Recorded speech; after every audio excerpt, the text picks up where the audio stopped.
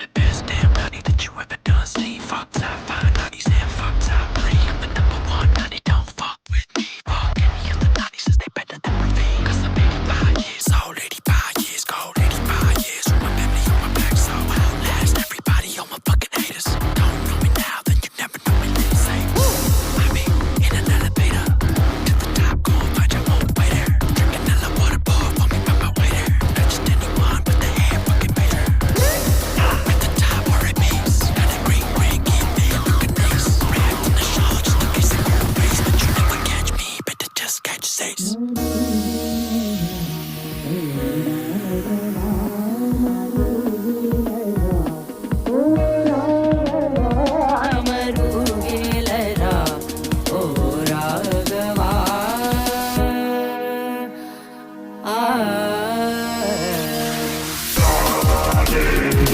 For you, take it round for you, take a smile for you, give a crown to you, bow down for you, take it round for you, take a sound for you.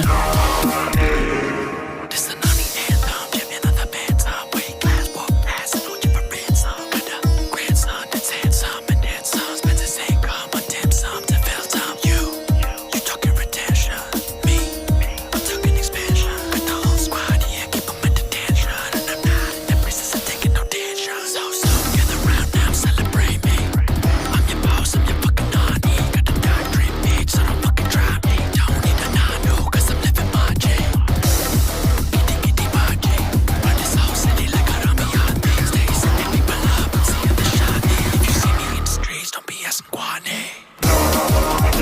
Bow down for you, take it round for you, take a sound for you, give a crown to you, bow down for you, take it round for you, take a sound for you. Let go. Go ahead, make a rap for your naughty. It's a rap. Get the ground, spin the rack for your naughty. Spin the rack. Come through, give a dap to your naughty. If you're really feeling good, spin the track for your naughty. Go ahead, make a rap for your naughty. It's a rap. Get the ground, spin the rack for your naughty. Spin the rack. Come through, give a dap to your naughty. If you're really feeling good, spin the track for your naughty. I need to, I know I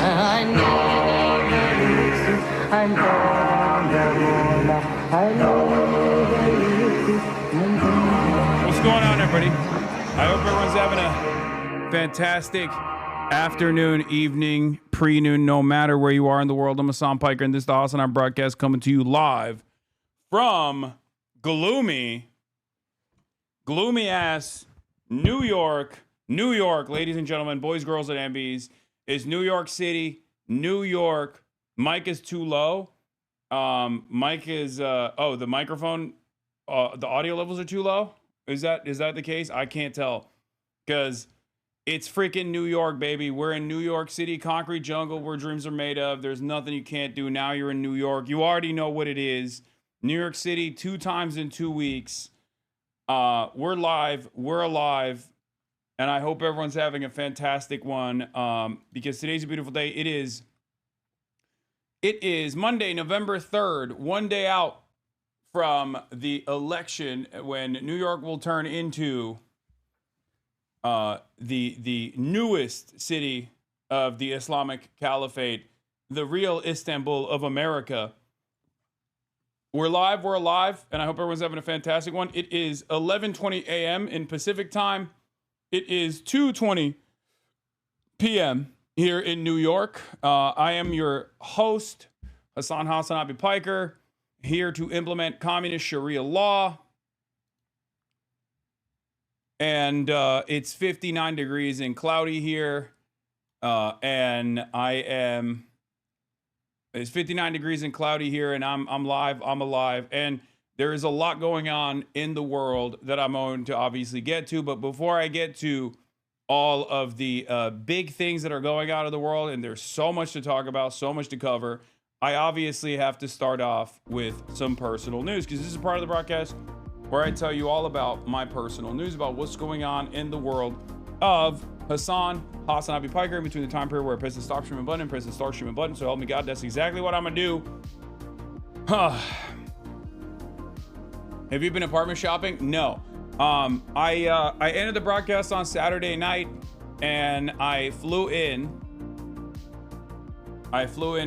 New York midday yesterday, so I could come at a more reasonable hour and not have to fly the red eye as I usually do. And that's precisely what I did. I flew in midday, woke up on Sunday morning, flew in midday. Luckily, there wasn't a lot of issues with TSA or anything like that. I am wearing the newest merch, which will be available tomorrow. That's right. We're doing a secret release. We're doing a secret release. Yeah, new merch is coming out tomorrow, baby. You already know what it is.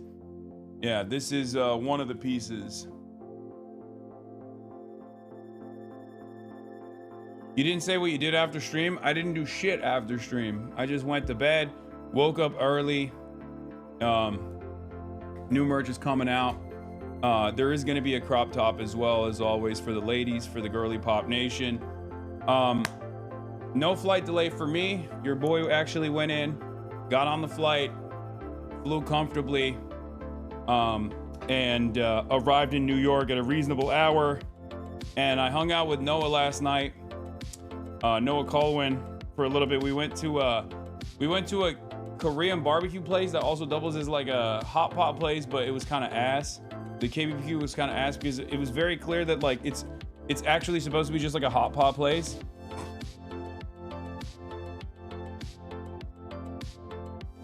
But yeah, how are we gonna get back without work and air traffic control? Well, who knows? Maybe I'll be stuck here forever.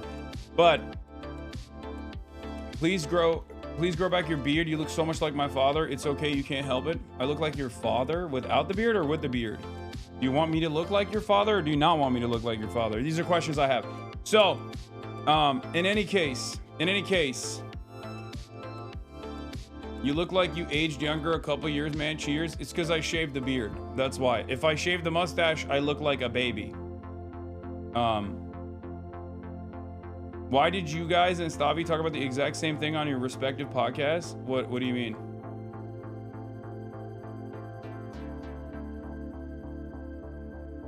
You got on the local New York news, baby? Oh yeah.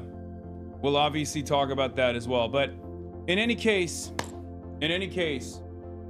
I'm here. I'm in New York City. The reason why I didn't start earlier, the reason why I didn't start at 10 a.m. Pacific time as opposed to 11 when I usually start in the East Coast at 10 a.m. Pacific time is because I was doing a secret guest appearance on the GOATed podcast. I was on Mero's podcast alongside my friend Brace Belden. A lot of you guys love that episode that we did together, and yeah, I did his pod. I did Mero's pod. So that's why I'm late. Okay. Also, I have to figure this thing out. I did Victory Light with Mero, but how do you? Hold on. I gotta do something with the Google Chrome settings. Hold on. It's 1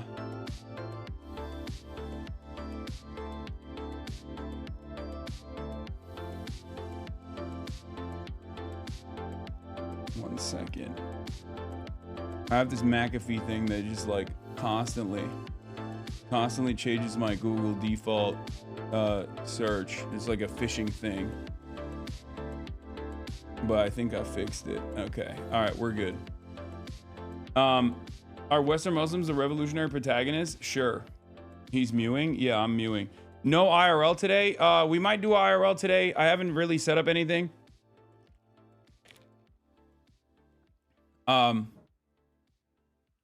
We haven't set up anything. There's probably no IRL today, but we'll see. But yeah, there's a lot going on. Your boys in the headlines again. Ask New Yorkers about yourself, Ankh. I don't know if I want to do that, but in any case, I did download Dispatch as well. I know a lot of people want me to do Dispatch. So that's on the docket as well. I'm not going to promise that right now. How does it feel to be in New York right now? The epoch of an amazing historical event. I'll be honest with you. I mean, this is like something that I've been locked in on for a while now.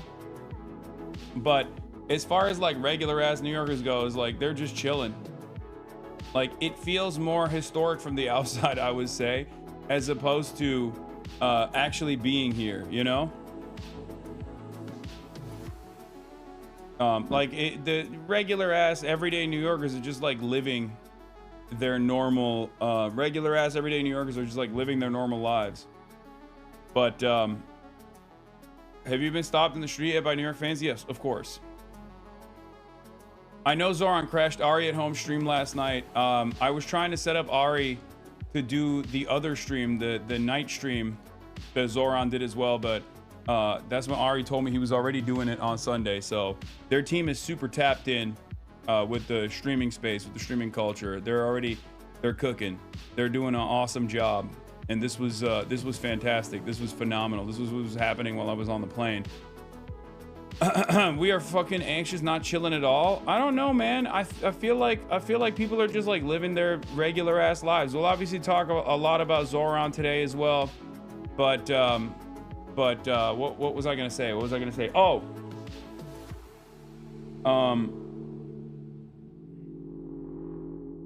yeah. See, someone in the chat said there's some cold calling for Zohran the other day. The amount of New Yorkers that have no idea what's going on is insane. Well, to be fair, if you're canvassing right now, you're probably going after the lowest propensity voters of all time. That's why you're talking to people who are oblivious.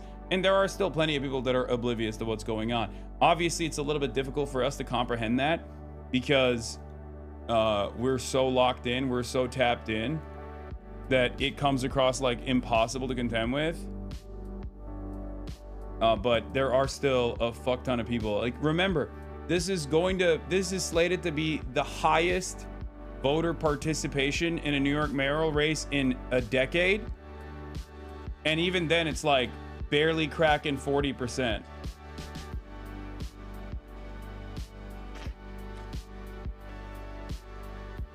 Yeah, my girl Pelosi is retiring. RIP. We'll obviously talk about that too. But over a decade, like 2 decades. Yeah, exactly. Anyway, personal news-wise, like I said, not much happening. Not much happening in my life, in the world of HasanAbi Piker. Other than that, I flew in. I flew into New York, and I just been chilling and trying to set stuff up here. Juicer reacts to Chi Ose. What?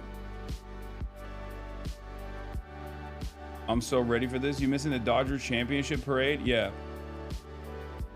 Majority Report, we're just talking about most GDP joke on Rogan. If you saw it, yeah, we're gonna do Elon on Rogan as well. There's so much happening in the world, dude. It's crazy. Elon on Rogan and more. Get in now. Let's just blast it off. I might say fuck it to go to MSG or Times Square for this shit. It's gonna be packed. Yeah. All right, let's blast off. Yeah, there's a snap battle going. Fuck the Dodgers. I mean, I can't say fuck the Dodgers, bro. I'm a Los Angelino. Come on now. Yeah, lawyers, absolute domination. It got me to fucking tune in. Like even I tuned in. Even I tuned in, and I don't know shit about baseball, brother. It got my ass to tune in as well. I still don't know anything about baseball. I still don't understand it, but the only part about the Dodgers that's like kind of lame is that they are kind of like MAGA aligned a little bit. Like the ice stuff was ass. It's got a great fandom though. It's just it's unfortunately a little bit too right-wing coded. But you know, the team is comprised of its players and the team is comprised of his fandom. And on that front, they're great. They're a great franchise. Hearing people who know baseball argue over plays is great. I just wish that it wasn't. Don't talk ball if you don't know ball. All right, calm down. I can talk about whatever I want. Okay. The team, the front office, unfortunately, isn't awesome.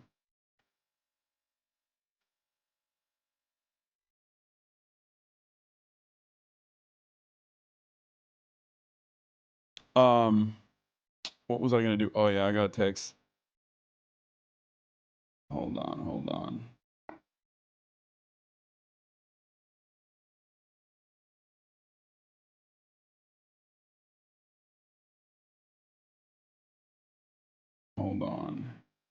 I have the early guests showing up as well.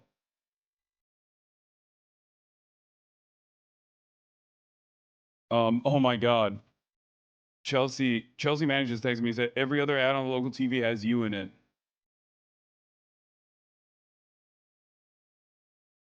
IBRB GOAT, excited for the news. Has Kai apologized for her relationship yet, or has she stayed committed to her Barks' principles? Yeah. So, I know. I know that I am all over the New York local ads. I know. It's fucking annoying.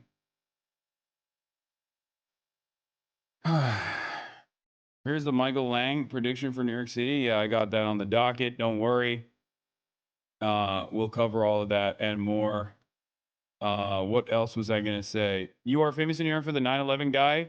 It's high news right now. Yeah. All right.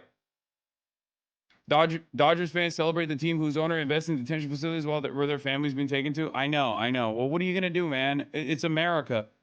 Every fucking team is owned by an asshole, you know? Turn the TV on and wait for one for like a genuine live reaction. Yeah, I'm not gonna be able to do that. Coleman's trying to get you assaulted in New York City. That's not gonna happen, chatters. Let's be fucking real. It is hella annoying that he like I am in every ad. Okay? I am all over the local television apparently. And I don't think New Yorkers give a shit about any of the stuff being said on the ads in general, but it is annoying that it's like it is genuinely annoying that like their last ditch effort for this like billionaire backed multi-million-dollar campaign, their last line of attack is just to be like, Hasan fucking sucks. This guy Hasan is dangerous terrorist. This guy Hasan is a dangerous terrorist, and ZOHRAN is cooperating with this dangerous terrorist. It's fucking so stupid. I feel you sort of downplay your popularity in New York City. Yeah, I don't think the New Yorkers, like the regular ass New Yorkers, are like doing that. But I will show the ad on stream. Don't worry. We'll obviously talk about it. But you know, it's a final act of desperation. But I also consider it to be like an incredibly dumb line of attack in general. But in any case, yeah, ZOHRAN. Let's start here. He did the Aria home stream on Sunday. It was awesome. It is such a pleasure to be here. We got just 2 days. 2 days left in this election. Can you put your hand up if you've already voted? Got anybody here? This morning, actually. We got one more chance. The polls just closed for early voting. Our final opportunities on election day, 6 a.m. to 9 p.m. If you haven't found where your poll site is, it's ZOHRANforNYC.com/vote. The reason I'm here as a politician is because I'm not as good as this man at rapping. But I'm here because at the heart and soul of the arts that we love so much in our city is the ability for artists to be able to afford to live in our city. It's true. And this campaign is about making the most expensive city in the country affordable. And it's such a pleasure and an honor to be here as you bring this joy into New Yorkers' lives. Thank you, man. Because this is what the city's all about. Let's make sure it doesn't become a museum and we have to remember things like this, but we can actually live them every single day. So I ask you all, please come out and vote. Tuesday, I would love to have the honor of being your mayor. Give it up for my... Yeah, so Zohran did the Aria home stream, which was awesome. This is what he did on Sunday. He has had the most impressive stamina induced final days of campaigning. I don't even know how he's able to do it. I do hate it. I absolutely despise it, because as someone who is also 34 years old, also Muslim, also socialist, I think it's absolutely nutty that the expectation for someone like that is supposed to be that you can go to parties all the time and you can be fucking live 24/7, go out to the Knicks game and then wake up at like 5 a.m. in the morning and like march across the Brooklyn Bridge is just like, that's unacceptable. Okay. That is fucking unacceptable. I think it's nasty. I think it's disrespectful. I think we cannot set these expectations. Okay. We cannot set these expectations. I'm sorry. This is precisely the reason why, as a last second switch up, I am supporting Andrew Cuomo. I've decided to put all my weight behind Andrew Cuomo for mayor of New York. It is fucked up. It is fucked up what he's doing. Okay, it's unacceptable. And yeah, I can't comprehend it. Here's Zara on the campaign. It says trying to keep up with Zohran over the last 72 hours. I don't know how the fuck people are doing it. I don't know how his campaign is doing it. I don't know how Zohran is doing it, if we're being real. This is diabolical as shit. But in any case, folks, we got a lot going on. I have somehow found myself in the throes of this campaign, and I don't know why. I don't like it. Obviously, we'll briefly cover it as well. But overall, there's a lot of news to cover, so I'm not just gonna. This is not gonna be a only Zohran. This is not gonna be a Zohran only stream. Hasidic leaders endorse Muslim in a gay bar. The Mamdani moment. Hasidic leaders endorse Muslim in a gay bar. Yeah, Trump was on 60 Minutes. Obviously, we're gonna be covering that. What's the shirt you're wearing? It's a Pentagon pentagram. This is the new merch that's coming out. When the fuck did you shave? Recently. The baseball people called out your 9/11ism. Wait, what? The baseball people.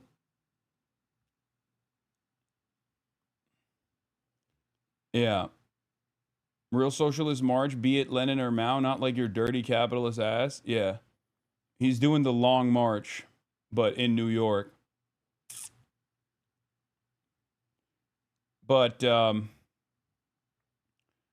who's the special guest? We got Mero, we got Brace Belden, we got Noah Colwyn later as well. We got it all. We got it all, folks. You already know.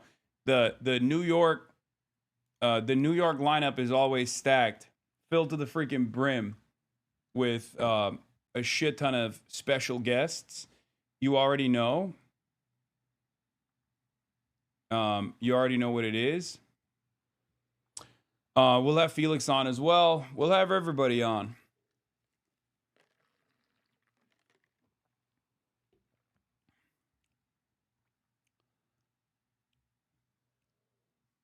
But IRL walk around New York City, we'll see. We'll see if I'll do something like that. But tomorrow, obviously, I'll be doing a watch party plus maybe some other stuff. Who knows? Maybe some secret appearances. But yeah, you're in New York often. You should just stay. Yeah. Better hit up BK this time for some good West Indian food / beef patties. Sure. I talked to Cool Adam for like a cool hour this morning, actually. March is here with me as well. And I'll be doing a spot on the Majority Report tomorrow as well. So yeah. Are we rich enough to leave the house in LA for the fam and living in New York City? That'd be awesome. I'm not gonna move to New York City. Okay, I'm not going to fully move to New York City or move to New York City. My whole life is in Los Angeles. My podcast is in Los Angeles. There's just no way I would be able to make that work. Okay. Hopefully Willis fixed his passport. I don't know. You'll have to ask him. Bro, it was supposed to be a secret on Majority Report. Oh shit, I didn't know. Was it? Did I just leak it? I'm sorry. I didn't realize. You literally said you would if you won. First of all, nothing is definitive. Okay, it's all up in the air right now. You gotta campaign like you're 5 down, not like you're 20 up. Okay. What's the setup for streaming on location? What do you mean? This is the same setup I always have. I have the same desktop setup that I set up everywhere I go, and then I have an IRL setup as well.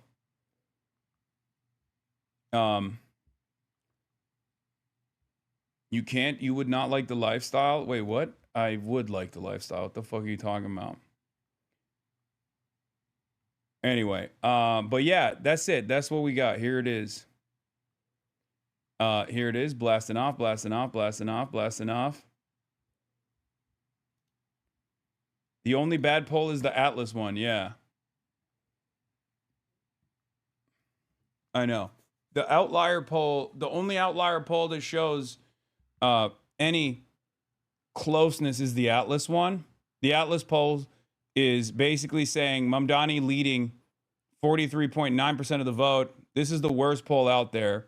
And it's the outlier poll that still shows Mamdani winning, but basically beating Cuomo by like the tiniest of margins, as opposed to every other poll that shows like 10 to 20 point swings. So we'll see. But even Atlas was super accurate. Ugh, I'm scared. Good. If you're scared, good.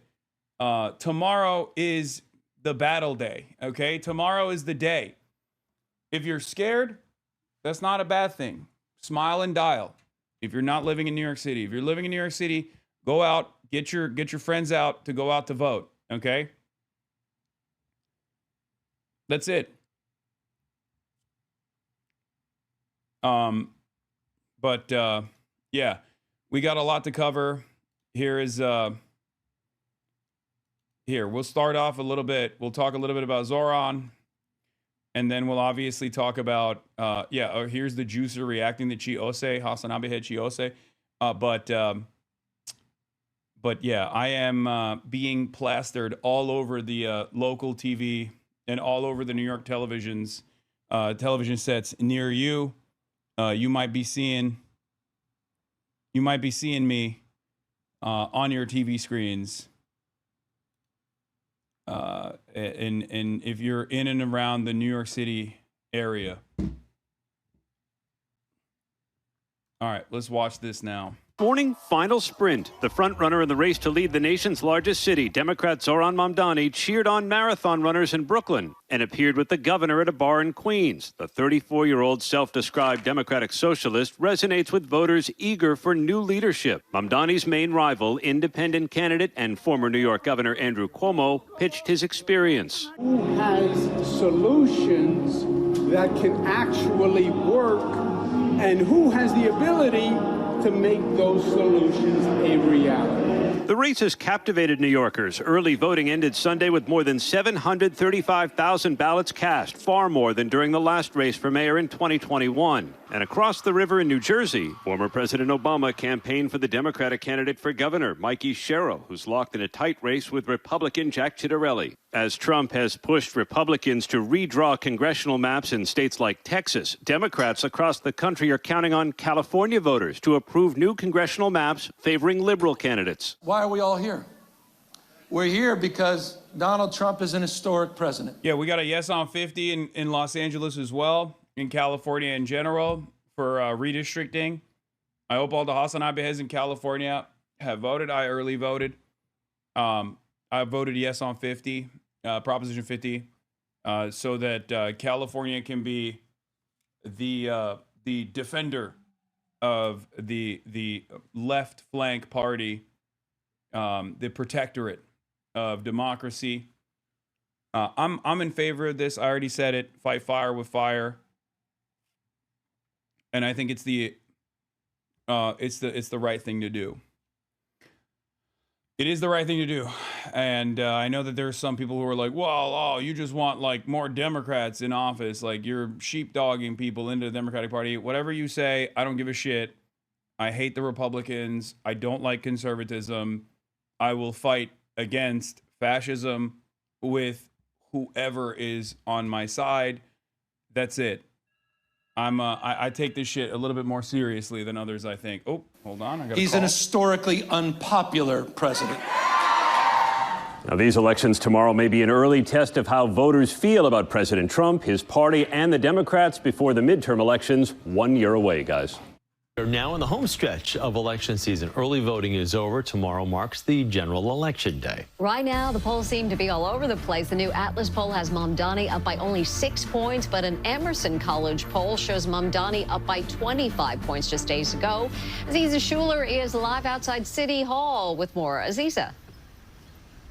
Good morning, Mary and Chris. With polls tightening, Cuomo, Sliwa, and Mamdani spent their final day of early voting, crisscrossing the 5 boroughs, sweeping up as many voters as possible.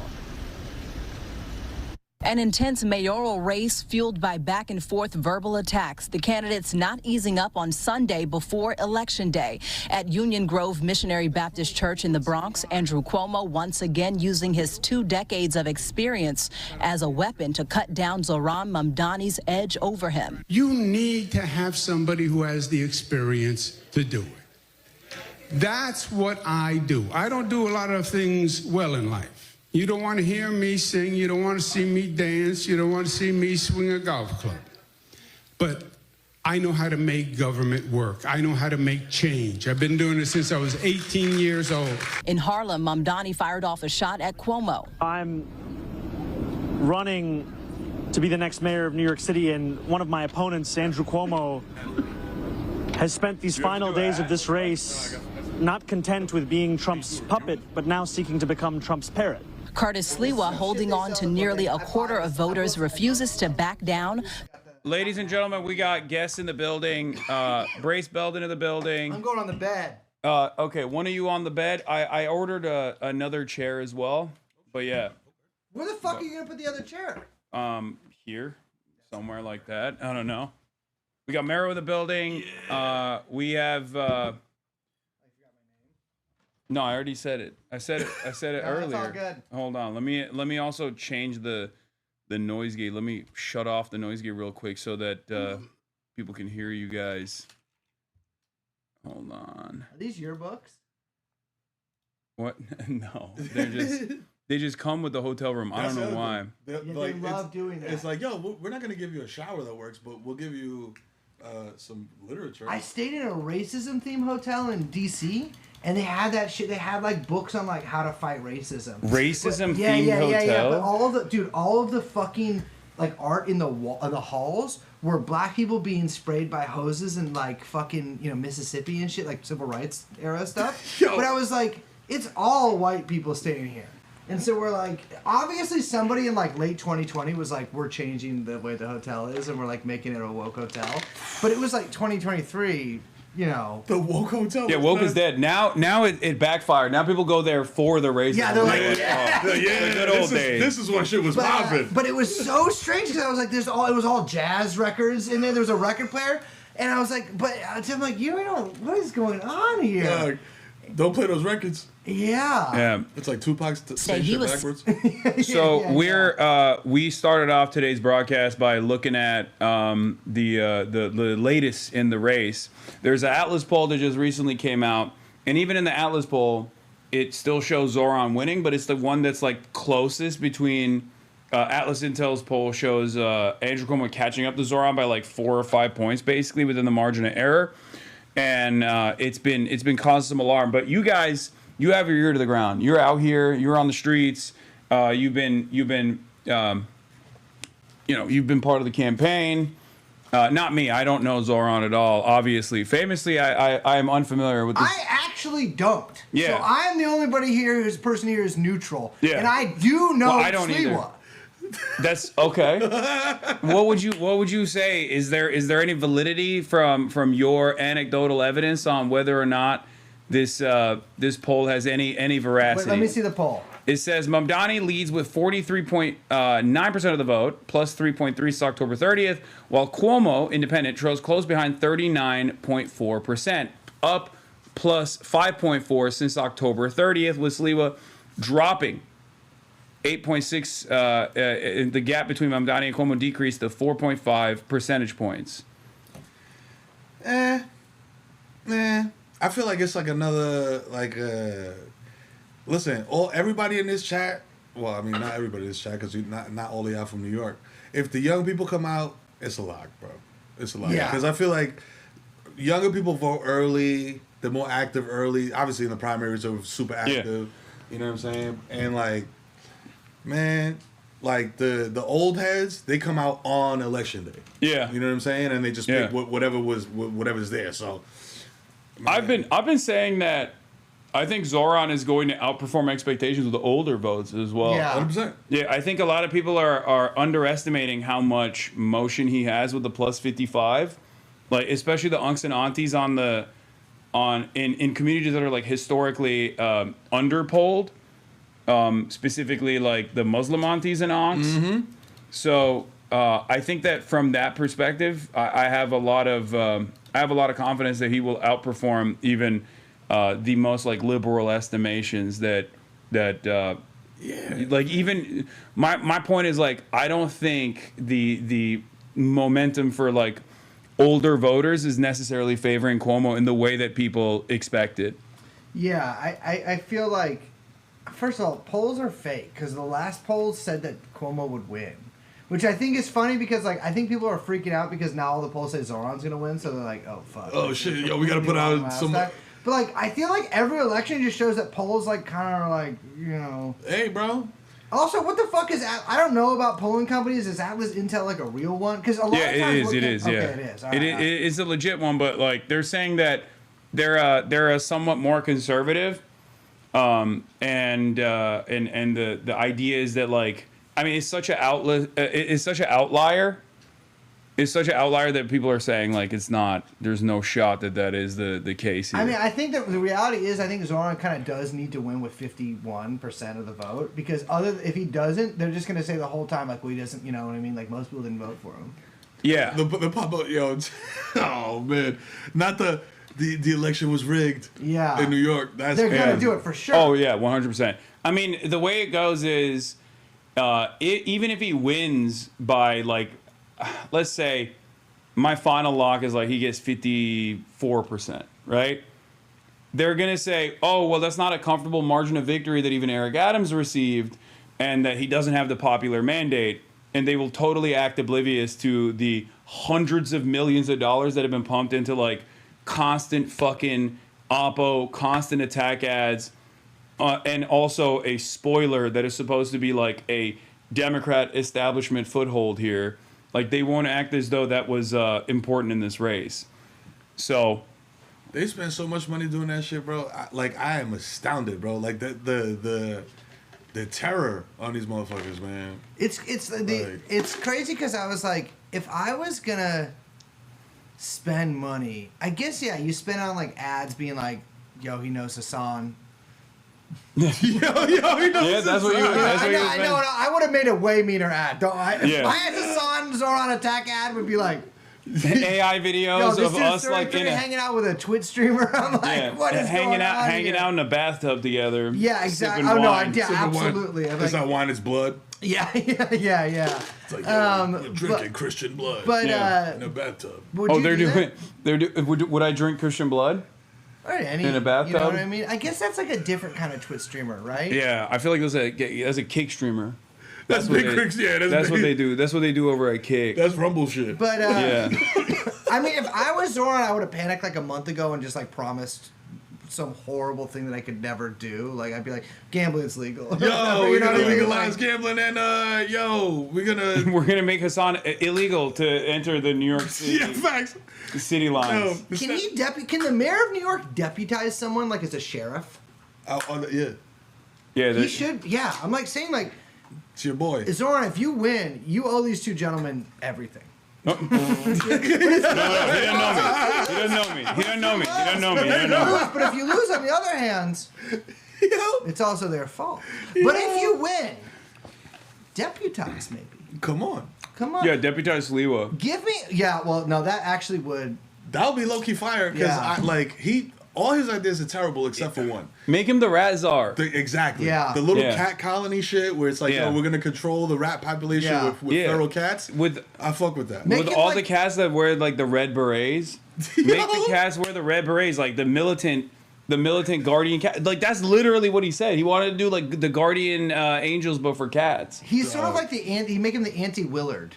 You know, you remember that like the movie about the guy with the rats. You don't. I don't know. You don't know. I don't know any of this stuff. It's a movie. It's a movie. They remade it with Crispin Glover, but it's like a guy who's like obsessed with rats and he controls rats. I'm like, if they had sort of if we had a New York Willard, I feel like a lot of things could change around here. I do think that if Curtis Lewa was the cat czar or the rat czar, maybe we would have like a sparrow genocide though. Like that literally would be the closest to Maoism that we've ever gotten here. Because they're keeping the spiders in line. Do you think? Dude, I'm telling, cats do bird genocide like crazy. Like. There's a reason why you're not supposed to have outdoor cats. And I feel like Sliwa does not care about that shit at all. He got like 17 cats in his apartment. He told me. What do you need birds for? He told me that he has 19. He told me he has 19, but this was a couple years ago, so maybe two of them passed away. But I think he replaces them when he loses. But he told me also though, he told me he lived in a studio, but then I think he lives in a fucking 3-bedroom because I saw how he was making. I was like, you don't live in a studio. Nah, man. I don't believe he lives in a studio. I also don't believe that you can live in any apartment in New York City with upwards of 10 cats. Comfortably. If you own. No, I've heard people. Comfortably, you could. No. He apparently, someone told, I forget where I read this, but someone actually went to his apartment and interviewed him and said that it didn't smell like cat piss and shit at all, which is surprising when you have 17. But apparently it's because he's like very diligent about, almost militant about like changing the litter multiple times a day. Yo. Like flipping it. I had to Google whether or not cat shit makes you like, you know what I mean? Oh, like, the toxoplasmosis? It's the fur, right? Yeah, that's real. Apparently, I was looking on the internet and it was like, nah, it's not real. But I was like, nah, I gotta be real because this dude, he's a wild boy. No, have you met like a cat person? They are pretty. That's what I'm saying. They're pretty crazy about cats. Yeah, I mean, listen, I don't want to, because they're also a really sensitive demographic, and so I don't want to say anything rude here. Right. Yeah. But like, yeah, you're crazy. No, they're 19 in there. Cats, They're in the chat. You're psychotic. I got, right? dude. That's the one thing. Like, that's my least Turkish quality because Turks love cats. That's true. And also my least like leftist quality because the leftists love cats too. Yeah, Lenin had cats. Bisexual. Bisexual cat ownership is like the most leftist. I live with too many cats, man. They piss on the floor. They don't take care of the rats. No. Actually, they do, because you know if you can, rats hate the way cats smell. So if you have rats at your place, or mice, borrow a cat. They'll just dip. They'll just dip. Yeah. They'll leave. I had a cat that wasn't fixed, and he sprayed in a closet in my apartment. Oh yeah. And it was a 2-bedroom, and that bedroom was it's like, nah, this is your bedroom, gang. Yes. Like, what do you mean spray? Like, you know how male cats like spray, and it's like a scent. Like, yo, chat, help me out. It's like a scent that you can't get rid of, B. Like, it's not pee. It's not. I don't know. It's like it's squirt. It's yeah. It's like cat squirt, and that shit just smells terrible. Wow. Man. Yeah, it's not. We're not anti-cat. We're pro-cat. Yeah, we're but pro-cat. not as pro-cat as Curtis is. But here, let's see this final push here, and then we'll get to one particular ad that apparently is all over the local TV. That is an interesting ad, let's say. To get the vote out in Borough Park. I will improve. I will not move. I will not flee out of fright. I will fight for what I know is right. I will lead the royal opposition. That's what politics is about. Yeah. At 7 a.m., Mamdani will deliver a sunrise address here at City Hall, then spend his evening in a story.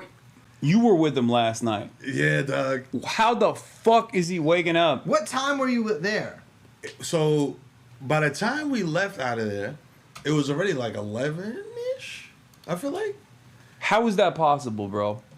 Performance enhancing drugs. I'm saying it. I'm pro Cuomo. I'm coming out. I'm coming out as pro Cuomo. Yo. I said it earlier. There is no rhyme or reason for a 34-year-old man to be frolicking about this much. Dog, late. I'll tell you what, I'm 40, and I was like, I know I'm not built for that. But like, I just like when I seen him yesterday, when I met him to go to the game, like I was just like, damn, bro, like how the fuck is he doing? Fried. Like he's tired, bro. Like you know what I'm saying? Like I can tell, like he was exhausted. But like, hey, man, when you trying to fucking win over. It just doesn't make sense. Oh wait, someone's at the door. Oh, hey, I got another chair. Knock, knock, knock. I'm like, because I saw that video and I was like, there's no way. Because I didn't realize, I knew he was walking across the bridge or whatever today, but I was like, oh, I'll do it at like 11, you know? 7 a.m. Like 7 a.m.? But I guess if you're like gonna be maybe mayor in a few days, you're doing whatever. You gotta, yeah. Now is when you going like super hard body, like, yo, we gotta lock this shit in today. Like, Yeah. you know what I mean? Like, but yeah, nah, man, like, yo, bro, keep going, cause shit, I know. But I he was like passing out at the game. He was tired, fam. He ate the shit out them French fries though. Like, I guess he needed like He's probably eating sustenance. those fucked up You shit. think we can man. fit this in here? I don't know if I'm good on the bet. Are you sure? Yeah. In fact, maybe. Oh, you know what? Let's get this. Oh, you can find out. Okay. That's Oh, it's all sticky. Come on, brace. God damn it. You can, That's our secret. That's between you and us. I'll sit here. I also have to go in like an hour. Okay. So No, it's all I have to good. go to psychoanalysis.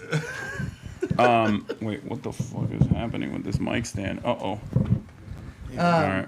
But yeah, I mean, because like it was like he went to the clubs or whatever the other night too, and I'm like, dude. He did like a club crawl, then Knicks game, then walking the bridge at 7 a.m. I'm like, yo, hey, brother. I don't understand how he's doing it. The perspective camera is not helping you fight the small head, big shoulders. Okay, chatter. It is whatever. Okay, Yeah, it is what it is. He's dysphoric, okay? Yeah. Don't make it worse. Yes, I have a fucking tiny head. All right, calm down. I have Do a tiny you? head, and I don't, but I have broad shoulders, so it looks like that. Have you ever let anyone use it? I have, yeah. measure I've it? done a tape measure. It says it's like an average size head. Yeah, your head ain't that big, bro. This is a 7.5 size fitted, Let me which see. is like smallish. You know what I'm saying? Regular size. I mean, it fits perfect on There you my go. head. He don't got a big head, bro. I don't have a big head, but if I had people say I have a small head. Oh, That's the small. So see, it's Yeah. this is average. 7.5 size fitted. Listen, I've been wearing fitteds my whole life. I've been bald for like 10 I years. think you know what? What? Your head looks normal to me. Oh, thank you. Yeah. Thank you, guys. But there's something wrong with your face. What do you? It's like it's not symmetrical or something. Is that what it is? You know? I don't have any issues with my facial symmetry. Well, because no one can. No, this is the problem with a guy What? like Hasan. This is the problem with all tall guys, Uh-huh. which you kind of qualify as. Is it's like if you see a tall guy with a girlfriend that's a beautiful woman, for instance. But the girlfriend's also not like a giantess or whatever. You're kind of like, you don't know what he looks like. You don't know even what I know. mean? You look at the angle. It's is like cra- you don't fucking know. You know what it is? It's Yeah. the FaceTime angle. Yeah. It's like from down here. Yeah. Yeah. People have no idea what so I a woman's actually just look looking like. at you like, you're sort of folded in chin there. Brace has never seen what I actually look like because when we stand next to one another, he just has no clue. No, I see it. I see Yeah. below. I go up to his belly button, and believe me, that thing is like, you can stick your whole hand. It's in an there. oasis. Adam Friedland just got bit by a tick in his belly button. Ooh. And I gotta tell you, Is that real? Or East Coast- are you just no, he really did. He really That's did. crazy. I Oh, ran damn. into him on the street, and he was all depressed. He was like, "I think I have Lyme disease." But I'm like, "Do you guys get that up here?" Isn't that 'Cause you're like that's like a hot girl shit, isn't it? No, that's chronic Lyme's. Oh, That's chronic okay. Lyme's. Oh, yeah. Yeah. That's No, the one Lyme that the disease? Hinty girls have. Yeah, But like, that- did all your friends growing up? Do you guys all just have Lyme disease out here? No, I think if you're like, yo, I go hiking. You know what I'm Yeah. saying? Like, I be going hiking. I'm in the wilderness. Do Like, Dominicans hike?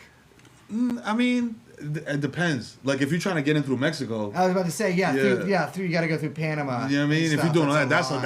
a hike. Yeah, and but then like, you're good after that. But like for you know? leisure, nah, we're not doing that. Yeah, I'll I'm hike not a up- big hiker either. No, I don't fuck with any of that. I don't got the knees for it. I don't fuck with nature like that. I just fuck with nature like that. no, I don't, and people think I'm weird for it. But like, I feel like you don't like nature. They're right. The No. China's right. Somebody said it's a Connecticut disease. I don't know Yeah, what that is true. Yeah, that is true. I don't know what it is. Are you a part of the ZOHRAN ring cult? Oh, that was really funny too. I saw this like not the rings. Yeah, it's a cult. Reminds me of the Jersey mobsters back in the day. I'm gonna just switch it. What is up with the rings? People wear rings on their fingers, and it's fashion. And I guess now they're looking for anything they can to get mad about. So they're saying that like all of the ZOHRAN and his inner circle, they wear rings. To signify some secret cabal. Yeah. Like, yo, grow the fuck up. Yeah, isn't that? How do you feel as a Jewish person that they're doing like they're treating him like a Jewish person and He doesn't deserve it. in Eastern Europe? What has he done to even deserve this? Yeah, they're doing all of the anti-Semitic conspiracies, but just for like ZOHRAN and Islam in general. Yeah, it has been interesting to see. That guy in particular who's saying that is my favorite guy. I'm here David to tell y'all Sevilla? right now. I'm gonna tell y'all right now. By the end of this, I mean, it's almost over. Like, it's tomorrow. But the last ad that the Cuomo campaign is going to launch is going to be a Photoshop picture. Remember the dude that they bagged and they said, this is the guy that did 9/11? Yeah. And he Yeah. crazy with the blown out t-shirt. Yeah. They're going to Photoshop his face on that dude's body. You think so? And be like, New York City, do you want this? Yeah. Or like, Yeah. it was remember like that diagram of like Saddam's hiding place? Yeah. Like, yeah. We found ZOHRAN's rent adjusted apartment in this tunnel. It's this tunnel. My question is, if you move into Gracie Mansion, it's kind of a bummer because you're like, well, I have to move out at some point. You know what I mean? It's not like you can't get used to it. Yeah, it's like you can't it's like moving to the White House. You're like, well, it's like I'm just leaving it. Yeah, I'm just here. Like, it's like Airbnb for like a long ass time. Exactly. Like, people want to give Trump shit for like, oh, I'm doing a third term or whatever. I'm like, I get it, man. Moving sucks. You're just like, I live here now. Yeah, once you get comfortable, it's like he ain't going nowhere. Your quality of let life. Eric Adams still live there. Yeah, they should at least be the super. Yeah. Or like the porter or some shit. Yeah. He seems like that. doorman. Yeah, like, Eric Adams. That's your true calling, gang. A doorman. He would be an amazing doorman. That's because he always has some slick shit to say. Exactly. He's full of He's He's like, like a retired basketball player. Yeah. It would feel Hey, so Chris, good. how you doing? Big B, how you doing, brother? Hey, It'd how you be doing? so good if you give a No, man, $100 bill on Christmas. What? I was just about to say that. Yeah, it would be amazing. He'd be like, I know y'all don't celebrate, but Merry Christmas. And I'd be like, thank you. You've been so kind to my children. I love you. You know? He got the little hat and shit. But I don't have a doorman in my I am the doorman in my building. Yeah, same. Like, I stand down there. If you want to come in, holla at me. Who are you seeing? You make sure that people are chill. You're not. I do like, pat downs. You do. I got a little wine. Sorry, sir. I have to yeah. pat you down You're now. going to what, 11C? I don't think so. Dog, I've never seen people mad at a motherfucker smiling. Yeah, So no, much in I my know. life. This is also the last round effort that they got. It's so they've gotten. Oh, the North Carolina. Yeah, come on. Yeah, they've gotten so crazy with it, where they're like, it's so manic. I don't know how else to describe it. Where they're like, hey, remember this like heinous crime that took place? ZOHRAN did it. Yeah, it's like obviously you don't give a shit about the victim in that situation if this is how you're portraying it. Yeah. You know what I mean? This is a cartoon, fam. Even with like the 9/11 stuff, where they're like, oh, the Twin Towers being hit by the Zohran Mamdani socialism plane, and it's like, okay, is 9/11 supposed to be this like untouchable subject, or are you allowed to do whatever you want with 9/11 and say like Zohran did it? Oh, okay. Also, you don't want to draw that comparison because, like, if he wins, then 9/11 won. I don't believe this. Yeah. Okay. But I'm saying, but that's the implication of what they're saying. Yeah, it is pretty crazy. Yeah. But obviously they're hitting him on everything they possibly can. And there's this as well. Nearly 1 million New Yorkers ready to flee New York City if far-left socialist Mamdani becomes mayor. These are my favorite type of polls because, like, no, the fuck they're not. No, you're not. Like, nothing is going to change in your life. You're not. If anything, it's going to be, like, marginally better if you have, like, they'll alleviate traffic a little bit more with, like, fast and free buses. Like, you're not fucking leaving. Cut it out, fam. All you motherfuckers that are making... This is my thing. Because there's a lot of people in my DMs and shit. Because I'm out in the Bronx. I'm out uptown. You know what I'm saying? And, like, I'm in, like, Brooklyn and shit. and I'm talking to regular people, and they're like, yo, you know what I'm saying? Like, he's going to tax us and this, that, and third. I got people that I know that are DMing me. I'm like, my man. People making barely $75,000 a year being like, I'm going to get taxed by ZOHRAN. It's like, no, you're not. No. Yo, your fucking bitch-ass car wash made, yo, congratulations. Your car wash made $500,000 this year, but you got $300,000 of overhead. And you got to pay the 28 Mexicans that you got in the back that you know what I'm saying, that you're using and abusing. Okay, so that means that you're going home at the end of the year with $72,000, and we're taking 71 of it. Yeah. And we're taking 71. You're good, We're taking it so we get. Yeah, it's called zakat. Yes. Okay, that's what it's called. Learn about it. Read up on it right now because woke Sharia is coming to New York. Is a joke that I can't make anymore because motherfuckers are believing it. Yeah, it's just. That's been one of the worst parts about this shit, other than like the unrestrained Islamophobia, is that I can't even fucking crack a couple jokes about the Islamic Caliphate being restored in you know the capital. The capital of the world. It's interesting to hear you two gentlemen say that if Jewish people maybe want to leave the place that they live, you guys are like, no, they're not. No, you're not. No, you're not. I recall Pharaoh had a similar line against Moses when he was trying to lead them out of whatever that was. Yeah. You know, and so I'm telling you, November 5th, we're all going to Miami. We're going to that, what's that fucking, 11? I was going to say. Me and every Jewish man in New York, we're going to 11 for 4 years. For refuge, For refuge. We need to take refuge there. Yeah. Yeah. You're going to part the Hudson like Moses? We're part it down there, and we're going there, and we have to, unfortunately, we have to go on our yachts. Yeah. And we're going to pick up every straggler, beautiful woman, 22-year-old co-ed on the way down there. We're going to go to 11. We're going to take them to Sugarfish. Yeah. Which I don't actually know what that is, but I know that people love going there. Sushi. That sounds like the kind of place you would eat at Miami. Yeah. Or what's the annoying steak place where they have the gold. That's your fucking guy, dude. Don't talk shit. Nusrat? The Turkish bed? That's what fucking Salt Bay's at, not Nusret. There's another one. There's another one that he's like, it's Nusrat. Not my guy. No, I don't fuck with him. You don't fuck with Salt Bay? No, because his like he is actually like a classically trained chef, but his stuff when he went viral got so ass. Like he just like dropped off in quality. Yeah. Pretty big. Oh, so you like before he got popular? You're like, I like his early shit. No, like in Turkey, Nusret, like his restaurant in Turkey before he started doing like the Salt Bay shit was like legit one of the better steak restaurants in the country. And then because he has an interesting story. I don't want to get into it. I don't want to get into his backstory, but like he went like trained with chefs all around the world and stuff like that. But then he switched it up. Yeah. He switched it up when he got big. People. Yeah. Damn, dog. See? Yeah. TikTok could get you. Because people have said I'm Turk sometimes. Yeah? Yeah, they say they can see it in me, but I'm not. They see a little Turk in you? I'm 1% every race. Okay. You got the Daniel Sunjata. Well, he's white Chinese. I'm white Chinese. And so am I. Everything. Yeah. Yeah, we are both. You kind of actually are because of Mongolia. Yeah, or because Uyghurs. Yeah, that's what I'm saying. Which is literally like on my mother's side. That's like their last name is Uyghur. Really? Yeah, Cenk Uyghur. Oh yeah, I forgot. Yeah. Oh, Jim, really? That's your mom's brother? Yeah. That's so funny. Because I know that it's your uncle, but to think that he's actually your mom's brother is. What does your mom think of this? What do you mean? Is she just like, why are you hanging out with my brother? Yeah, that's what she thinks. Like, if my kid was hanging out with like my brother, I'd be like. Well, I mean, it depends on which brother it is too. Because my mom got a bunch of brothers, and I know she'd be like, "You can hang out with him, but you can't hang out with Alfredo." Cenk is fine. Cenk is. I'm not saying there's anything we wrong with We have him. disagreements. We have political disagreements on stuff, but he's still, it's blood. It's Uncle Few. It's blood. Yeah, and nothing's thicker than blood. Yeah. Uncle Few. Nothing. Yeah.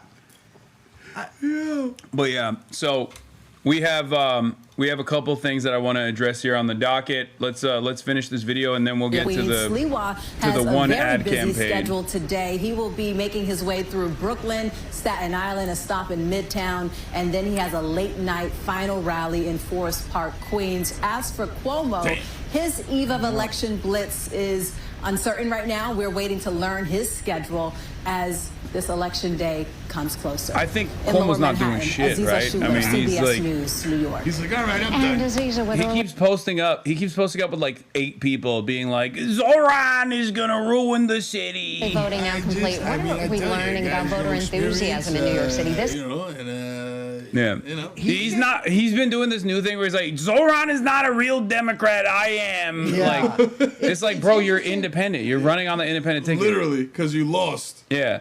And the other guy that's next to you is a former disgraced mayor who also was gonna run on the independent ticket. So like, what the fuck are you talking about? He's the current disgraced mayor, actually. Yeah, that's true. That's true. He is Did still you see mayor. what shit though when he was just like doing a little press conference and Eric Adams is sitting right behind him? Yeah. He's like, we haven't had a competent mayor since Yes. Bloomberg. Yes. And Adams is like, yo, my man, like, yo, like, I'm right here, Yeah. my boy. 40% crime reduction or whatever. Wait, what is this? This is actually Cuomo's driving around in a white Ford Bronco? He is, yeah. Wait, why? You know why, bro? Falsely accused. And People this- like you. About Wait, the media. Which is Abe parked in the bus lane? Driving away in a white Ford Bronco is insane. Yo. Where the fuck did he get that? Dog. Okay, that's kind of his boss outreach to mode. black voters. That's kind of boss mode. He's like, He's like, yo. he's like, you guys love this back Yeah, then. yeah, huh? Remember when I interrupted the Knicks game? Yeah, I too am innocent. Yo. Andrew Zohran Cuomo. does not fit. You must acquit. Yeah, what the fuck? He arrives at the campaign rally at Fordham Road in the Bronx with Assembly member Udelka Tapia and his daughter Michaela. Tomorrow we win, today we work. Yo. Oh, bro. Wait, Brace, we should go. He might actually be doing that. Wait, we should go find him. You and I. Cuomo? Yeah, we should. I got a restraining order. Well, I mean, I'll be like, hey. I can't. I have to go to a fucking analysis. Oh. But I'd love. Well, so my plan for tomorrow night was I was gonna go to. I'm trying to go to a Cuomo like watch party. Which actually is dangerous because if he won, that would be like the worst vibes in history. Yeah. But I wanted to go report on it, but I can't find any. Because, Like they're not advertised. You're not in that tax bracket. No. But Oh, true. but I'm in all the WhatsApp groups. I am. They're not. I'm in all the Stop Mamdani whatever. You WhatsApp need to groups. you need to hit up your boy Bill Ackman and see what he's up to. Yeah. But you know, Bill Ackman got me personally banned from Twitter. Wait, really? Yeah. Like, Wait, back in the day? no, like 2 years ago or a year or two ago. What the After fuck? Elon bought it. Like, yeah, because I mentioned his wife, because his wife is beautiful. Bill, if you're watching, put this in your ad.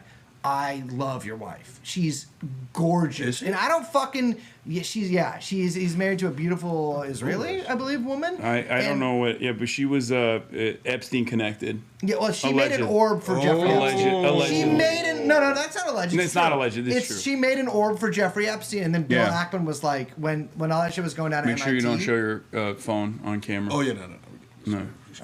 He's texting Bill Ackman. Yeah. He's like, I'm I trying heard to your see. wife is Yo, fucking I'm trying to see, fire, like, what's up, dude. Yeah, good job, But dude. your wife is beautiful, but you don't seem to deserve her. Bill Ackman, And I'm yeah. like, and I know, like, if she and I could just go to, what's the fucking place? What's the? Oh, man. Yeah. Listen. Don't let me around. Hey, look. Yeah. I'm spoken for, but. I'm not saying nothing about Bill A. Packman. A. Packman? Yeah, Bill A. What's the Packman. place I could take her? What's like a restaurant that people like that go to? You know, yo. Cipriani. Yeah. Not even Cipriani, bro. You know what you do? What? You just spin her around. Because Bill probably took her to Cipriani 1,000 times. Yeah. She don't want to do that. You take her to El Tina Fish Fry on Dykeman.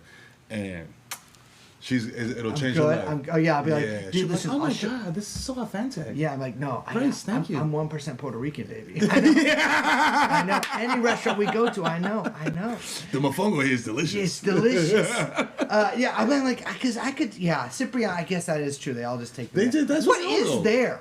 Just fucking. I That don't Soho know. House for Bill Ackman? Yeah, it's like fucking chicken parm, Soho House hybrid. This shit is not like it ain't all that. Oh, the kiss of death comes from Elon Musk. Remember to vote tomorrow in New York. Bear in mind that a vote for Curtis is literally a vote for Mum Dummy or whatever his name is, vote Cuomo. I mean, he's been base boosting all of the fucking Islamophobic shit for like the past month, I would say. Yeah. I think like there's got to be like racism dials in the back room of Twitter where he's like, all right, let's crank this one. Turn the shit up. Yeah, Actually, let's turn I this shit know up. for a fact that, yes. Yeah. I'm not even joking. Like, it is, yes. No, there's like algorithm tweaking happening for sure. They open up the gate a little bit and let Yeah. a little bit more Islamophobia. We need a little bit more Islamophobia, a little bit more racism, man. And it also works for the pro-Israel side as well. Like they very openly decided like they can't really get people don't really fuck with Israel at all anymore, and they can't get people to be pro-Israel. And people are seemingly not even fucking with Jewish people in general as well because of the Israel stuff. So then they realize like, oh, we can't like promote this, but we can actually shit on Muslims. And if we just keep hammering that point, then people will just forget about Israel, or at least they'll be like, well, Israel's fighting the Muslims, you know? Right. The dangerous... the dangerous Muslims. Yeah. The radical Islamic. Yo, but you know what's so crazy to me? It's just like, yo, all the anti-Israel... Yo, you anti-Semitic, this, that, the third. Bro, did we forget the Tiki Torch, the Jews will not replace us march, bro? Yeah. Like, those guys are fine. Those are fine guys. Very fine people. Dog, those are not the guys, the septum piercing people that you're thinking about. Yeah. No, they are. That is actually something that I'm going to be talking about in a little bit as well. We can get into that as well, because like there is this like major fissure happening on the right now as well, where they're like, how openly anti-Semitic are we allowed to be? Because there was this like Nick Fuentes, Tucker Carlson conversation that took place, and a lot of conservative Jewish donors got very mad about it. Yes, we did. And then yeah, Brace, I'd love to hear your feedback on this because you're in those group chats as well. But they were very critical, and then the Heritage Foundation came out. The president of the Heritage Foundation came out and like basically defended Tucker Carlson, while kind of defending on principle, talking to Nick Fuentes as well. And then he had to go back. He got the boss call, and he had to go back and be like, no, Nick Fuentes is abhorrent. Like, you know, let's dial it back. But Tucker is good. And there's this weird fissure taking place right now. There was a Republican Jewish caucus or whatever it's called. Like there was another like advocacy thing that took place, like a conference that took place this past weekend, and basically in that conversation they were saying like Tucker's not real MAGA, you know? Oh my God, dog, this is great. I feel like, you know, as a 40-year-old man born and raised in the Bronx, you know what I'm saying? I feel like when I was growing up, gangs were gangs, right? Like there was the Bloods and the Crips and the Nietas and the Latin Kings, and then you had the Trinitarios, the Dominican gang, and then DDP. And it was just like, I belong to this gang. Now it's like, yo, I belong to this gang, but I'm from this block. So I don't fuck with you because you're from the same gang, but you're from 173rd. And I'm from 179th. So even though we're both Bloods, I'm from the 179th Street Bloods, and you're from the 173rd Street Bloods, so we got beef. So there's not even unity amongst y'all motherfucking party, y'all. What the fuck? I know. I'm like, guys,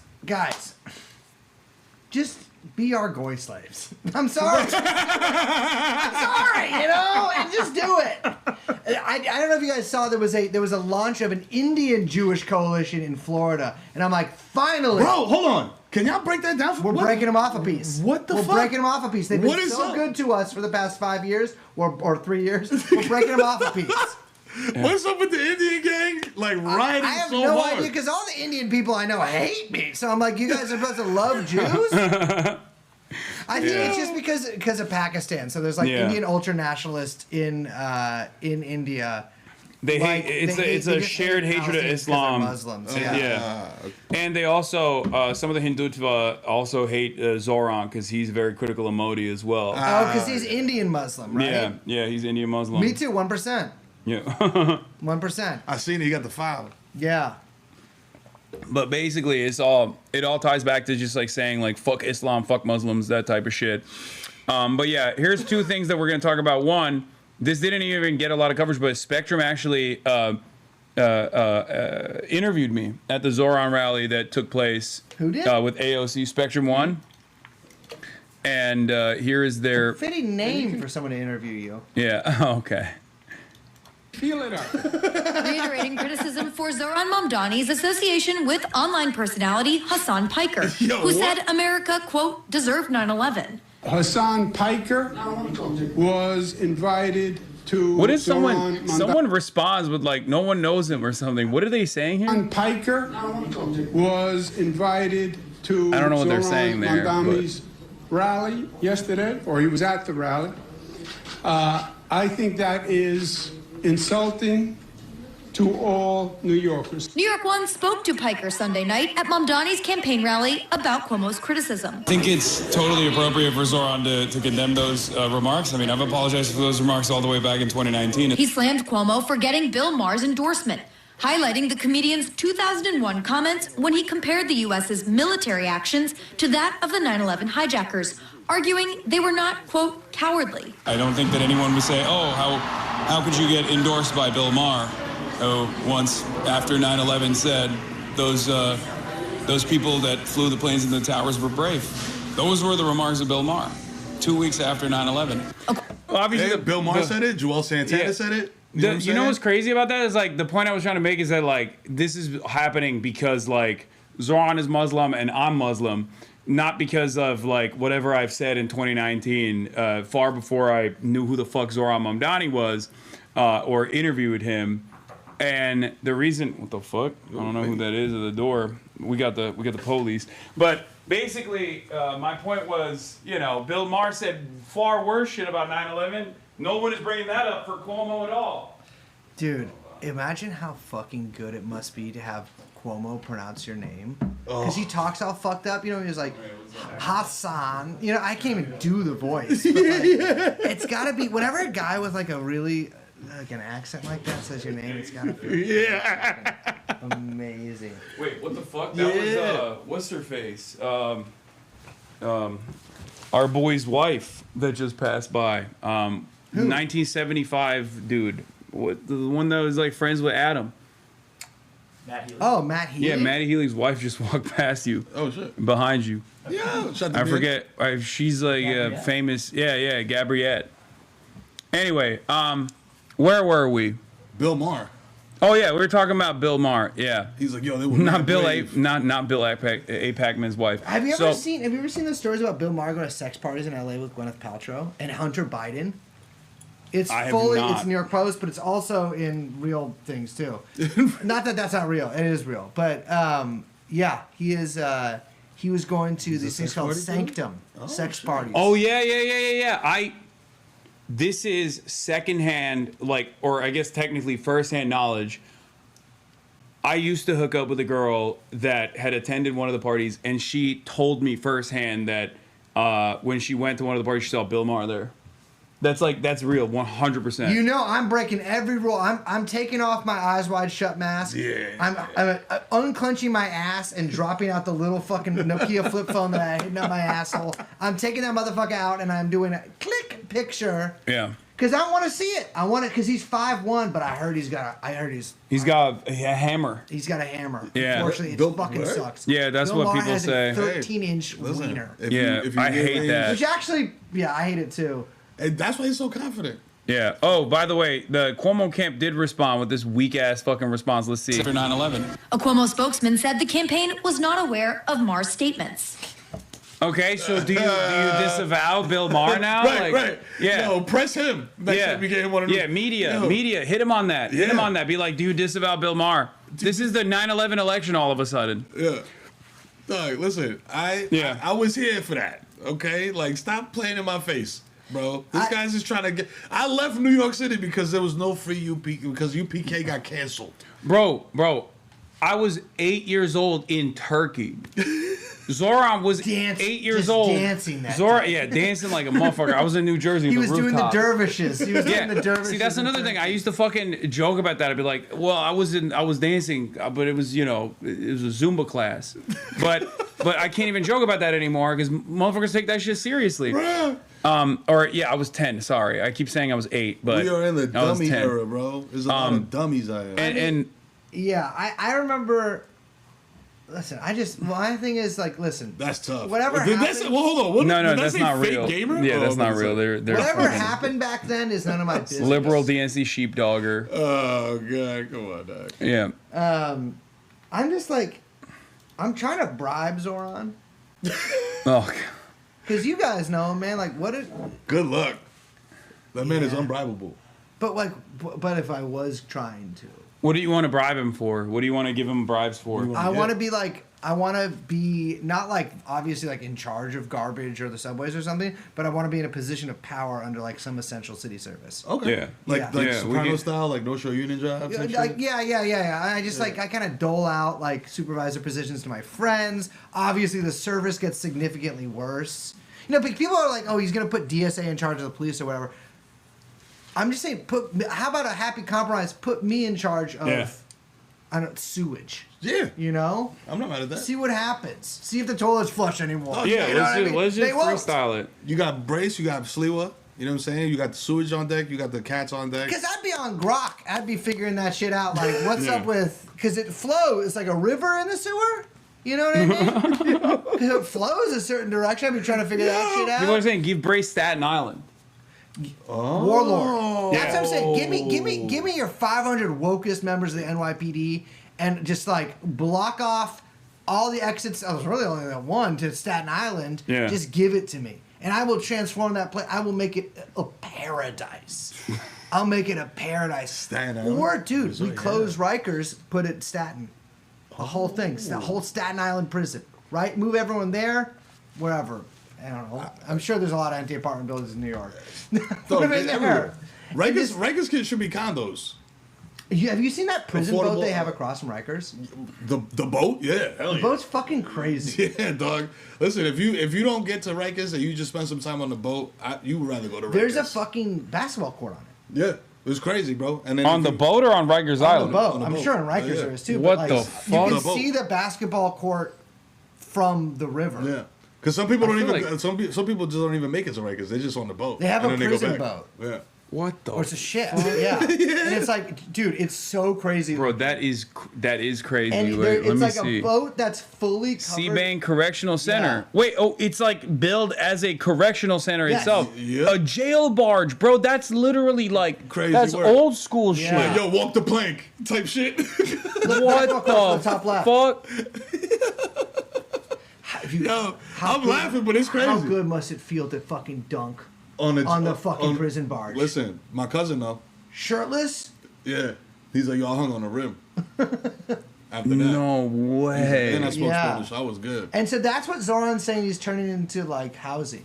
He's gonna put all the Jewish New Yorkers on the He said, boat. yeah, on he the said, boat. he said, you get to be the captain. Yeah. You're the captain. Or he said, you're the captain now. Or beyond that, he's just like these are if you have a black market for non-halal pork Yeah. substitutes, like that's the boat you're going on. Straight up. He's putting you on the bar. If you don't pay the jizya, yo, that's it. the tax for But non-Muslims. here's the problem with jizya. Yeah. I would gladly pay it. It's the name is tough for me. Yeah, jizz. I was The about to name say. is tough for I was me. about to say. Yeah. I was like, I will live under your Sharia, whatever, but the jizya Yeah. name, maybe let's come up with an anglicized version of that or something. yeah. It's the I'm jizya's with you. hard for me. Spanglish. Spanglish. Yeah. He's yeah. He's yeah. He's yeah. That's Yeah. much I want to better. say he's yeah. Yeah.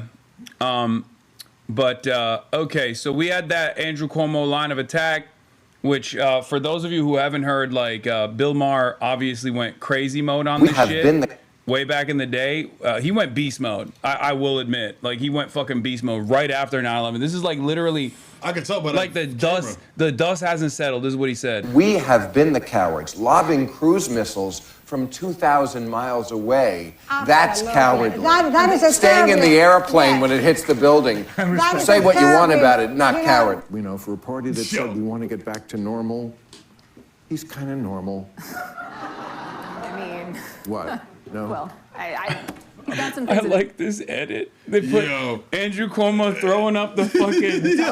Let me tell y'all something. Yeah, are we sure Andrew Cuomo? I mean, he did bring up the fact that Zohran is divisive among Muslims because he's Shia, which is the ultimate Salafist position. Yeah. Is Andrew Cuomo a secret Salafist? You see, what's his kafar? Yeah. He's saying that if you're Shia, you're not real. You're not following the true Islam. You're not really banging with the real shit. Yeah. It's Cuomo. Listen, maybe Cuomo's Dude, the one Cuomo, who's... here's what you got to do, Cuomo. I know you're watching. You got to convert to Islam tonight. That's it. You got to revert. Yeah. Revert. All right. True. Cuomo, all you got to say is Ashhadu an la ilaha illallah wa ashhadu anna Muhammadan Abdullah Rasulullah. Repeat after me. If you say those words, that's it. You have reverted. Okay. Do you know how big you dog will it would go be to for him Jannah to do that? Because like fucking Zohran did that ad in Arabic. Yeah. But if Cuomo just was like, he put out some Twitter video and he's just doing, I can't do it, but you know, because I already have. But if he just straight up Arabic converted, yeah. I mean, listen, motherfucker, using AI for everything else. Why not? Just unconvert after, dude. Yeah, he's doing a racialized AI of himself, like wearing the turban and stuff. Like it doesn't even fit, but it doesn't matter. Crazy. He did have a black pimp transporting white women. Dog. Yeah. Oh yeah. That was. I was like, or Idris Elba with the fucking. That's Idris Elba. Yeah. He can't even vote here. He's British. Yeah. He was like, yeah, this is what Zohran wants. They had like an Italian mafia woke like DSA guy. That was also awesome. Yeah. He was trying to light the American flag on fire after a long day of selling hard drugs on the streets. Yeah. He's making it easier for me to sell drugs. The guy that was beating his wife in his apartment, he's like, man. He wants to send a social worker here to bother me while I beat my wife. I love the drunk. I hope it's a broad with a nice set of cans. I love the drunk driving old lady though. Oh yeah, because he will legalize that. He will. He said it before. No, which one is it? Is it he wants drunk driving to be legal, or he wants alcohol to be abolished? Yeah. Or prohibition to come back? Which one? Which one is it? But it doesn't matter for these fucking losers, because on the one hand they're like, Zohran is woke. He's a woke communist. And then also on the other hand, he's like, well, he's not a real Muslim. Look at him at a gay bar. And it's like, okay, so there's nothing. You can't. You can't contain multitudes? No. I'm sorry. I don't understand. You cannot show the duality of man in any shape, especially if you're trying to lead a city that is diverse. Yeah. You got to stick in one lane. Yeah. This is. I was going to say, we did not the normal I want to embrace. But... Well, we did a deep dive on that because we had him on the show. Yeah. A lot of it is kind of bullshit. I mean, maybe he was a little too handsy, a little too Italian. Oh yeah, he's Bill Maher defending the Andrew Cuomo allegations, of course. Touchy, he's right in that lane. Did not. A little too Italian. That's what he said. Yes, did not get the memo. We have been the cowards. So yeah, that's his endorsement for Big A. Big bozo. Anyway, the last thing I wanted to show you guys, of course, is this ad, which is blessing all over your timelines. I ain't even gonna hold you. In that title card or whatever the fuck, the beginning of the video, great headshot, dog. Oh, thank you. I this is when I used to look handsome. But yeah, this is before the botch. So this is from fillers. Yeah. Before the fillers migrated. Yeah, exactly.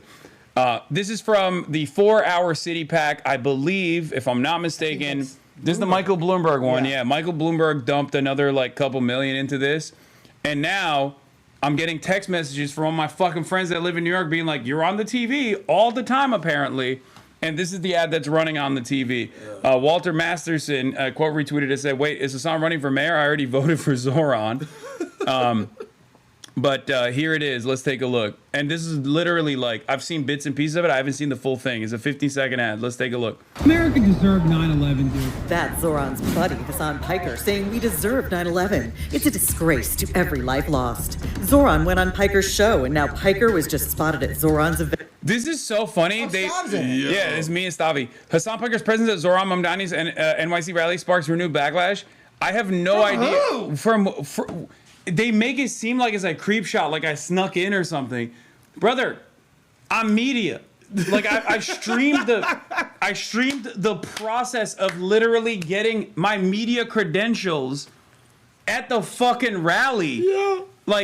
It's so funny that they're just they're keeping this relationship a big secret. I'm a media personality. Even the political reporter was defending me. And I don't think he's even that big of a fan, but even that one political reporter was like, yeah, he live streamed the entire process of getting his media credentials and filmed the entire thing, and hopefully more people will invite us on to his rallies as well because he's a fucking prominent member of the media. Oh, it was from an Israeli outlet? Oh, my God. Yeah, you know it. Oh, yeah. JFeed? Oh, come on. No, it's a good website. It's a good website. We can't eat every... No, you want to take our food, too? JFeed? Brother, I mean... JFeed. Yeah, I'm not... That's what Hasan calls TikTok. That's what Hasan calls TikTok. The JFeed. Brother, what the fuck is going on, Yo, dude? JV.com. Like, this shit is so crazy. Video footage circulating on X, formerly Twitter, shows far-left Twitch streamer Hasan Piker infamous for his 2019 remark. Then they fuck up the whole shit and then be like, yo, that's you. Remarked that America deserved 9/11, seated prominently in the front row of the Democratic New York City mayoral nominee Zohran Mamdani's high profile. Like, this is a way to try and turn this into like a controversy. And it's like, I filmed the entire... Why didn't you just use my stream footage? It's the ancient racial hatreds between you and Stavros' people. Yeah. Being settled. Which, by the way, they wouldn't say that. Like, they wouldn't even say, like, they'd be like, radical Hasan Piker with other radical Rosie O'Donnell and Zohran. Oh, come on, he doesn't look like Rosie. I mean, that's a very... He could be looking like anybody on this photo if we were being I real. just think it's interesting because, you know, the way that the Ottomans sort of kept the peace is they had these sort of little, you know... They let people have their religious and ethnic rules. And This it's is how like, we did it. We actually sort of see an example of that with you and Stav there, right? Yeah. Like he's letting you both live your lives just under his rule. You know what I'm saying? Yeah. Very benevolent. Yeah. Non for sale drew thousands of featured speeches from Representative Alexandria Ocasio-Cortez and Senator Bernie Sanders marking the kickoff, blah, blah, blah. The clip shows Piker wearing casual jacket. I'm not even wearing a jacket. What the fuck? I'm wearing a sweater. Chatting with attendees amid a crowd of supporters waving signs from Mamdani's progressive platform. And then they have E.L. Jacoby. This got 51,000 likes. What the fuck? Yeah, but 50,000 of those are me. Yeah, that is crazy. Because I just saw a picture of you and you know That's what? from your bot farm? Yes. No. I have 50,000 alt accounts because I see a picture of Hasan. It's a like. It's a like. Yeah. No, that's obviously a bot farm, Hasan. Yeah, Don't give you. Come on. Yeah, I mean, for sure. But it's just, this is what I mean though. Like, Twitter is unleashed on anything that's like even remotely anti-Zohran, anything that's like Islamophobic is like crazy. They just get crazy play. El Child of Yaqub over here. I love El Jacobian. Yeah. Child of Yaqub? Yeah, he's my favorite one. Child of Yaqub? He is, dude. I wish sometimes I like look at. I'm like, there's like. But look at the Jewish Insider reported Mamdani's post-debate disavowal was a shift after several months of reluctance. But critics like the Persian Jewess called Piker's front row seat at the proof of insincerity. Hasan Piker, the scumbag who said America deserved 9/11, was in the front row. Mentioning Zohran Mamdani as a pro-radical Islamist is Islamophobic. Me and Zohran both are more woke than the average fucking American on every issue, and these dumb fucks still have the audacity to be like, these are radical pro-Islamists. It's interesting. Spitting everywhere. I'm so angry. I'm at the masjid, but where are you at? Yeah, I'm You know what I'm not, saying? because I'm doing takia. You I'm know what hiding. saying? Like, it's like I don't see you there. You're at the gay bar, Yeah. but I don't see you at the mosque. Yeah. I just find it You at the interesting. gay bar, bro? I'm not 'Cause doing. I go there to just check it out. Yeah. Well, you know. You go there to convert the fallen To Judaism? No, to Islam. To the Well, kuffars. can I do all three at once? Is there like any kind of loophole where I can do all three? Bro, you can do what you want. It's your world. I know that's true, but the next one, I'm trying. No, so this is something because Trump's been talking about going to heaven a lot. I also need to go to heaven. Let me tell you something. When he said that, I was like, oh, this motherfucker about to die in 6 months. I know, but you don't think about heaven ever? You're not going. Sometimes I used to sell ecstasy. Whoa, allegedly. That's legal, dude. It's a therapy. At a club called Heaven, which I would have probably got harangued too because it was a gay club. But I was just like, hey, they like the Molly. Could you imagine me trying to sell coke at Mood Ring and fucking Zohran shows up and everyone gets their phones out and you're like, dude, no, I'm trying to sell ketamine. chill, yo. You're making it hot, bro. Like, come on, guys. Take the fucking phones out. Just let him talk. Come on. You know, be in the moment. Wait, let me finish this ad because it's a 15-second ad and I paused it. Let me see the end of it. Mamdani is wrong for New York. Paid Oh, for that's by it. four- Okay. Paid for by For Our City, the top 3 big donors of the organization responsible for advertisement Put New York City First, Inc., Michael Bloomberg, Building Management Co., Inc., not expressly otherwise authorized or requested by any candidate for the candidates committee or agent. So Michael Bloomberg is like, this is the final push. We're going to really get a lot of motion out of this. You know what's crazy? Because everybody, again, going back to like the Sharia law and like, yo, this is, y'all not going to have any rights. Michael Bloomberg said y'all couldn't drink big sodas. That's true. Like, what the fuck are we talking about? Michael, Y'all talking about big government, this, that, whoop, whoop, whoop. This motherfucker was like, yo, this fries got too much salt. Yeah, we're banning certain types of fat. Yeah. You're like, yo, you can't drink more than a 10-ounce soda at once or I'm going to kill you. Like, get the fuck out of here, Bloomberg. And your Spanish is trash, bro, the whole time. The like guilt by association shit also doesn't work. Is like I was at the fucking DNC, dude. Like, what do you mean? I was prominently featured at the DNC. They didn't let me in. No, they Wait, really? At the DNC. Yeah, They didn't let me in. because they're anti-Jewish. That's what it is. You're right. They said Hasan said you can't come in. Yeah, Oh, no, Hasan I control the said guest you list. Yeah, I was like, no, Brace is not allowed. I had a blast at the DNC, but I realized that I didn't really go to the DNC because I didn't go in. What the fuck did I do that 3 days? Just hanging out. I pulled up and they just gave me a security T-shirt. Yeah. Oh, man. Well, they let me because I give Kamala massages. And they were like, she's stressed, bro. You gotta massage her. She got it right there. Because I advertise in like a lot of like DC papers as like the #1 non-sexual masseuse in the nation. Okay. And I get a lot of play with politics. You'd be surprised how many moles I've sort of flicked. That's how you do it? You see a mole, you flick it? I flick the mole because it sends vibrations. Each of those are little chakras. There's little nerve endings in the mole. Yeah. There's more nerve endings than in your booty hole. You don't have many moles, do you? I have a lot of moles, actually. I have a lot of like look at me. beauty marks or whatever. Yeah, I would say look at this one. Look at this one. This one's crazy. Oh, cancer. Yeah. But it's all good. Getting mole cancer is such a cheat code for people feeling bad for you. Right? Because you can just get that shit removed. Yo, dog. Is that how that works? Fam. So, like, yo, somebody I know, you know, like, kind of like acquaintance, not really homies like that, Yeah. whatever, like, pulled up and, like, had, like, a scar in his leg. And I was like, yo, you good, bro? What happened? And they were like, oh, yeah, you know, I just had a cancerous thing removed. And in my head, I'm like, damn, wow, that's crazy, bro. Yeah. Like, yo, you must be going through it. And it was just like, nah, it's not that big of a deal. I was like, what? I'd be sending around the GoFundMe because and just keep it so vague. Just like going through cancer treatment right now. Right now. It's just them lasering off a mole. Like, yeah, it's just like, you know. Yo, it's really tough. You know what I'm saying? It's I don't know if I'll live. I don't know because I don't know. You never know. Anything can happen. You know what I mean? Because the laser could kill me. It's Straight a up. laser. The laser could somebody could bump into this shit. Exactly. And so I'm like, you know, I don't know, but like it made me really think about like where our relationship went wrong. And it's just like an Instagram DM to Emrata's hidden inbox, like the part. Emrata, please notice me. I got a mole. I got a cancerous mole. Yo, please. All right, so I need fixing. So my attitude on this, as I've said already, is as far as like the 9/11, ZOHRAN is connected to HasanAbi Piker. There was a Canary mission thing that came out. Did you guys get mentioned in that at all? Did you get mentioned? I don't know why.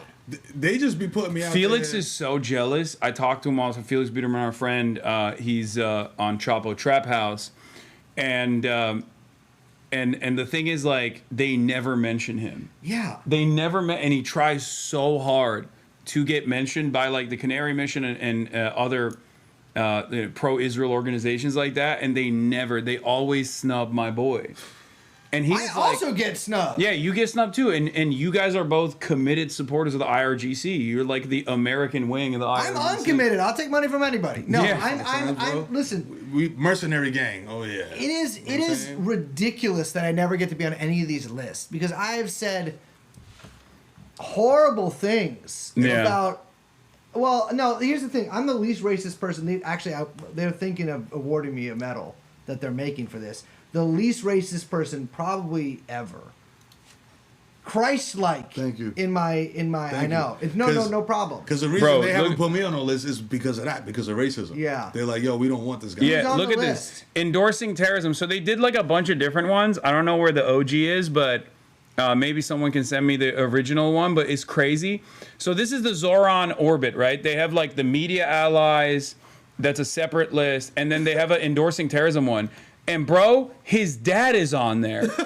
Like, that's what's so fucked up. Wait, it's like, go down. Okay, Red Star. I did start that organization. Yeah, Red Star Caucus. I did start that. Yeah, Red Star Caucus.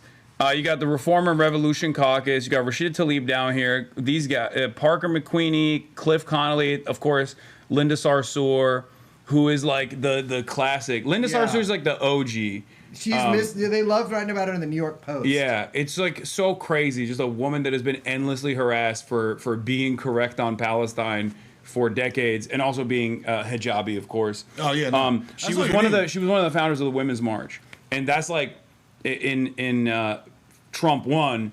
That was like the major target. They would be like, Women's March is like a radical Islamist terrorist organization. Look at Linda Sarsour. She's anti-Israel. Yo, she's wearing a hijab. And they never stopped. Like, they never stopped freaking out about her. And then you have little old me over here in between the Springs of Revolution and Katie Slin. I'm not going to say that last name. You say it. Slininger? Yeah. Sliniger. I might say What? That's my Sliniger right there. Yeah, Dude, I wish I had that last name so bad. That's not. How powerful would that be in fucking middle school? Do you know about Noah Kanega? I can't even think. Yo, of chat. Put him on to Noah Kanega. I'm not saying any of those words. I'd be 5th grade sitting down. Say it, teacher. No, pronounce it. What, is there a problem? Yeah, bro. Roll call. Yo, somebody got to know about this kid. He's a I don't football understand player. how Red Star is on here. I feel like they probably don't like Zohran. I started that like 5 years ago, but I haven't been a member for 3 years. I think. That's crazy work, man. I mean, look, but you listen. You up there? You know what I'm saying? You have, yeah. Yeah. And so that's unfortunately you got you. I mean, I guess you got a brief mention with the Red Star, but Felix got no motion. Nasty. Felix Biederman has no motion in this. He is not in any of the groups. Yo, you gotta go harder, fam. What is this? Is this the graphic? No, this is the Noah. Yeah. That's crazy. That's crazy. That is. He's saying, "Shh, don't say my last name." That's what he's saying. What is that? Like, what is that last name? What? Apparently, it's pronounced Kanega. So what like ethnicity? What's the etymology of this shit? I would love to know, dog. How did that happen?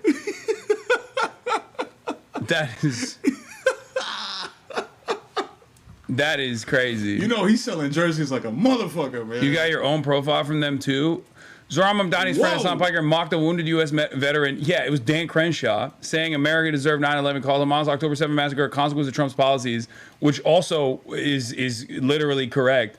And uses his platform. This is the funniest thing. Like when these guys try to make me out to be this like radical, it's just like called October 7 a consequence of Trump's policies is literally correct.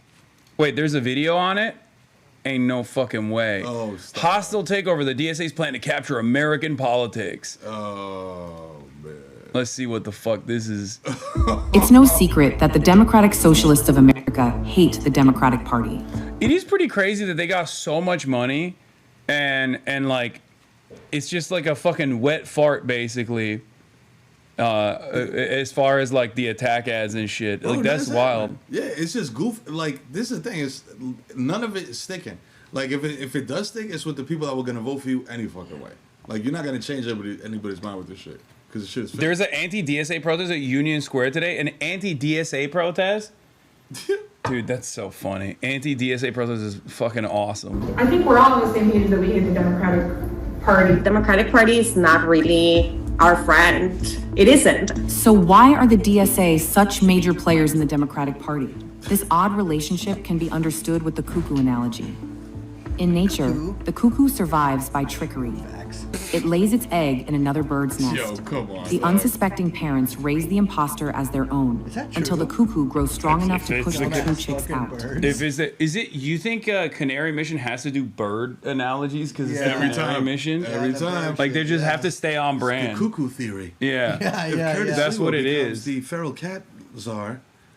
We'll have the Starling theory. Is this? This is the Canary Mission's like anti-DSA. DSA is infiltrating the Democratic Party like the cuckoo. Like the noble cuckoo. Yeah. They're taking over. The DSA is the cuckoo inside the Democratic Party. That's really good. The DSA is not the Democratic Party. We must separate ourselves from the toxic Democratic Party. We can put forward a clear, aggressive, principled strategy that pushes back against the Democratic leadership and the Democratic Party as a whole. DSA candidates run as Democrats in safe blue districts, they slipped through low turnout primaries. Oh, they hate this. And dude. once Yeah, inside, they hate Omar used the Fateh. Democratic Who's also, yeah, Omar Fateh is also, once again, running for mayor right now. He's got a good shot, and we do have a donation link for Omar in his Minneapolis run. Hopefully, you guys can donate to it. There's still time to do so, but we'll see how that one turns out as well. But they hate Omar as well. They fucking hate Omar Fateh. Like, Fox News was covering it, like being like, this is the Islamic style infiltration of the Democrats. Omar Fateh, Zohran Mamdani is crazy. As camouflage, while advancing an extremist anti-American agenda far beyond the party's mainstream. I don't agree. Dude, by way of, you know what's funny though? By way of like this delineation, they unironically also show that like everything they're saying about the Democrats is bunk. Because like now they have to separate and distinguish between like socialists and like people like Nancy Pelosi. After spending years and years of being like, Nancy Pelosi is a communist. And now they're like, actually, never mind. These guys are communists, but like Nancy Pelosi is actually fine. She's good. Andrew Cuomo is a good Democrat, actually. Yeah. Like maybe there is something to consider there for the mainline, you know, straight ticket Democrats out there that like, you know, they are now making this distinction. It turns out. It turns out it was a lie the whole time. I gotta go. You have to leave? I gotta get the hell out. I gotta go to psychoanalysis. Yeah, what is, are you charging your fucking... Yeah, I'm I'm sorry. Am I charging something that needs to be charged? Yes, I am. Sorry. Should I just... Oh, no, I should let the battery die? No. I have, yes. And it's not just a dual charger. I just put the dual charger thing into my regular, actual portable charger. I see. That I also use to charge my phone. Is there any other judgments you'd like to make on me? No, thank you so much, Brace Bell, and thank you so much for coming on. No problem. I'll see you guys tomorrow. Big B, yes, sir. All right. Good God. I'm hated on everywhere I go. And you know what? And this is why I'm moving to fucking Miami Beach. Yeah. This is the anti-Semitism you must escape. West Palm Brace incoming. Salvation in Sugarfish. I will be there 24 hours a day. All right. Coconut Grove. Make a spot for him. Moving to Boca Raton. I don't know. Oh, they're over here in the corner. Oh. Let's see what else they're saying about the Democrats. Democratic Party, but it's a great tool. The Democratic is a tool that we use.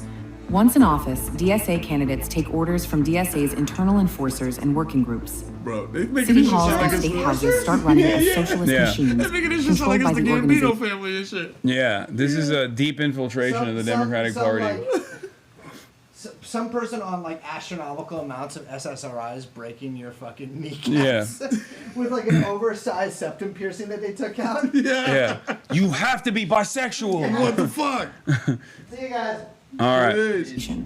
Not the Democratic Party, and certainly not voters. They have to have a connection with DSA's internal politics, and they have to be committed to the eventual goal of building a separate entity from the Democrats. It's really funny because they make these Zoom meetings like out to be this like super secretive thing where it's like, well, obviously people have access to it. It's like, this is not like deep infiltration. It is an active party, an active flank of the party that is going out and winning elections democratically, and these guys are like, how dare they do this? And it's the same as like the Working Families Party, right? Like there's a ticket in New York for the Working Families Party. Zohran won it as well. They won their endorsement as well. And DSA is another version of this, right? Like they're trying to make this out to be this like super scary thing, but it's all out for people to like. These are guys that are going out and actively seeking out people's endorsements, actively seeking out people's membership. Yeah. Like it's not a, like, I don't know why they try to make this, present this as like this super secretive thing. Dog, it's because the word socialist is in there. You know what I'm saying? Like you said, the Working Families Party, shout out to the Working Families Party. Been around, been on the ticket since I've been a youth. You know what I mean? Like every time I go to vote as a New Yorker, I see them on the ticket. And it's like you're saying, it's just another branch of this part. Like, what are we talking about? But because it's called the Working Families Party. Yeah. Like that's like a soft, nice brand. You know what I'm saying? Like we're fighting for working families. You know what I'm saying? But they doing the same shit, but they just call it the Democratic Socialists of America. Yeah, it's just like, I wish the DSA was this badass, I'm gonna be honest. Revolutionaries. and the Democrats are their first victims. And in city after The city, Democrats are their first DSA victims. victories prove their plan works. I think that the model that we used in New York is 100% replicatable. And just like Yeah. the cuckoo, And what they mean by that is like having a left economic populace run on an affordability message and basically push that line endlessly is replicable for the Democrats, is replicable for the DSA, especially if you like localize it to whatever the race is, whatever the gripes are of the working class in whichever city in the country. That is just literally people giving advice on how to win elections. It's not like a hidden secret thing. No, you're being too logical right now. I say it for free on this broadcast every fucking day.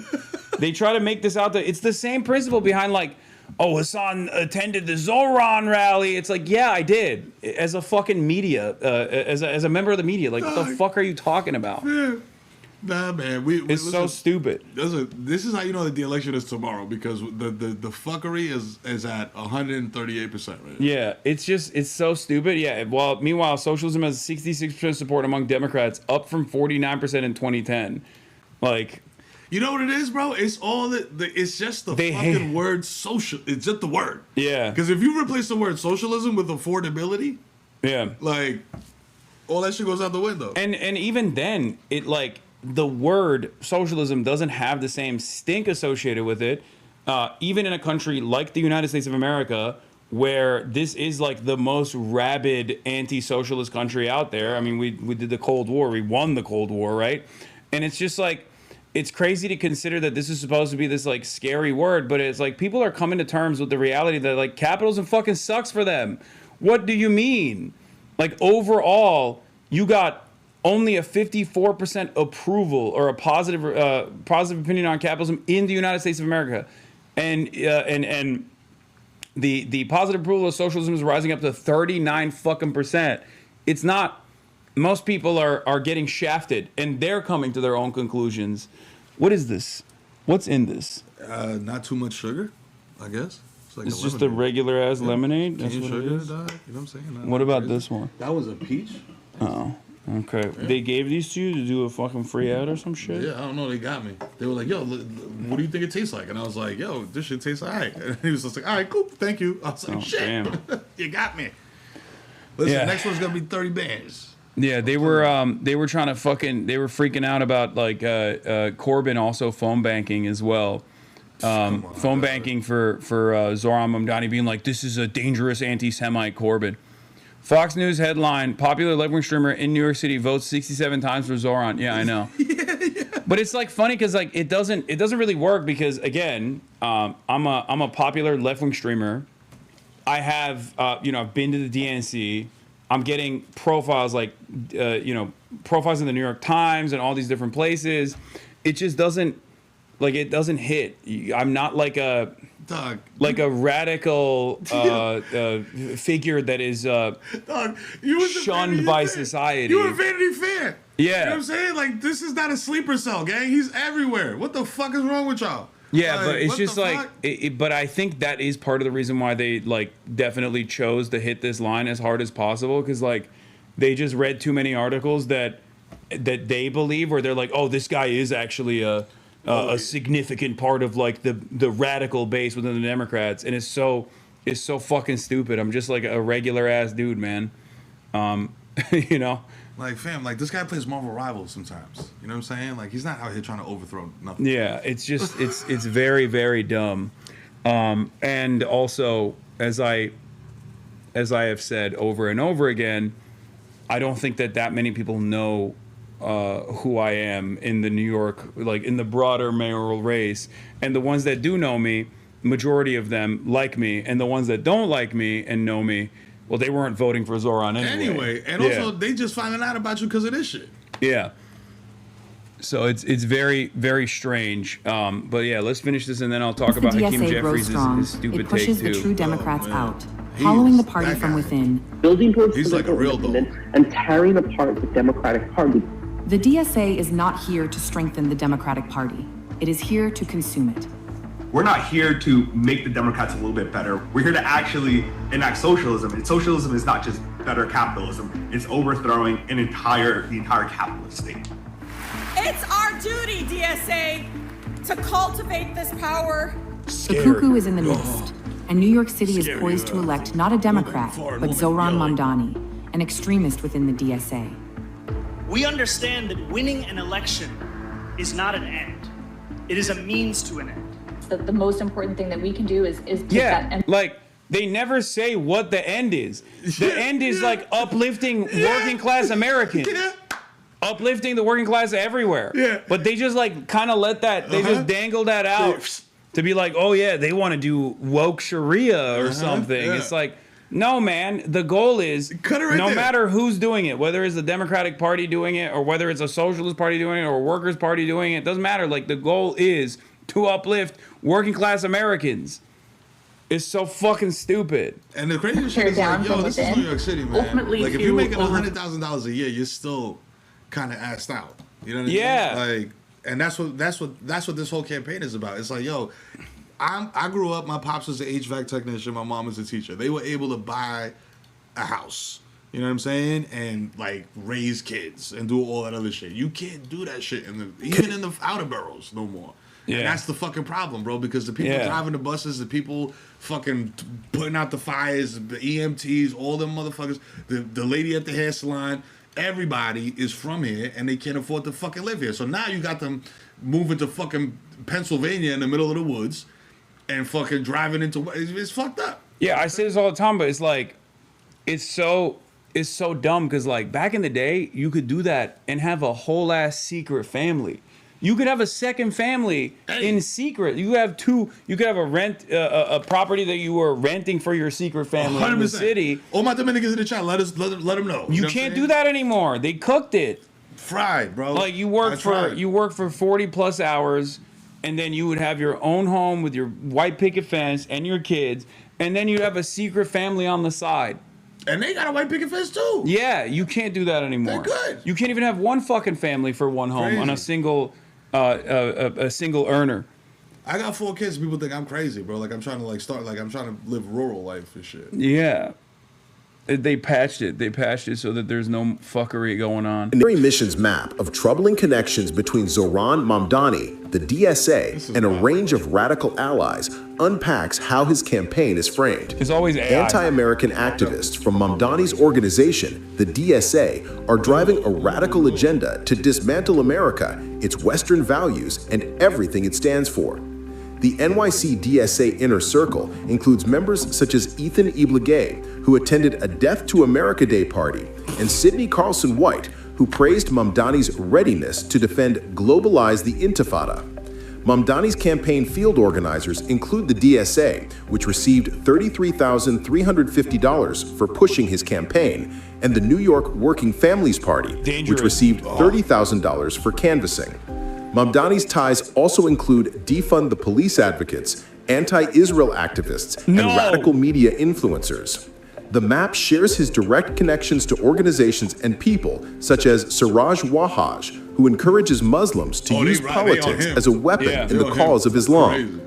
It's like the craziest thing is like the dude is like a fucking religious community leader in New York. I cannot believe how they're just like straight up getting away by being like, no, this guy's a fucking terrorist over and over again. It's like, bro, it's because he's wearing a kufi, bro. But like that's mind-boggling to me that like this is no holds barred, unrestrained, unimaginable Islamophobia. Like it's just, I don't know. It's fucking crazy. They're just like, this is a terrorist, this is a terrorist. Meanwhile, you got actual fucking like white supremacists and straight up like Christian dominionist, Christian nationalist pastors and shit that are directly linked to like Pete Hegseth and all this stuff. And these guys are just openly being like, we need to roll back the clock so that women can't vote no more. And they're saying it on CNN and everybody's like, it's whatever. Yeah, it's fine. Yeah. Like it blows my fucking mind. He might have a point. That's the crazy shit too. And another thing, like shout out to my pops, man. This is the second time I'm bigging up my pops on the stream, but like he was just like, yo, dog. He's like, you know what the fastest way to have your government overthrown is? He's like, piss off your military.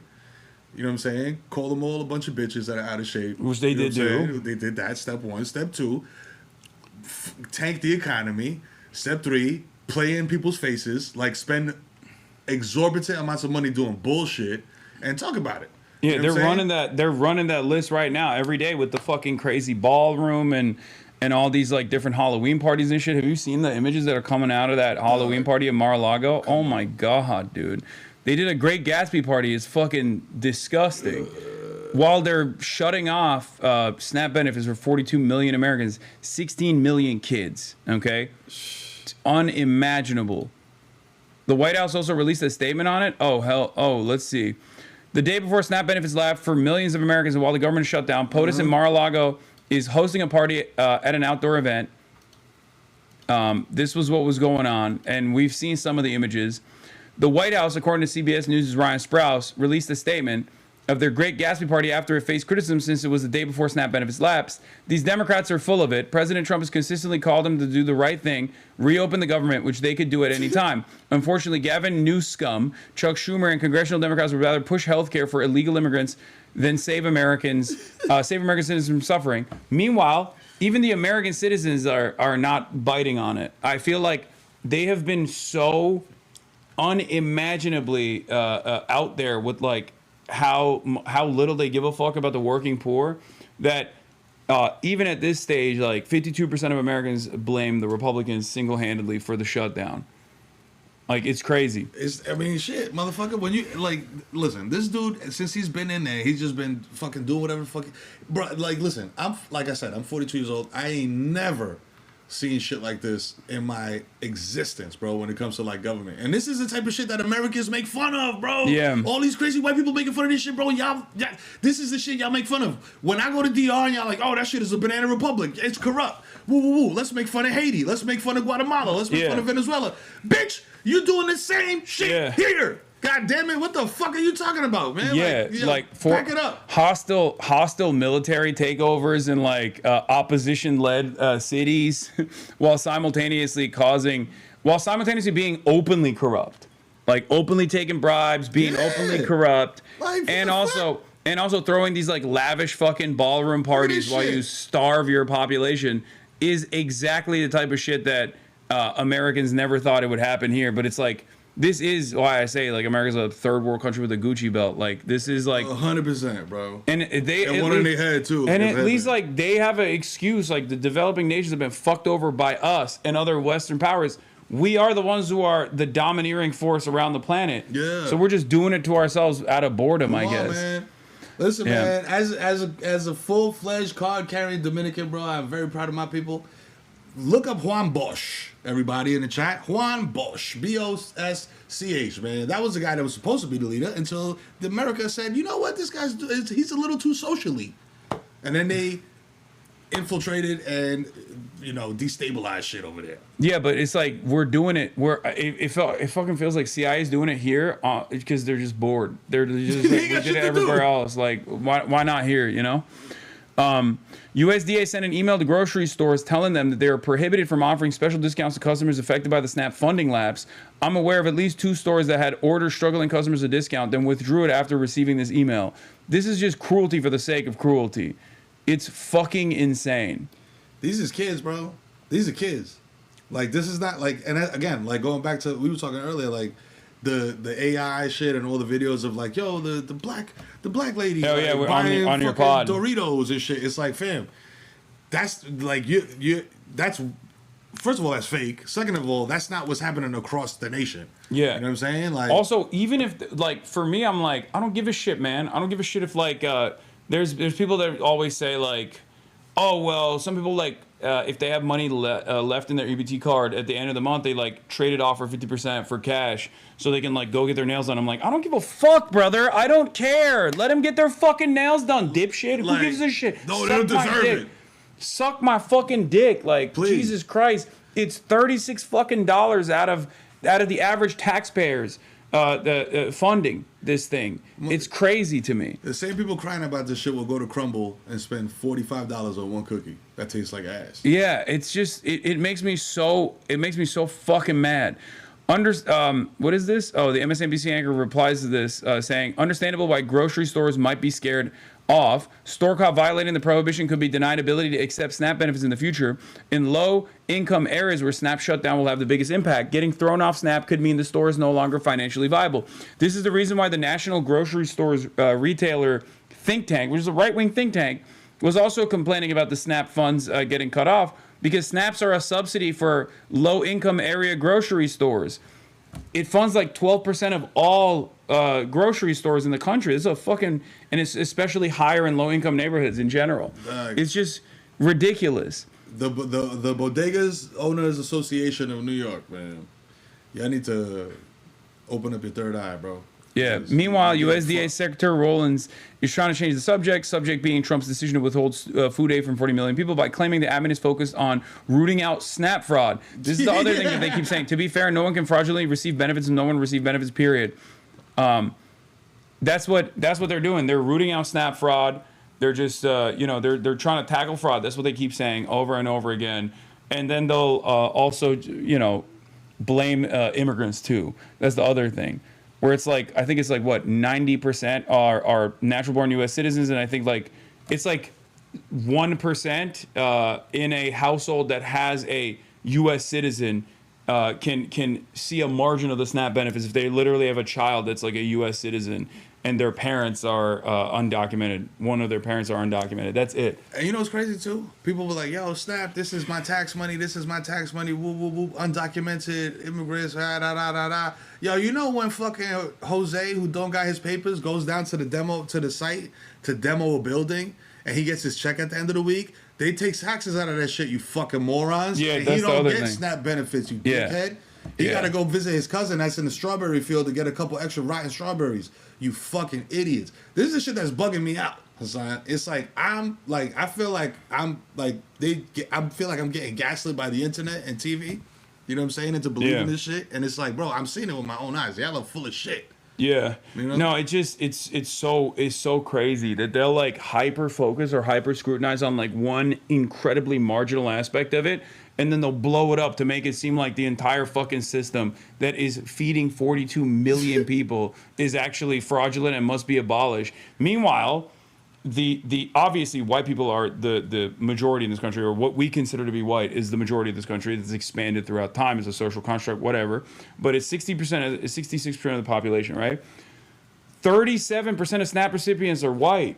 Is white people getting SNAP? It's a large, like, obviously per capita it's more black people because more black people are in underserved neighborhoods and they have a worse financial status than white people per capita. But even then, it's like you're cooking white people at this point, and white people themselves are advancing this propaganda without realizing it. Like poor white people being like, yeah, you're right, the welfare queens are fucking taking advantage of this shit. It's like, brother, you are the welfare queen too. If they take your SNAP, they take your SNAP. Bro, like, you're fucked.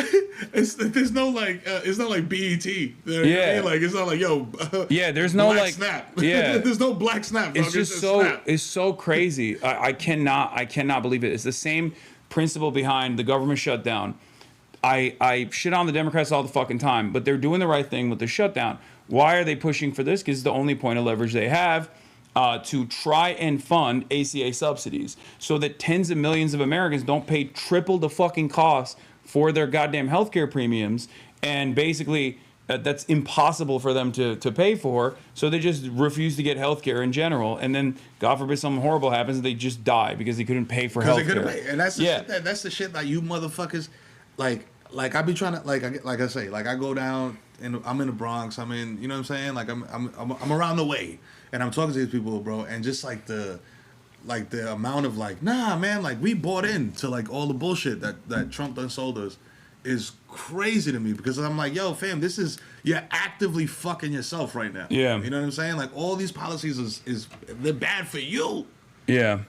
And speaking of SNAP, here's fucking that demon Michael Penis, talking on the Will Cain show about how there's a significant SNAP abuse taking place. Great to be with you, and your fellow Texan Brooke Rollins there said it so well. She did my press conference with me on Friday. She's doing a great job as Secretary of Agriculture and USDA.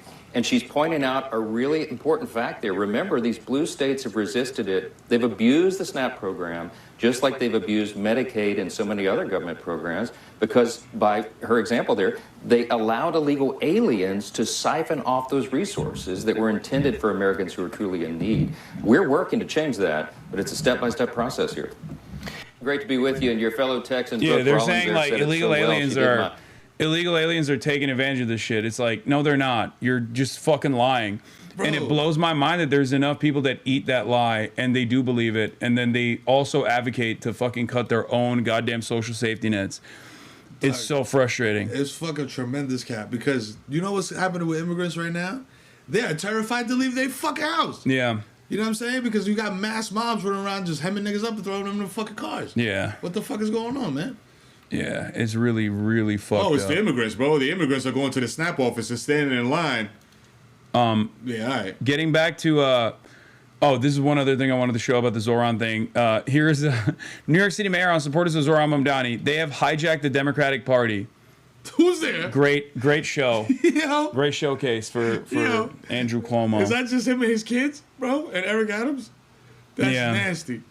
Yeah, he's got no motion. Zero, dog.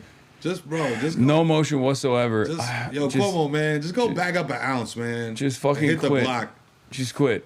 Fucking clown. Fox News hosted a voter panel focused on the 2026 midterms. I mean, if that even happens. But hold on, let's shut these off. The advocacy group, the R Team section of their website lists only 2 people. One spent 10 years working with AIPAC. The other one works with them now. Zohran Mamdani Democratic Socialist Agenda is bad for Black New Yorkers, advocacy group says. And it's advocacy group, it's AIPAC. It's AIPAC. Come on, dog. Of course it's AIPAC. Like, they got, all this, you know what's fucked up too? Is all this information is readily available, fam. Like, you could go and see how much money so-and-so, follow the money. You can see why Richie Torres is moving like Richie Torres is moving. I'm telling you, man, it's just like, out of all of the things that I advocate for, there are a lot of very powerful financial interests out there that obviously would not like my agenda come to fruition, as far as, regulating the banks, as far as like, creating public housing, federal jobs guarantee, all this stuff, or abolishing private health care in its entirety so that there is like a socialized medicine system in the United States of America. But the one group that, out of all of my advocacy for all these things, the one group that's like the most relentless and has hounded my ass is the pro-Israel lobby. It is so fucking crazy that it's just like, they are so relentless. And I think that's part of the reason why Zohran gets so many crazy Islamophobic lines of attack. It is because these guys are just like, they cannot, they find it to be a genuine threat to the foothold that they had in both parties. That there is a guy who is popular, who happens to be an anti-Zionist, who has done anti-Zionist advocacy at a time when, for the first time ever in American history, there is more motion on anti-Zionism and anti-Zionist advocacy than ever before. And of course, it is framed as like, yo, you an anti-Semite. Yeah, it's fucking ridiculous. You an anti-Semite. Yeah. I had a dude I knew that was from Jordan, and he was like, yo, I voted for Trump. Because, you know what I'm saying? Because, Biden and Kamala, they keep bombing my people, and Trump's going to stop that. And I was like, no, he's not. Nope. I was like, I promise you he's not. And he went ahead and did it anyway. And a couple months later, I went in and checked in on him. I was like, yo, what's going on? Champ, how we feeling? He was just like, yo, I thought he was tough. What's going on? I was like, nah, I could have told you that a long time ago. I'm from New York. Yeah. I seen this guy do everything there. The Central Park 5 bankrupting casinos. Listen, if you bankrupt a casino, bro, quit.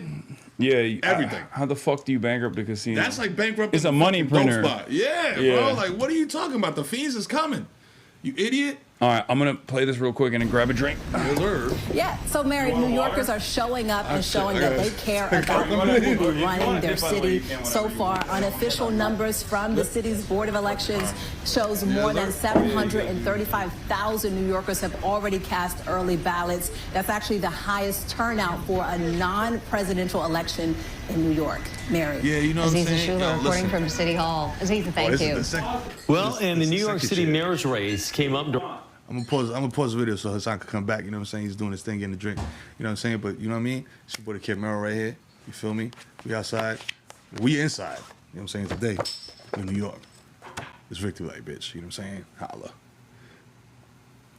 Listen, it's a lot of shit going on today in the government that is absolutely insane. Shout out to Hasan for keeping on top of all of this shit because it's too much for me. You know what I'm saying? I got 4 kids and I'm coaching youth sports. I'm trying to do a lot of different things out here, but this is just bamboozling it's vexing my mind. You know what I'm saying? Like, and I'll be in my WhatsApp chat with my pops just like lamenting the state of the world. Crazy. Yeah. It is definitely somewhat thankless, I'll be honest.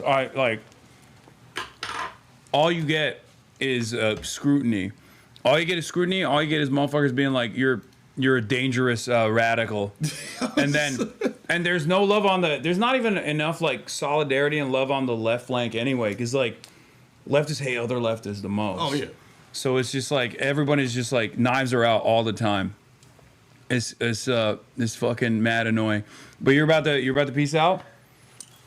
You got like 4 more minutes if you have any final words. The final words? Give some of your final words here. Words of wisdom. Yo, listen, man, let me tell you something. As a lifelong New Yorker, born and raised here, the only reason I had to vacate my city was because it became absolutely unaffordable, bro. And as a single income household, bro, I'm a father of 4. I'm married with children. I wanted to live the same life that I lived growing up. I had a place to live. You know what I'm saying? Like my parents, there was food on the table. Things were okay. Like I'm not gonna act like I was out here doing it crazy big, but you don't need to be doing it crazy big. You just need to be okay. You know what I'm saying? And I was okay. And I was okay being okay. Until shit got to a point where it was no longer okay. Eric Adams came into office and he was just like, yo, fuck your free daycare, bitch. Like, figure it out, motherfucker. And then I had to leave. You know what I'm saying? Because I couldn't afford to live here no more. So I'll leave y'all with that. If you want a city, New Yorkers, everybody across the nation, this is a litmus test of what can be done in other cities across the world. You know what I'm saying? Like, so let's fucking do it, B. Go tomorrow is election day. If you haven't voted already, go to the motherfucking polls. Do your civic duty, B. You know what I'm saying? Fix this shit. You know what I mean? Because only we could do it. You know what I mean? Like these old motherfuckers ain't gonna do it for us. Yeah, no one's coming to save us. No one's coming to help us. Nobody. Only you got your back. Come on, man. All we got. Yeah. Okay? So I'll leave y'all with that. Victory Lights, your boy the Kid Mero, man. Follow me everywhere. It's at the Kid Mero. No spaces, no funny shit. I ain't trying to be cute. My brother, love you. Hey, thank you for coming on. Keep doing what you're doing. You know what I'm saying? He's not radical. He's tubular. I don't mind being called radical, but I do think that it's people misunderstand it. You know, it's not. I think that common sense is radical now. Yeah, that's crazy. That's exactly. I think like no one wants to talk about the agenda. Everybody wants to just say like, oh, this person is dangerous. This person is radical. It's like, and then why am I radical? Because I just like Zohran have the majority opinion on Israel. Like you can't contend with that. You can't say that. You can't say that like his perspective on Israel is shared by the majority of New Yorkers. Is shared by the majority of Americans. So they have to just turn around and be like, "Oh, dangerous, scary, Muslim." Danger! Yo, let's cut this clip off at the 5-second mark before they actually say what the fuck they want to do, which is create affordability for real people. Yeah, bus drivers, HVAC technicians, teachers. You know what I'm saying? Nurses. God damn it! Like motherfuckers that help this shit run. You feel me? Like when you go to the fucking hospital, it's not a fucking dude that works for Merrill Lynch that's gonna set your bone back. Yeah, you understand what I'm saying? So. Let's make this shit affordable for the people that make this shit work. All right, let's go. Yeah. Stop playing. All right. Holla at me. Follow me too. All right. Love. Okay. I gotta fix this the camera because it's fucking dark as shit. Yeah, you can pull it aside. It's fine. Let's see if this works. No, that makes it darker. There we go. Wait, is that fucking up the FPS? No. All right. This will fuck up the FPS. All right, I'm out. There we go. Finally, HVAC mentioned it, not in a negative way. I know. I always joke about HVAC business owners. It's time. It's time to. All right, let me lower the gain a little bit. We're gonna have some other folks pulling up in a little bit as well, everybody. But I'm gonna continue with the coverage right now with the final blitz in New York City. We'll talk about Superman as well. Superman is actually super woke in real life as well. Noisegate is back on. Do not worry. Cuomo rage quit mid interview. We'll talk about that as well, and a lot more show is still to come. Your voice is in a barrel? What do you mean? Volume is a little too low? Okay, calm down. Here, how about now? Noise gate is a little too high, perhaps? No. It's good. Audio is fine. We gotta do it like this. We always do it like this. All right, let's continue. Last night's 60 Minutes interview with President Trump. Here's what the president had to say about Democrat ZOHRAN Mamdani and what he might do if Mamdani wins. A lot of talk. For more of the president's interview, you can visit our website, cbsnewyork.com. Late last night, Andrew Cuomo received Donald Trump's endorsement. If elected as mayor, our city will only descend deeper into a darkness that has forced too many of our neighbors to flee and made it impossible for working people to live lives of dignity. Now, I cannot transform City Hall alone. As we walked the bridge this morning, I held one corner of the banner that you see here, but I could not hold it on my own. I needed my partners in labor. I needed my partners in elected office. I needed my partners in everyday New Yorkers who are sick of being let down by those that they elect. And I needed them to help me carry this banner and to help the fuck? Someone's at the door? me carry this light. Election day looms, my friends. More than 735,000 New Yorkers have already voted. And countless more will decide tomorrow what kind of leadership they want to define the next 4 years. Every voter will consider something different. But ultimately, the question before us is very simple. Morning versus night. Do we want it to be morning again in New York? Do we feel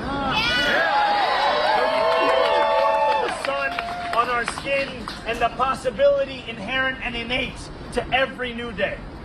Or do we want to shiver in the night cast by a politics of fear and self-enrichment? Our time has come, New York. Our time is now. Thank you very much. So we're obviously going to watch the Trump 60 Minutes conversation. But before we do that, Hakeem Jeffries, the sexual panther himself, the sex panther himself, was on Jake Tapper on State of the Union. And he was asked some questions about ZOHRAN Mamdani and whether he represents the future of the Democratic Party. And the reason why I'm saying, I'm just going to give you a trigger warning because, you rarely ever see two DILFs in the same room like this. So the aura is palpable. I know it is going to make a lot of you nut instantly. So I'm just issuing a warning ahead of time. I do not want you to nut. I need you to lock in and be serious.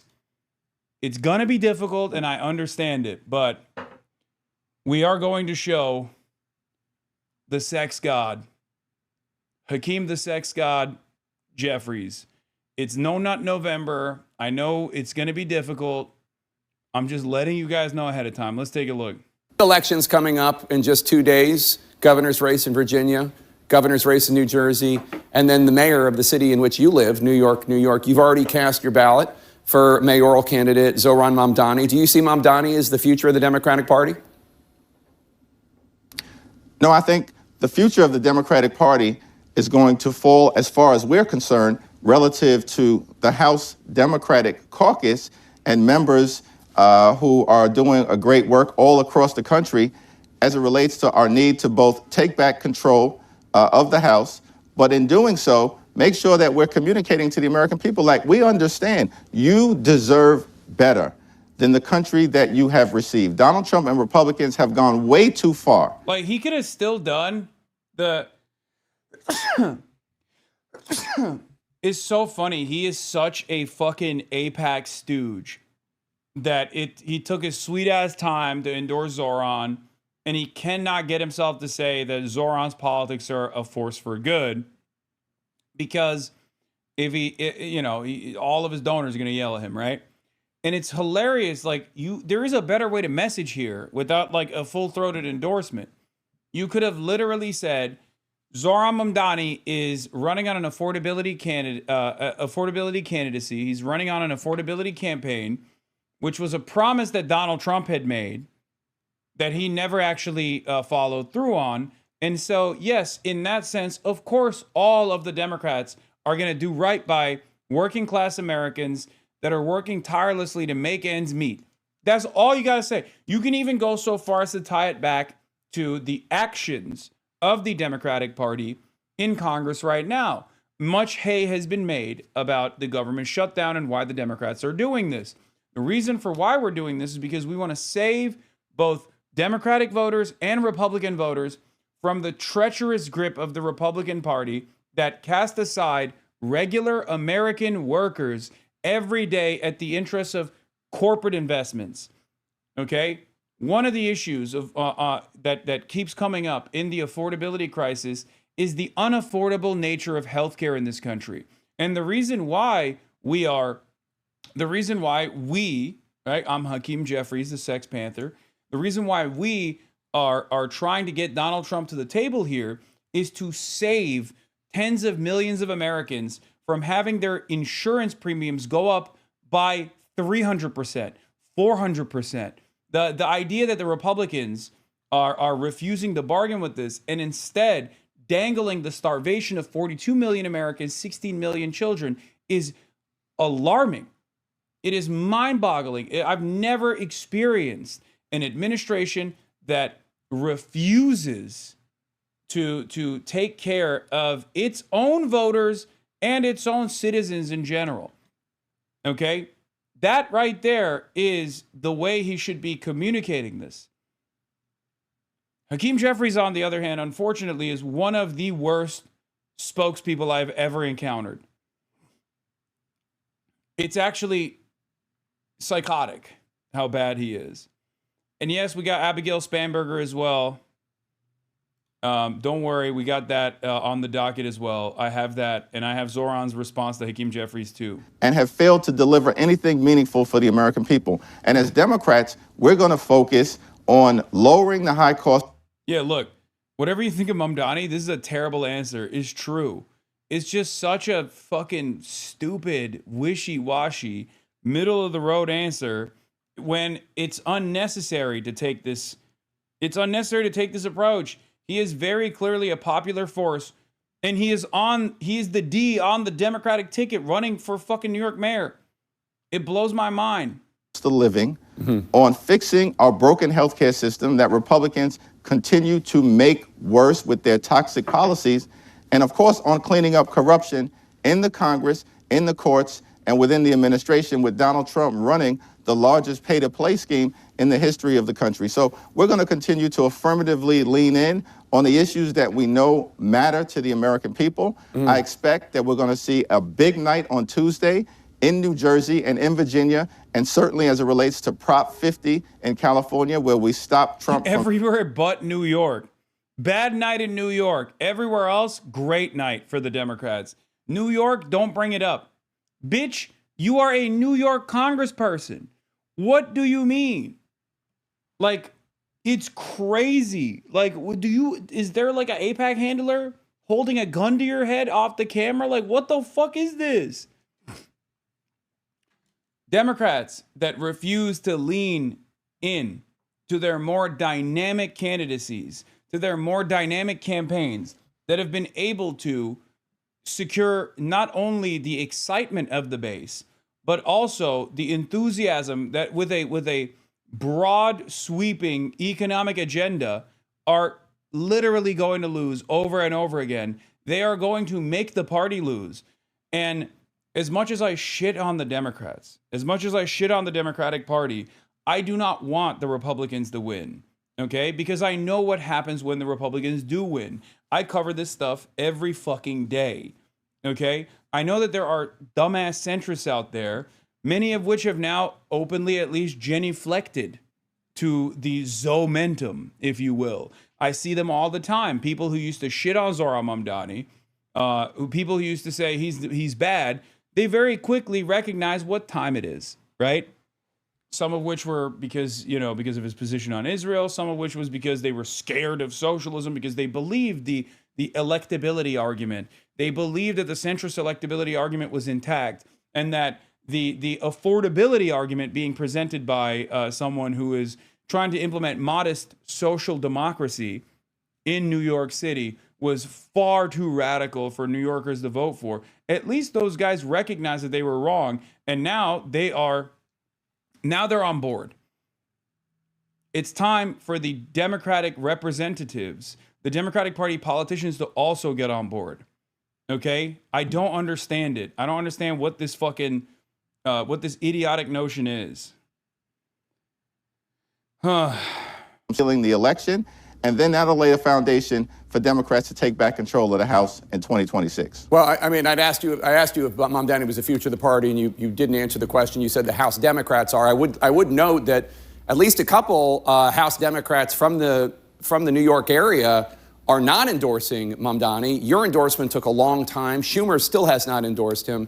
Are you concerned about Republicans using him as a lightning rod so as to hurt your ability to win back the House in 2026? No, the lightning rod in terms of what's going to impact the ability of either side to win control of the House or hold control of the House in 2026 is going to be the failure of Republicans to actually deliver on the promises that they've made and to actively make life worse for everyday Americans. The country knows that we're heading in the wrong direction. We see it repeatedly. The country knows that Republicans have refused to make health care affordable and are actively making it unaffordable, depriving working class Americans of their ability to see a doctor when they need one. And the country knows that Republican policies have been all... Yeah, Jake Tapper's an op too, obviously. That's why he's like, whoa, do you think Zohran is going to hurt the Democrats, the National Democratic Party? Dude, wake up, okay?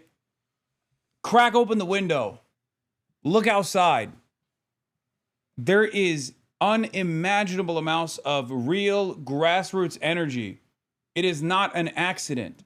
I cannot fucking believe it. Like, oh man, what if the Zohran wing of the Democratic Party make the Democrats too popular? It's like, bitch, the Democratic Party's popularity is worse than the Republicans right now. They're at 20%. What are we talking about? They're in the fucking gutter, and you got real grassroots energy trying to claw back some semblance of momentum, okay?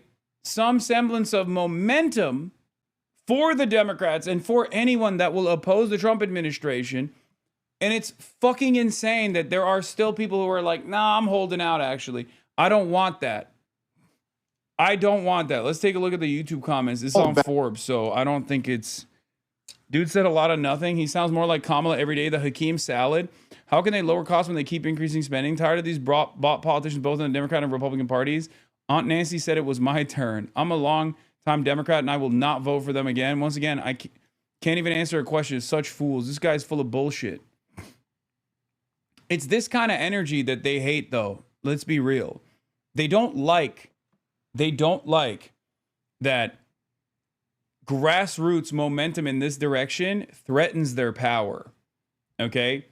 It threatens the institutional vice grip that they have. And they hate that. That's the reason. That's the other reason why they can't simply fucking lean into this shit. But Zohran had a really funny response to it. Have a response. Here, I mean, I guess we'll just watch. Holy shit, it's got 60K likes. CNN approached Zohran Mamdani in one of his fucking campaign stops. Hakeem Jeffries was asked this morning if you're the future of the Democratic Party. He said no. Good to know. Do you have a response? No, I'm focused on the next 2 days. Do you think you're the future of the Democratic Party? I don't dare predict the future. That's why I'm out here canvassing to deal with my anxiety to get through the tape of the future of 9 p.m. on Tuesday. Yeah. That's what the fuck his response was pretty The need perfect. to run through the tape. Are you feeling confident? And are you feeling Here, confident? this is like the rest of it. Hold They're on, in let's church. see. They're all New Yorkers who are struggling to afford this city. They deserve a mayor. Here, we'll The watch the club full last thing. night, 6 of them in Bushwick, right? At church this morning, more church this morning, now the marathon. Look, we've got 2 days left. We have to try and speak to every single New Yorker we can find, whether they're at the club, whether they're here at the marathon, whether they're at church. They're all New Yorkers who are struggling to afford this city. They deserve a mayor who sees them for what they are, which is the people that should be served by City Hall, not actually sacrificed by them in the pursuit of personal freedom from the Donald Trump administration. You talked about the need to run through the tape. Are you feeling confident? And are you feeling confident that you can break that 50? I am feeling confident, but I'm not feeling complacent. I can tell you that having run this marathon, the final miles are the most difficult ones, and I am thankfully in a better position than I was when I was running it in terms of this race. But we know that today it comes down to how many doors do we knock? How many calls do we make? How many people go out there and vote? And so, as incredible as this is, the best parts of the day so far have really been speaking to canvassers, because those are the people who are on the front lines of spreading our message that the most expensive city in America doesn't actually have to be this hard. It can actually be affordable. Last question. How will you try and unite the community, unite New Yorkers? This has been a somewhat divisive race. There's been divisive rhetoric. Yeah, not on his end. The fuck has he done? No, actually, like, this is what's so frustrating about this conversation is, like, he doesn't talk about how he's gonna be only a mayor for, like, specific New Yorkers at all. As a matter of fact, he constantly says, I'm the mayor of all New Yorkers. I love New York. I live in New York. This is what I care about. I want to make the city more affordable for everyday New Yorkers so they don't have to leave the city. Okay? The only reason why ZOHRAN is divisive is because he's Muslim. That's it. That's it. He's a Muslim dude who holds, remember, the majority opinion on Israel. And not just like the majority opinion for the Democratic Party, because he owns the overwhelming majority opinion on the Democratic Party side. He owns the overwhelming majority opinion on the independent side. And he owns the majority opinion on Israel in general, even amongst even when you factor in the Republicans. Okay? So what has he done that is even remotely divisive? Okay? What has he done that is even remotely divisive? What has he said that's even remotely divisive? Nothing, right? Not even a little bit. The only thing that could be considered divisive is that he's doing all this while being Muslim. Okay? That's it. That's it. Maybe he's divisive to the corporate interests and the corporate donors, the real estate lobbying groups, and billionaires. He's divisive for those who want to maintain a stronghold of pro-Israel sentiment in New York City. But that's not the majority position at all. Just like the majority position isn't the rich should keep getting richer in this fucking city. The overwhelming majority, why does he change his accent depending on who he talks to? Lovely question. It's called code switching. It's something that people of color do. It's something that people who grew up in different countries do all the time. I hope this actually answers your question. It's just something that people do. Okay?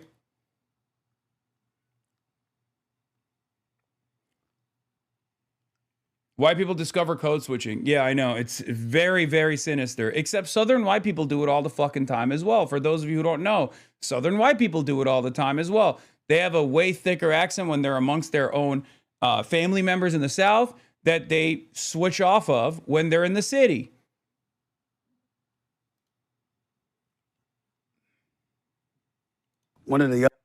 For decades, unquestioned pro-Israel stances among Democrats have been considered apolitical. In this context, even the mildest pushback, like declining to attend cerebral or the Celebrate Israel parade, are beyond the pale.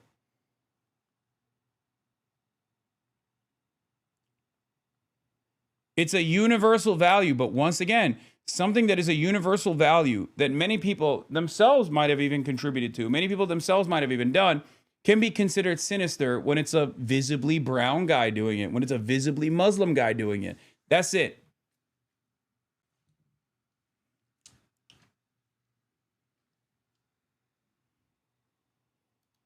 from some of the other candidates. How do you unite everyone, if you win after Tuesday, to make sure the city can come together? I'm going to make it clear that I'm looking to lead the entirety of this city. All 8.5 million people who call it home. I don't care if they voted for me, Andrew Cuomo, Curtis Lee, or didn't vote at all. They're all New Yorkers. They deserve a mayor who's committed to the work of ensuring this is an affordable city.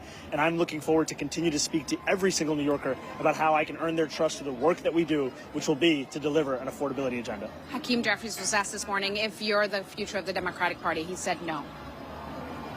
Good to know. Do you have a response? No, I'm focused on the next 2 days.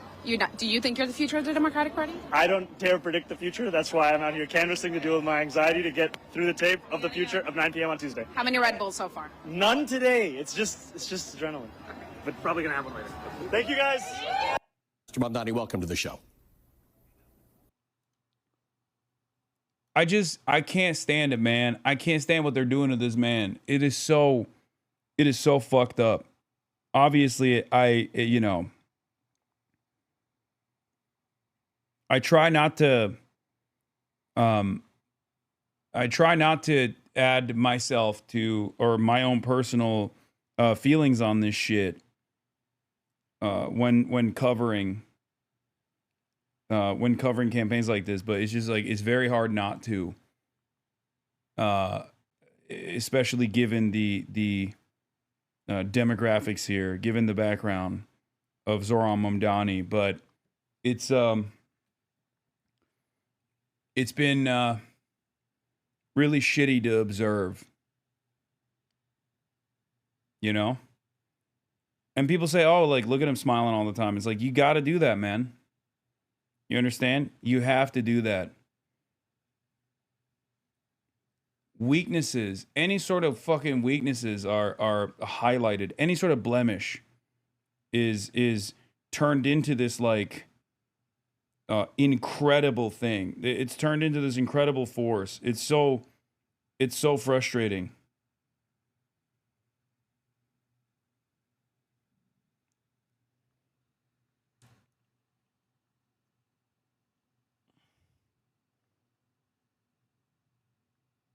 I cannot believe he's been able to white knuckle through this entire thing. Brother, think about it this way. Like, it's obviously not, it's not a secret that a lot of the people that Zohran is close to, including his fucking family, including his wife, including his father, including his mother, have been hyper scrutinized in a way that you never see, in a way that you never ever see in any other type of campaign. And he just has to sit there and white knuckle through it and smile through it. Because if he were to turn around and be like, what the fuck do you mean? Like, you're bringing up my father's, academic pedigree into this conversation, or his like, or his actual teachings, like his actual work into this conversation. Like, what are you talking about? This is like insane. People would pounce on it. You just can't fight back. Because if you do, then the subject matter turns into, why is this angry socialist Muslim so angry? You know? Whatever happens tomorrow, never forget that this doggedly positive and hopeful campaign in every way, a fight for basic dignity and joyful celebration of democratic pluralism, was relentlessly denounced by political and media elites as something sinister, dangerous, and violent.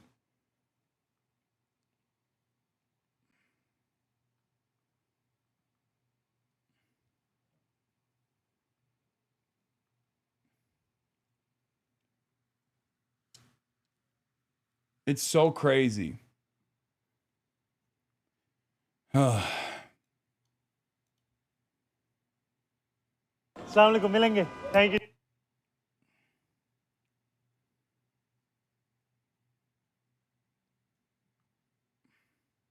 When he's a mayor, it's going to get worse, though. I mean, it's a little bit different when you're in that position, I think. It will continue, but I think after a while, those attacks soften. In the New York Mag article, in which you nominated a youngish Democrat, came out this morning, Oh yeah, the New York Intelligencer article came out. Hi. I vote for you. Thank you so much. Thank I you. just tell my wife you're here. Thank you. Please give this to her. Thank you so much. How you doing, brother? I'm happy to meet you. How you doing, brother? Love you too. Thank you. Thank you. Walaikum salam ji, kaise ho? Thank you ji. आप vote किए अब तक? I'm 67. I retire. I cannot retire. What are you gonna do when you retire? My payments and 25 year You're gonna work payment. until you drop dead. Exactly. You're gonna work. Easy. How you doing? Easy. We That's need our this man. This is a signature hug. He's a strong guy. How you doing, brother? For South Asians growing up in New York City, taxis were one of the ways we would see ourselves as part of the fabric of the city. Thank you, brother. Thank As you. I much as appreciate taxis have been celebrated, as much as they've been woven into the most prominent examples of what it means to be a New Yorker, or the films and the books that we all love about the city, I watched, as did many New Yorkers, as driver after driver was trapped Thank you, brother. Thank you, in inshallah. debt peonage, and their struggles were simply overlooked by politicians. You know, it's time to also speak to New Yorkers for whom the workday starts at night. It's time to actually look to represent them. I just wanted to say hi, but so many cameras. It's all good. Yeah, it's all- Whatever you're doing is good, man. Thank you, brother. God bless you. Thank you. I appreciate you. Mr. Mandani, nice to see you. You're gonna be Ben. You're gonna be next mayor, Mr. Mandani, next mayor. Mr. Mandani. I love you. We miss you. We cannot wait you to win the next mayor. I started at 8:30 and I quit at 8:30. 8:30 in the morning, 8:30 at night? Right. Yeah. How about Yeah, 9:30 to like 10, sometimes 9:30 in the morning, 10 p.m. tonight? Yes, sir. Yes, sir. I started like Working very 9:30 hard. to like midnight. Soon. If you vote. Thank you. inshallah. I love you. Thank you. I love you too, brother. Nice to meet you. She's just excited to see you. You guys taught me how to campaign. Oh, yeah. Now imagine if he had institutional backing from the start. Imagine if he had imagine if his background wasn't, you know, like called into question with regular frequency, because this is a endlessly replicable campaign. Okay, you go out, you're from the community, you go out and you ask people what their issues are in the exact same way that ZOHRAN did. You identify key signature policies that you will advance to make people's financial hardships less bad, okay? To solve some of these issues. And you just run on a platform that is focused on affordability, and you run on a platform that seeks to not undermine working class people, but instead to uplift them. Okay? That's it. That's it. This is a replicable campaign. And especially with like, you know, you're gonna have people of all different kinds of backgrounds that won't get insanely. I mean, that won't get fucking endless amounts of attacks saying like, well, this person is Muslim and therefore dangerous. This person is a socialist, therefore dangerous for the finance capital. This person is a Muslim. 9/11 happened in New York. Like, what a gross fucking line of attack, man. What an unimaginably gross line of attack.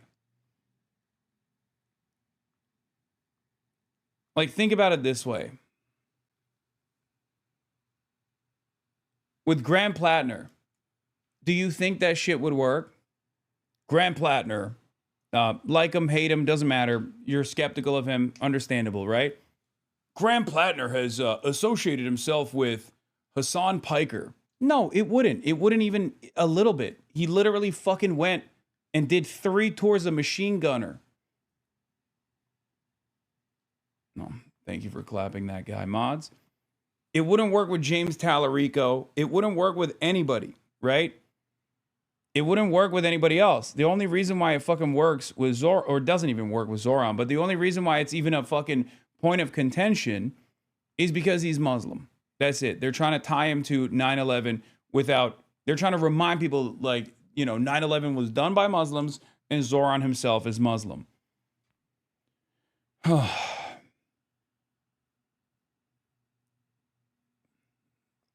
very fucking annoying. And not because like, not because like I'm in the spotlight in this way. I don't give a shit about that. I mean, I've said what I've said. I've done what I've done. My work speaks for itself.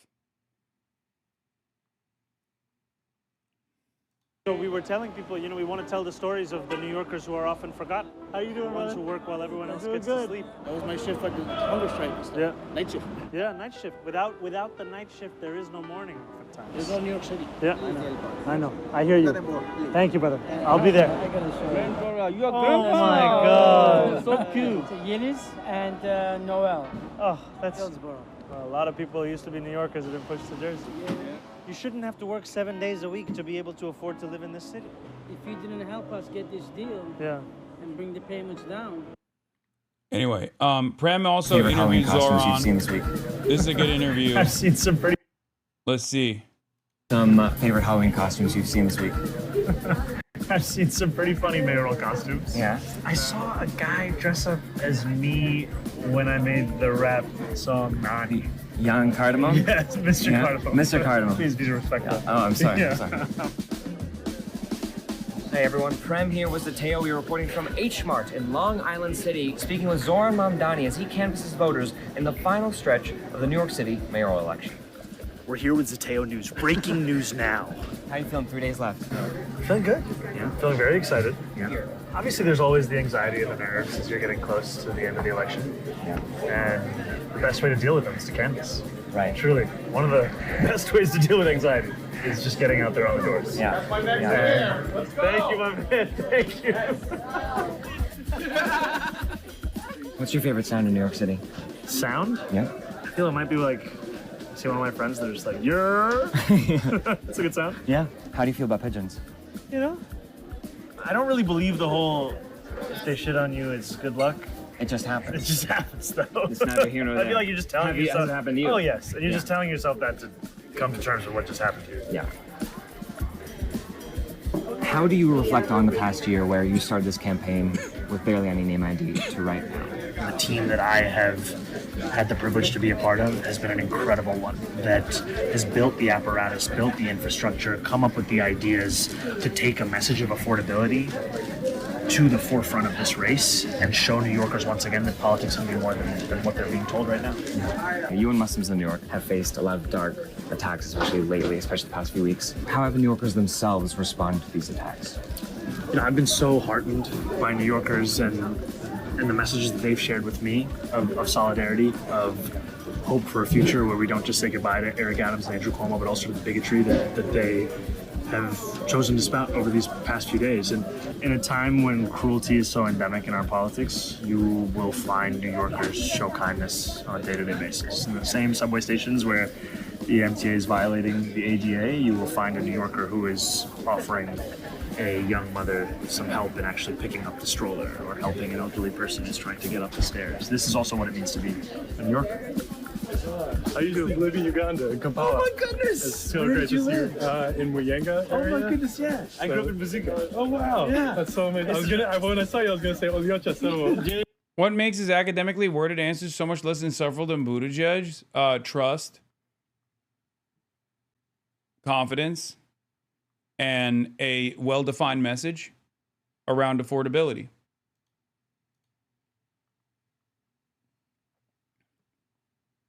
You also have to remember, like, if he wasn't this fucking buttoned up, once again, if he wasn't this buttoned up, he would be attacked on that too.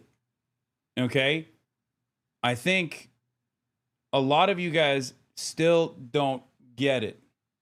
Okay? You can get away, if you're a white dude, you can get away with a lot more. You can get away with slang.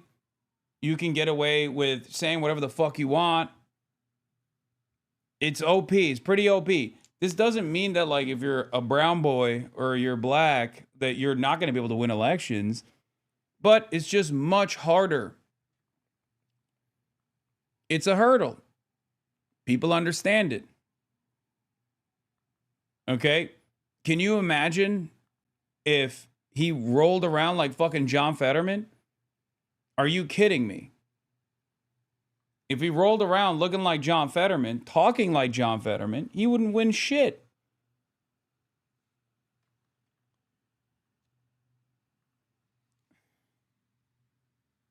People, you have to do that.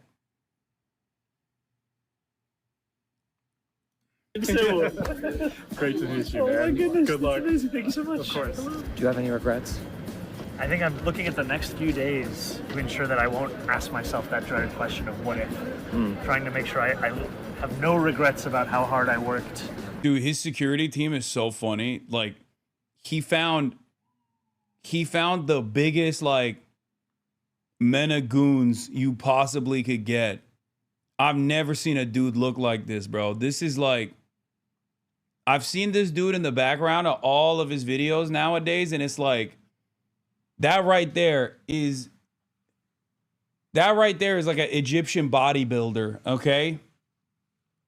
I don't know where the fuck he found this guy, but he is a thick dude, all right? How many New Yorkers I tried to speak to. Yeah. That's how I deal with my anxiety. Yeah.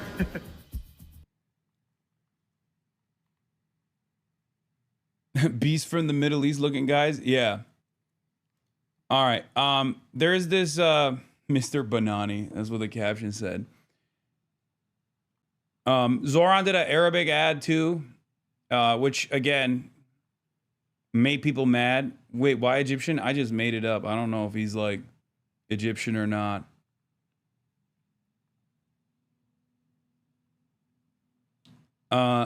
That pissed off a lot of people as well because everything he does is frustrating, I guess, but مرحبا، أنا اسمي زهران ممداني وعم رشح حالي ليكون العمدة الجديد في مدينة نيويورك. بعرف شو عم تفكروا، شكلي كأني صهركم من الشام، بس العربي تبعي بده شوية شغل. مع هيك أنا حابب اليوم أطلب دعمكم يوم 4 نوفمبر. العيشة بنيويورك صارت غالية للكل. ازيك يا باشا؟ this is a banger. I'm gonna be honest. This is the best part of the ad. Where he pets the fucking bodega cat in العيشة Arabic. بنيويورك صارت غالية للكل. ازيك يا باشا؟ كل شيء تمام؟ وصار صعب نعيش فيها ونربي أولاد. أنا كعمدة رح جمد الإيجارات لأكثر من 2,000,000 شخص وخلي الباصات سريعة ومجانا وأضمن رعاية الأطفال شاملة لكل العائلات. ويمكن ما فيني أقنع عمك إنه الكنافة النابلسية This is you tried tier Arabic speaking. Bitch, what fucking mayoral candidate or what local politician has done this? He's not Arab. He doesn't speak Arabic. It's not like he's, you know.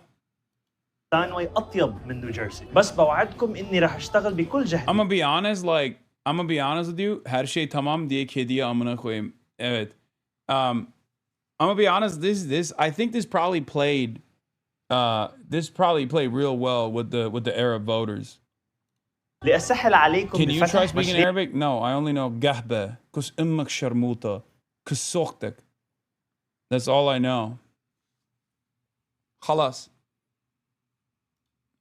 الصغيرة وتدفعوا إيجاركم وتبنوا مستقبلكم في مدينة نيويورك. التصويت المبكر مفتوح الآن حتى 2 نوفمبر ويوم الانتخابات يوم 4 نوفمبر. أنا منكم وإليكم. سنراكم. That was a good one. Yeah. That was a good one. Yes. سنراكم. Yallah. I mean, we say yallah in Turkish too. Anyway.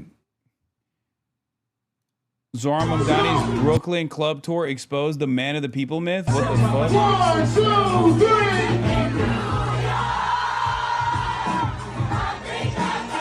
So why were people upset? Just racism? Yes, everything is.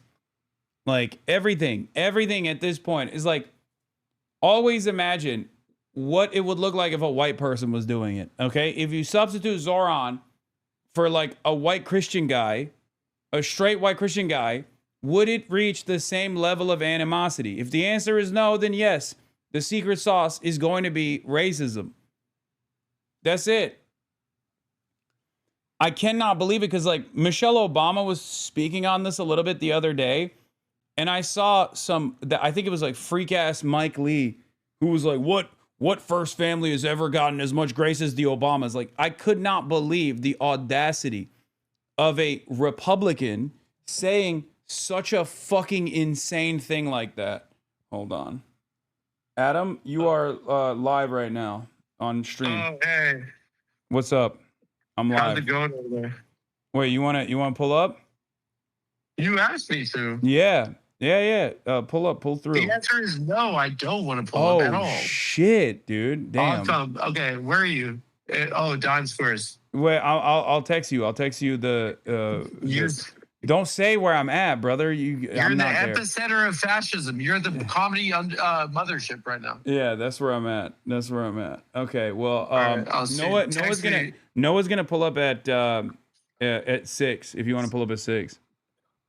What do can we have to do like smart stuff or dumb stuff? We can do both. We can do some smart stuff and some dumb stuff.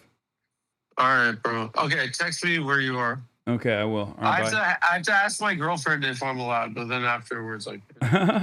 Okay, let me know. Seriously, I'm in hell. Okay, bye. See you. Bye. Hold on. Dude, this is, I told you guys, this is fucking guest heavy today, okay?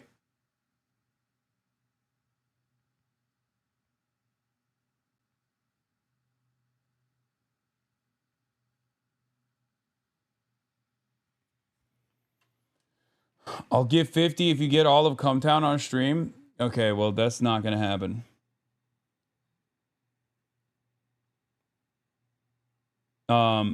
This is like the season finale of HasanAbi Broadcast. We running back all the greats. Yeah.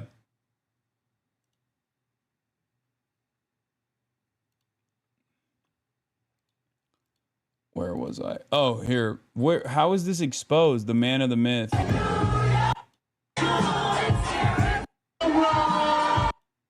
What did this expose? I don't understand. Anyway. I'm dropping 10 of gifted if Zohran wins more than 52%. I think he will.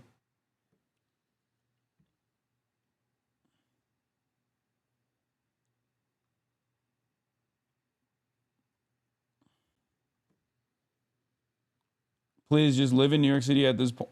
At this point, we love you here. I think New York City loves me more than Los Angeles does. Okay.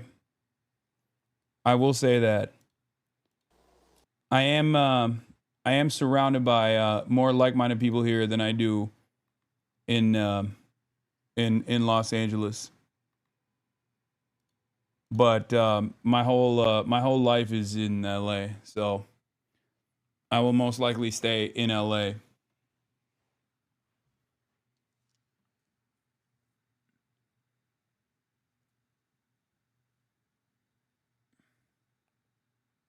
He's calling us LA normies dumb chat? No. No, not at all. No, the regular folk in LA are awesome. Regular people everywhere are awesome. That's not the argument here. It's just like it's not a secret at this point that the industry that I'm a part of has culturally shifted to the right. Sometimes, dare I say, the far right. And it is partially because the only voices that you hear, the only prominent voices that you hear that are willing to speak on politics are right-wing figures. Okay? That has had a downstream impact that a lot of people fail to consider, where if the most outspoken voices and some of the largest content creators, whether they be on Kick or even whether they be here on Twitch, are right-wing voices, and liberal leftist voices are too fearful to ever say anything, and the centrist voices are always attacking me, it creates this environment where, you know, the onlookers and the people that are watching from afar assume that like this right-wing shit is actually a lot more popular than it is.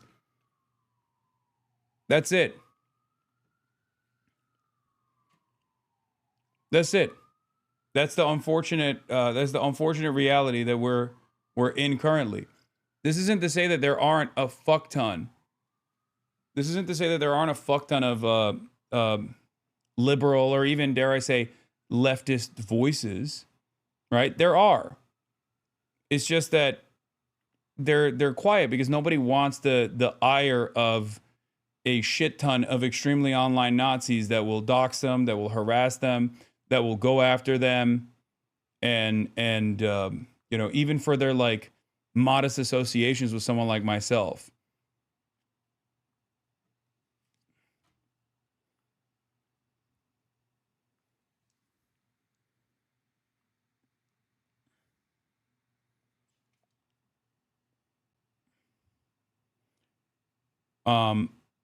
There was a thing I was going to talk about. What the fuck was it?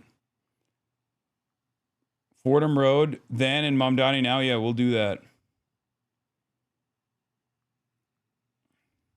CNN trying to rap fuck Zohran in his new interview. What is this?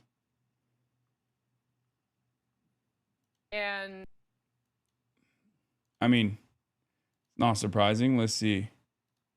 if Mamdani is elected and he doesn't perform the job the way that Andrew Cuomo, the way that President Trump, the way that others are warning, if he does run the city as a communist, are you going to have any regrets?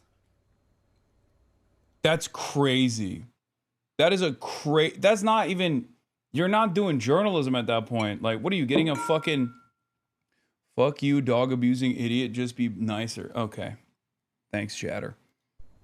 Why should I have regrets? I trust people. People are going to make the choice. I'll live with the choice. I'd like them to choose me, but if, perchance, I lose on November 4th, I will improve, not move. I will lead the opposition. I will organize against any of the initiatives that are not in the best interests of people. I will not flee like Andrew Cuomo told his billionaire friends in the Hamptons. Oh, if ZOHRAN wins, I flee.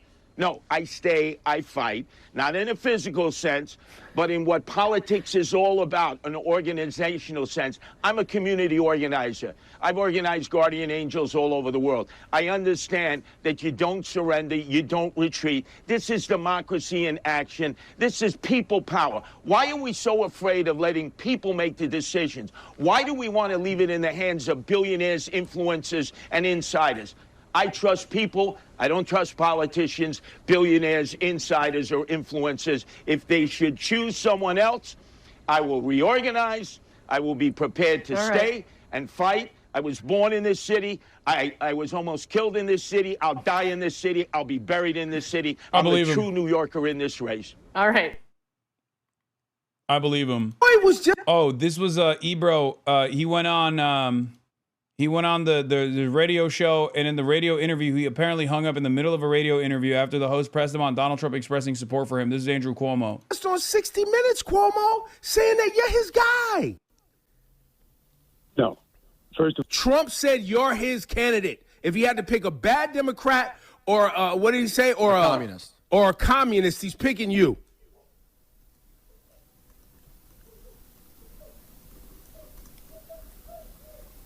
Hello? I think that they cut him off.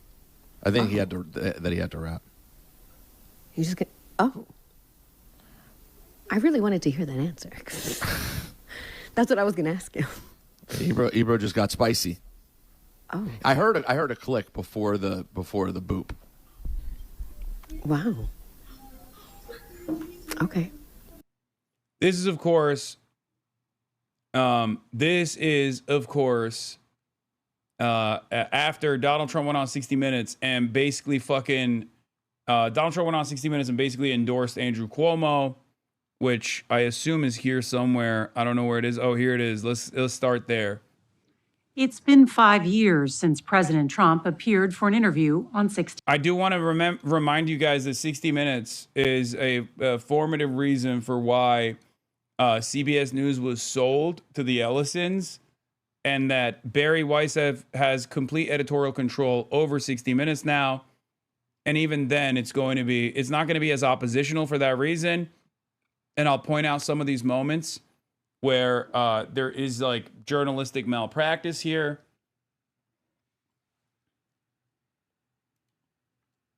He touched on Barry. Wait, what? Anyway, well, saying, yeah. No, I mean, he's just saying it. It's like, while he brought up on the campaign trail that these are all like rugged criminals, they're rapists, monsters, decapitators.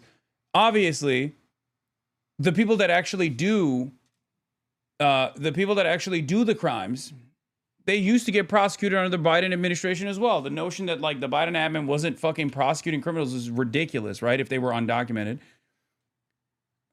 And that is the reason why he has opened up the floodgates of mass deportation, because that was the ultimate goal. It was not for some real crime prevention reason. It was because they want to make America and American demographics more racially harmonious, more racially pure, right? In air quotes, I'm saying that. Like that is the heart of white nativist immigration policy. That's it. If only there was one fucking major party out of the two that consistently actually held Trump's feet to the fire when he was running with this lie, even in an effort to defend themselves and their track record on this, their past performance on this, and maybe even nominally brought up the idea that this is a nation of immigrants. Americans are, immigrants are our neighbors. The auto pen. I love that he's like, get this. You're going to love this one. I don't know this man. It's like, okay, bitch, you pardoned him though. Fuck you mean you don't know this man? Wasn't that the whole thing with Joe Biden? He's doing auto pen.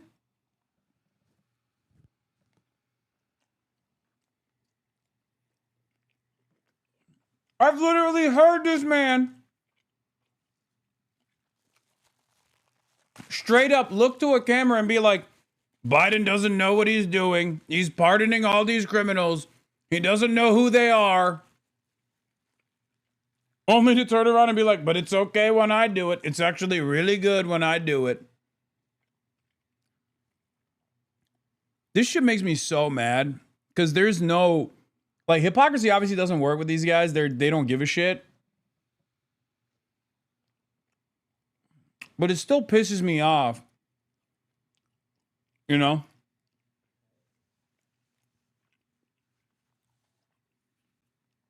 Seeing it in action is just still very frustrating. I can't be alone in this. Are into it.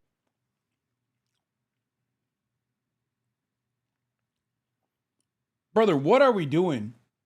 What the hell are we doing, bro?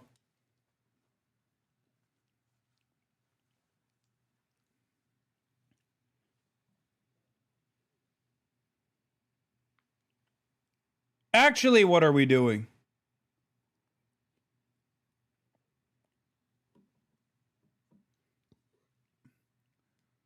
Yeah. $40 billion to Argentina, but the fucking finance capital of the country, sorry, can't give you money because you voted wrong.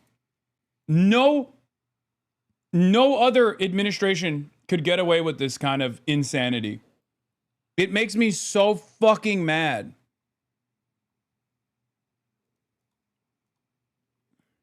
He just doubled down on those statements 30 minutes ago saying he's withholding federal funds if Mamdani wins. No, the fuck he won't, okay? Suck my dick, Trump.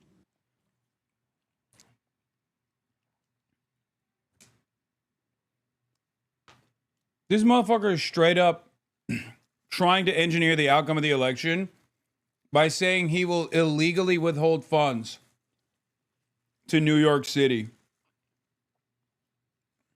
and New York State. Understand what's taking place here.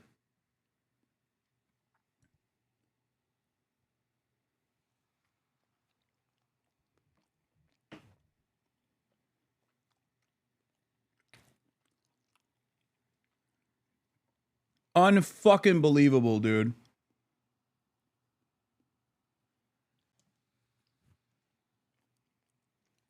Yeah, someone said this motherfucker's threatening sanctions on his own country. The city that he grew up in. Incredible work.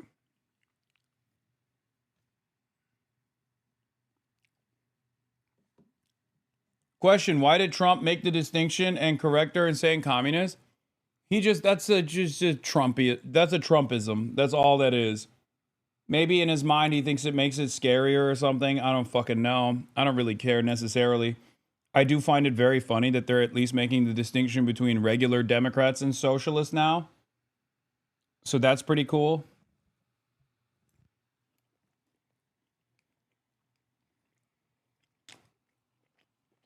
I don't mind it.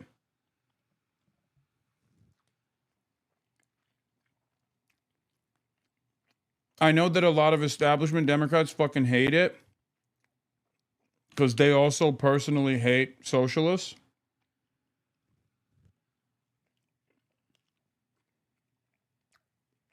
But the very fact that there's a distinction being made here is good. It's just socialism is no longer the same scary word that it once was. The story will continue in a moment. Swear to God, he's jelly beans, bro. I mean, I don't know. I don't know if there's any veracity to the statement as far as like whether or not Russia and China are actually engaging in like nuclear detonations. I feel like it's probably made up because everything he says is made up. And also there would be, I think there's like, there's patterns. Like it's not a thing that you can hide. Nuclear testing is not a thing that you, famously, it's not a thing that you can hide. Because there are seismic patterns that pick up on it, like earthquake detection mechanisms that pick up on that kind of seismic activity. There's also, I think, like global radiation. Like it's just not a thing. Like, bro, you couldn't hide that shit in like the 60s and 70s. How the fuck would you? The first nuke test that took place had a global impact, right?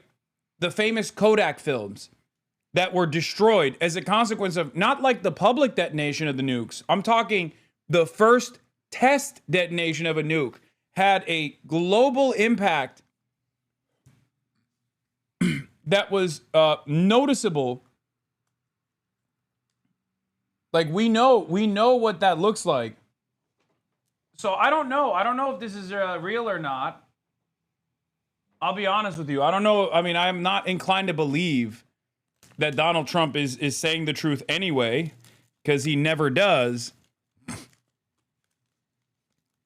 But especially on this case, I feel like if they were actually detonating nukes, we would know about it, like around the globe. Especially considering that we fucking hate China and Russia anyway. And if they were fucking around with nukes, like, I feel like our media would, like, the State Department has no reason not to leak that shit to terrify people. That our global adversaries are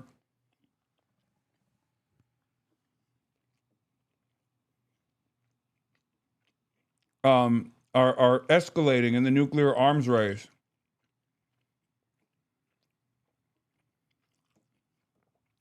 But maybe there's some information that I'm not privy to. I don't know.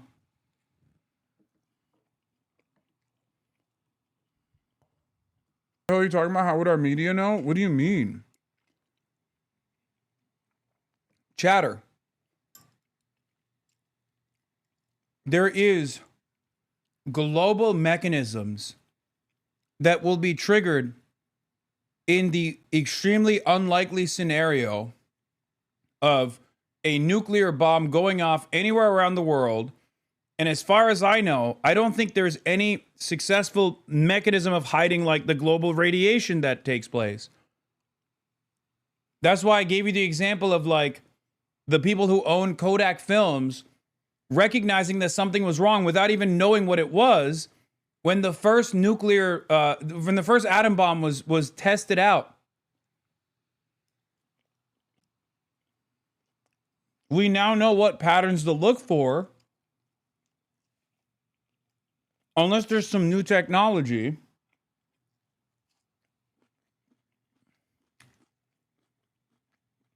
Like, I know there's underground testing, but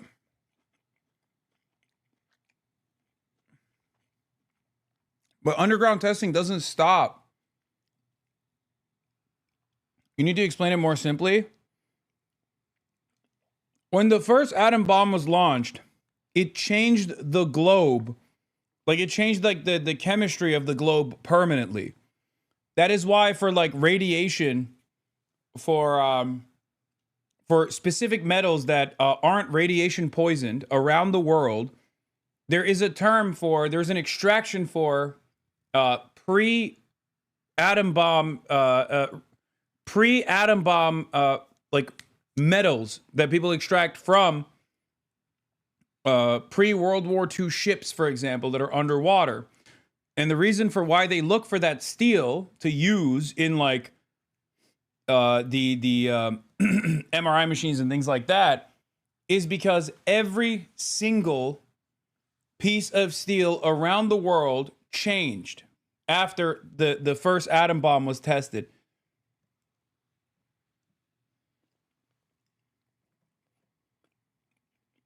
It contaminated everything.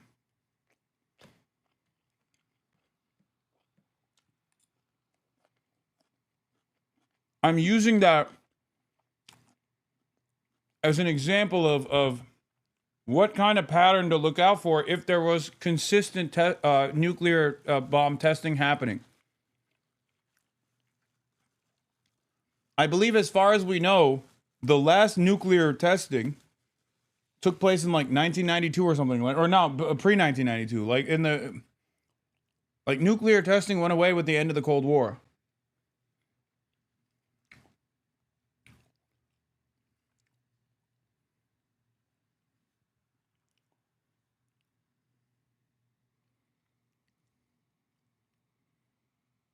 Between the United States and Russia or any of our major adversaries. Because North Korea is still, from what I understand, still. Oh my God, this is literally like Biden. I guess Donald Trump is a little bit better than Biden on this one. By at least doing the classic, like, oh, it's just a secret, I won't tell you. Instead of Biden actually breaking previously held, long-standing treaties on this matter. Because the State Department position, as far as I understand it, is that, no, they will not do that. Right? And Donald Trump is not saying that he will. Strategic ambiguity, remember.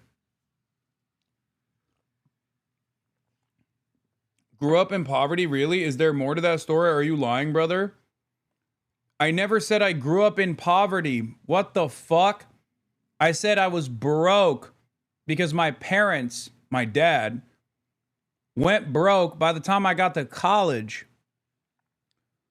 And I was broke for the first decade almost, post-college. Now, I'm fortunate enough to be able to take care of my family. You didn't see headlines. You saw a fucking viral tweet, brother. Don't act like you read any fucking headlines. You actually just saw a viral tweet. That's what you saw. I never said I fucking grew up in poverty. As a matter of fact, I've openly stated that I grew up fairly affluent in Turkey. I cannot believe how fucking stupid everyone is on the internet. That like things that I have openly talked about endlessly turn into this idiotic back and forth. They're like, oh, were you lying? Were you lying about growing up in poverty? When the fuck did I say I grew up in poverty? I didn't. I said I was broke in college and after college.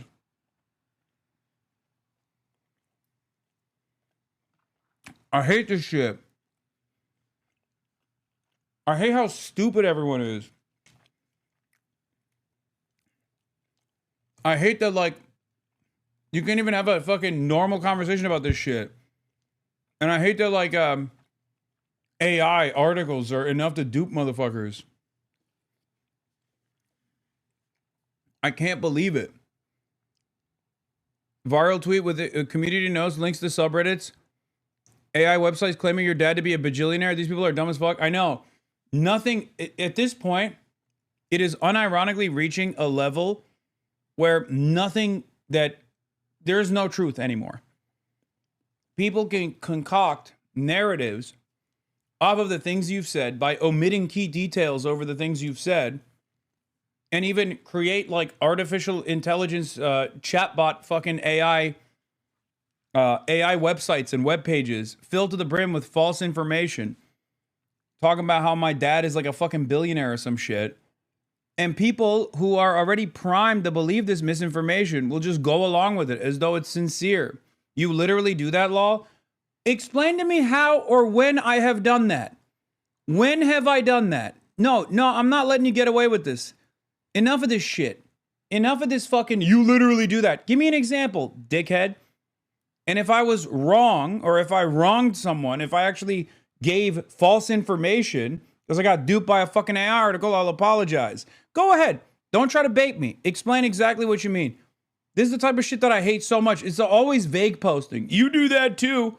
First of all, even if I did do that, would that be appropriate?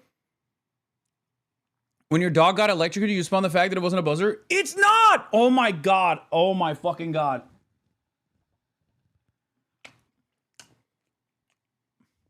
That's not even a counterexample. You fucking idiot. Come on, man. I want to be one of these guys that Come tells on, you. man. What do you mean? Come on, man. Wait, what did your sister say? What? Like, don't do that. Don't say that. Don't call her out like that. That's crazy. We're not on the street, though. You are, but I mean they can see kind of you. Noah Colwin. No, you're not. No one heard you. Don't worry. Noah Colwin and Adam Friedland are here in the building. And I'm cleaning up real quick. Disgusting in here. Yeah, there's do you guys want falafel or some chicken? No, we're doing a mental health check. Oh, you're doing a mental health check? What is that? Is that a spider hoodie? What the fuck? Oh, Who the fuck? They said 3 full kids. Who the fuck do you think you are? I don't know. They sent me. You think you're a cool kid like that? No, it was free. Oh my God. Why? Hold on. Hold on. Here, there's 2 chairs here. You can pull them up.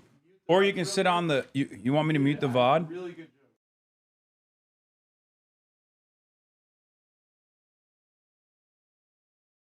That was a really good joke. Okay, I didn't mute you. They heard everything you said. No, I'm kidding. Why are you sitting away from the fucking camera? Where do I sit? On the bed? Yeah. You pull up the chair. It's perverse. I don't Pull wanna up the sit on chair. bed to sleep. Hi guys. Brace was like, Hello, up with, everyone. Like, his toes in the air. How many folks do you have watching? 34,000 right now. 34 is strong. You gotta come in. Yeah, hold on here. This is the. Off a little bit. Can I piss? No. No. This guy, bro, he thinks. Have you noticed he thinks he's hot shit now? Me? Yeah, have you noticed that, right, Noah? I don't at all. He's coming in. He's putting some airs on. He's like. I've eaten a bunch of humble pie recently. He said he ate a bunch of humble pie recently. Yeah, we got millennial Jon Stewart in the building, even though we like to call him Millennial Bill Maher. Shouts out to Club Random. You sure you don't want falafel? I just had some pizza. Oh. Adam, you want falafel? I got tahini sauce. I got a bunch of different sauces. You do? Okay. And I have chicken too if you want it. The rest of the chicken I have. You give me water? Yeah. There's the Saratoga back there if you want to put it in a fucking glass. Yeah. All right, hold on. While we try to get situated here, we'll finish the Stimulate. All right. Who said that? Was that Nora O'Donnell or no? There's the 60 Minutes lady. I don't know. Yeah, it was Nora O'Donnell. She really said to the Chinese people thinking, that's crazy. Sorry. That's... It's true. It's true. That's like decline in standards. It's true. Well, here's another fucking moment of decline in standards for 60 Minutes, which, by the way, shouts out to Barry Weiss, obviously. Barry Weiss. There's a point where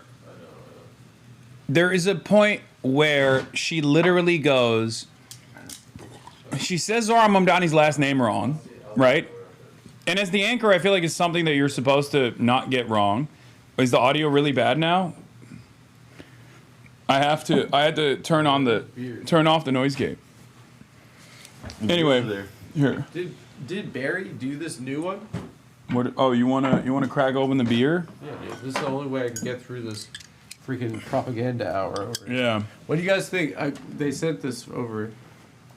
Bro, pull into the fucking. Why are you like this? There. See, that's where It's very intimate. Yeah, it is. That's the idea. Yeah. It's like making love in a hotel. Now take your shirt off. Me? Take your shirt off. Stop it right now. He's gonna get banned.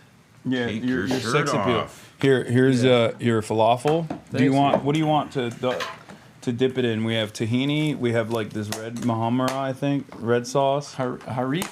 Harissa. Here. Thanks, dude. Here you go. So what's been going on, guys?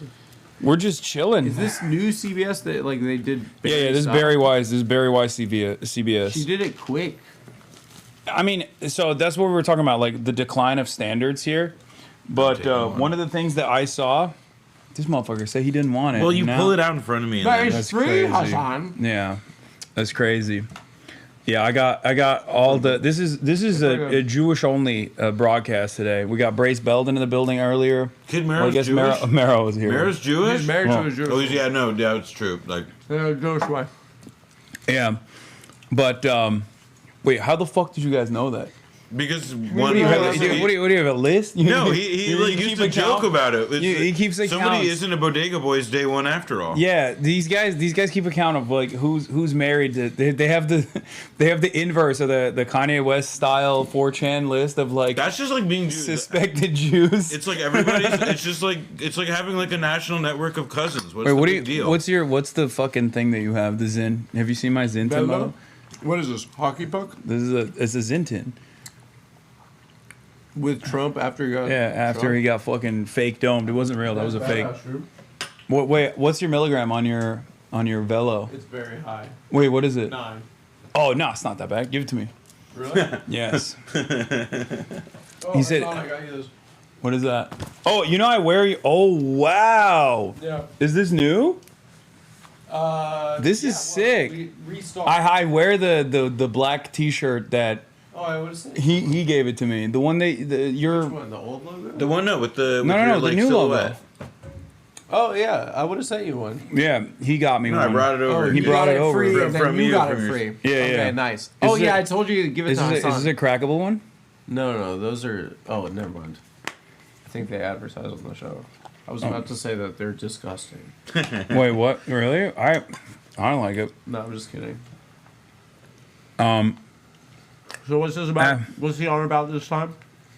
He's doing a 60 minutes. Apparently the full one is like an hour and 30, but it's crazy because like they said, my chat was saying that like he cries a lot in it, in the hour and 30 one where he's like constantly complaining, except in this 30-minute shortened version he is nonstop crying, and. They do hold his feet to the fire a bunch. Like, what do you mean? He's just like constantly complaining. He's like, What's wrong with crying for your career, to help your career? Well, the thing is, he's just chirping quite a bit. Wait, why are you looking at him like I had a that? crying moment myself. I think the brave Oh, men cry. true. That's right. I forgot about Did you that. see the Richie Torres picture today?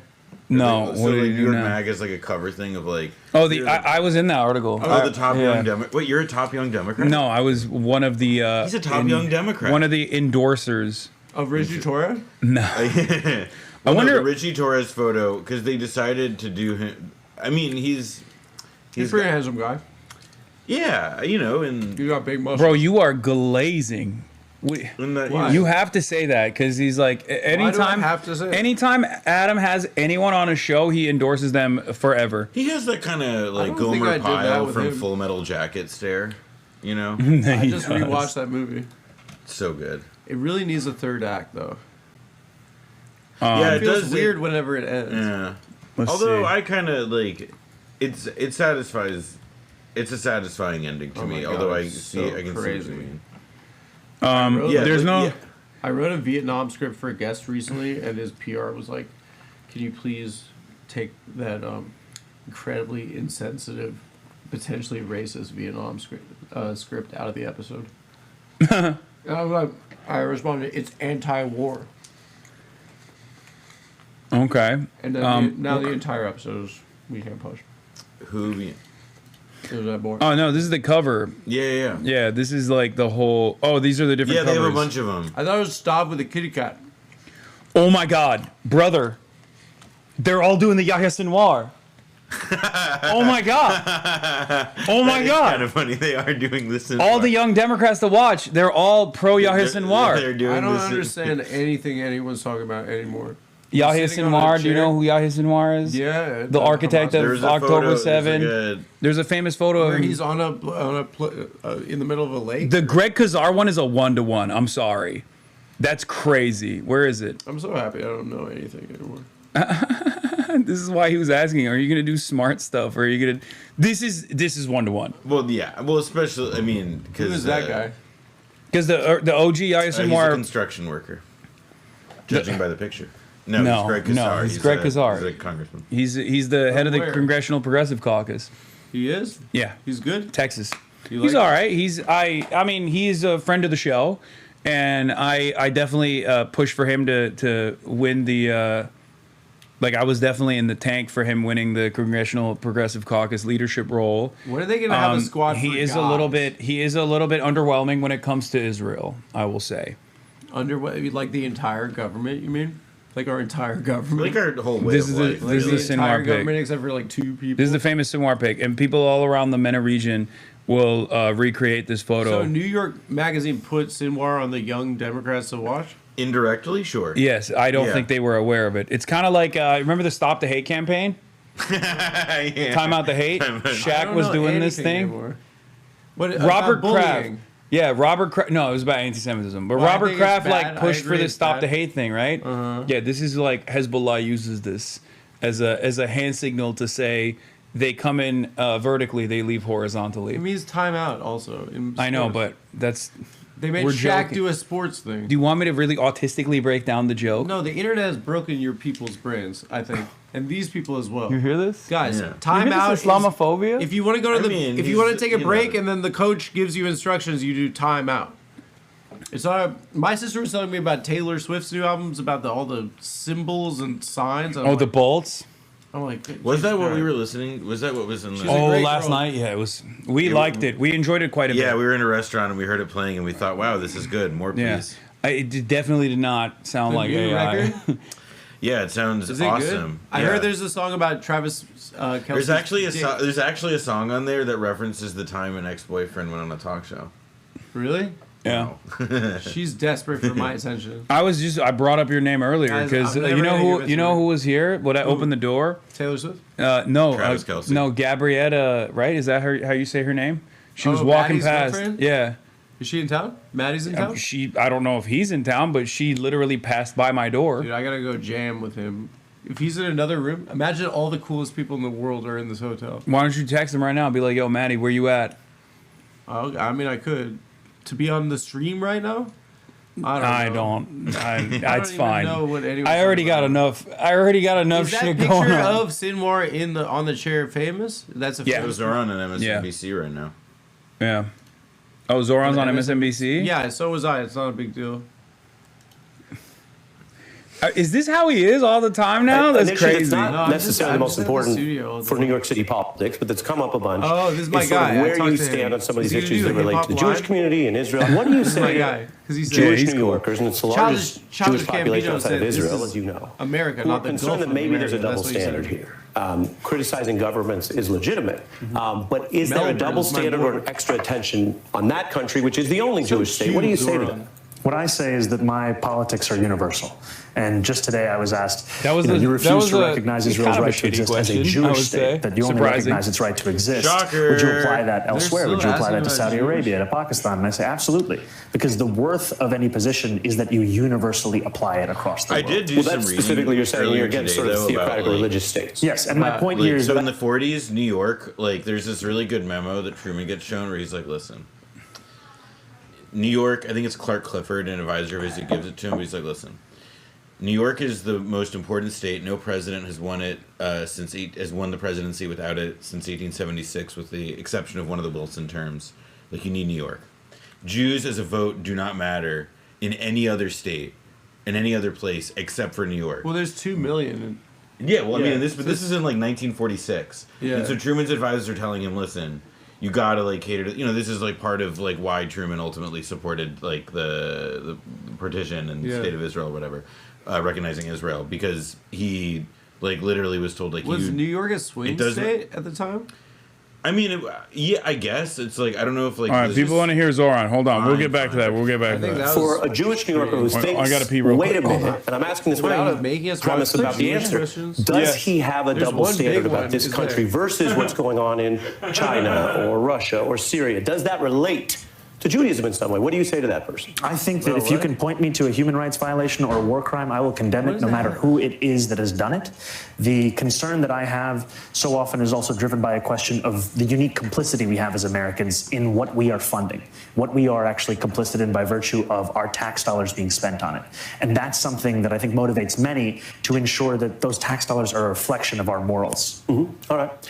You have spoken about these financial plans you have, and you made a point on New York radio, which a lot of people listen to address 50 Cent. And he's a critic. He's a critic of high taxes. Let me just go ahead and then we'll play. Rick Ross's I didn't even know what my salary would be until I opened up Instagram and I saw this thing, which was like 50 Cent offers Mamdani X amount of money. Yeah. I was like, that's a very specific amount of money. I was like, oh my God, that's... Yeah, so now we'll do this in reverse. They're going to go lyrics. Sorry. He said, I'll give you $258,000 and a first-class one-way ticket out of New York. That's what you're referencing. So, you know that. Here's what you did say, though, in a serious kind of policy radio interview. Let's take a look.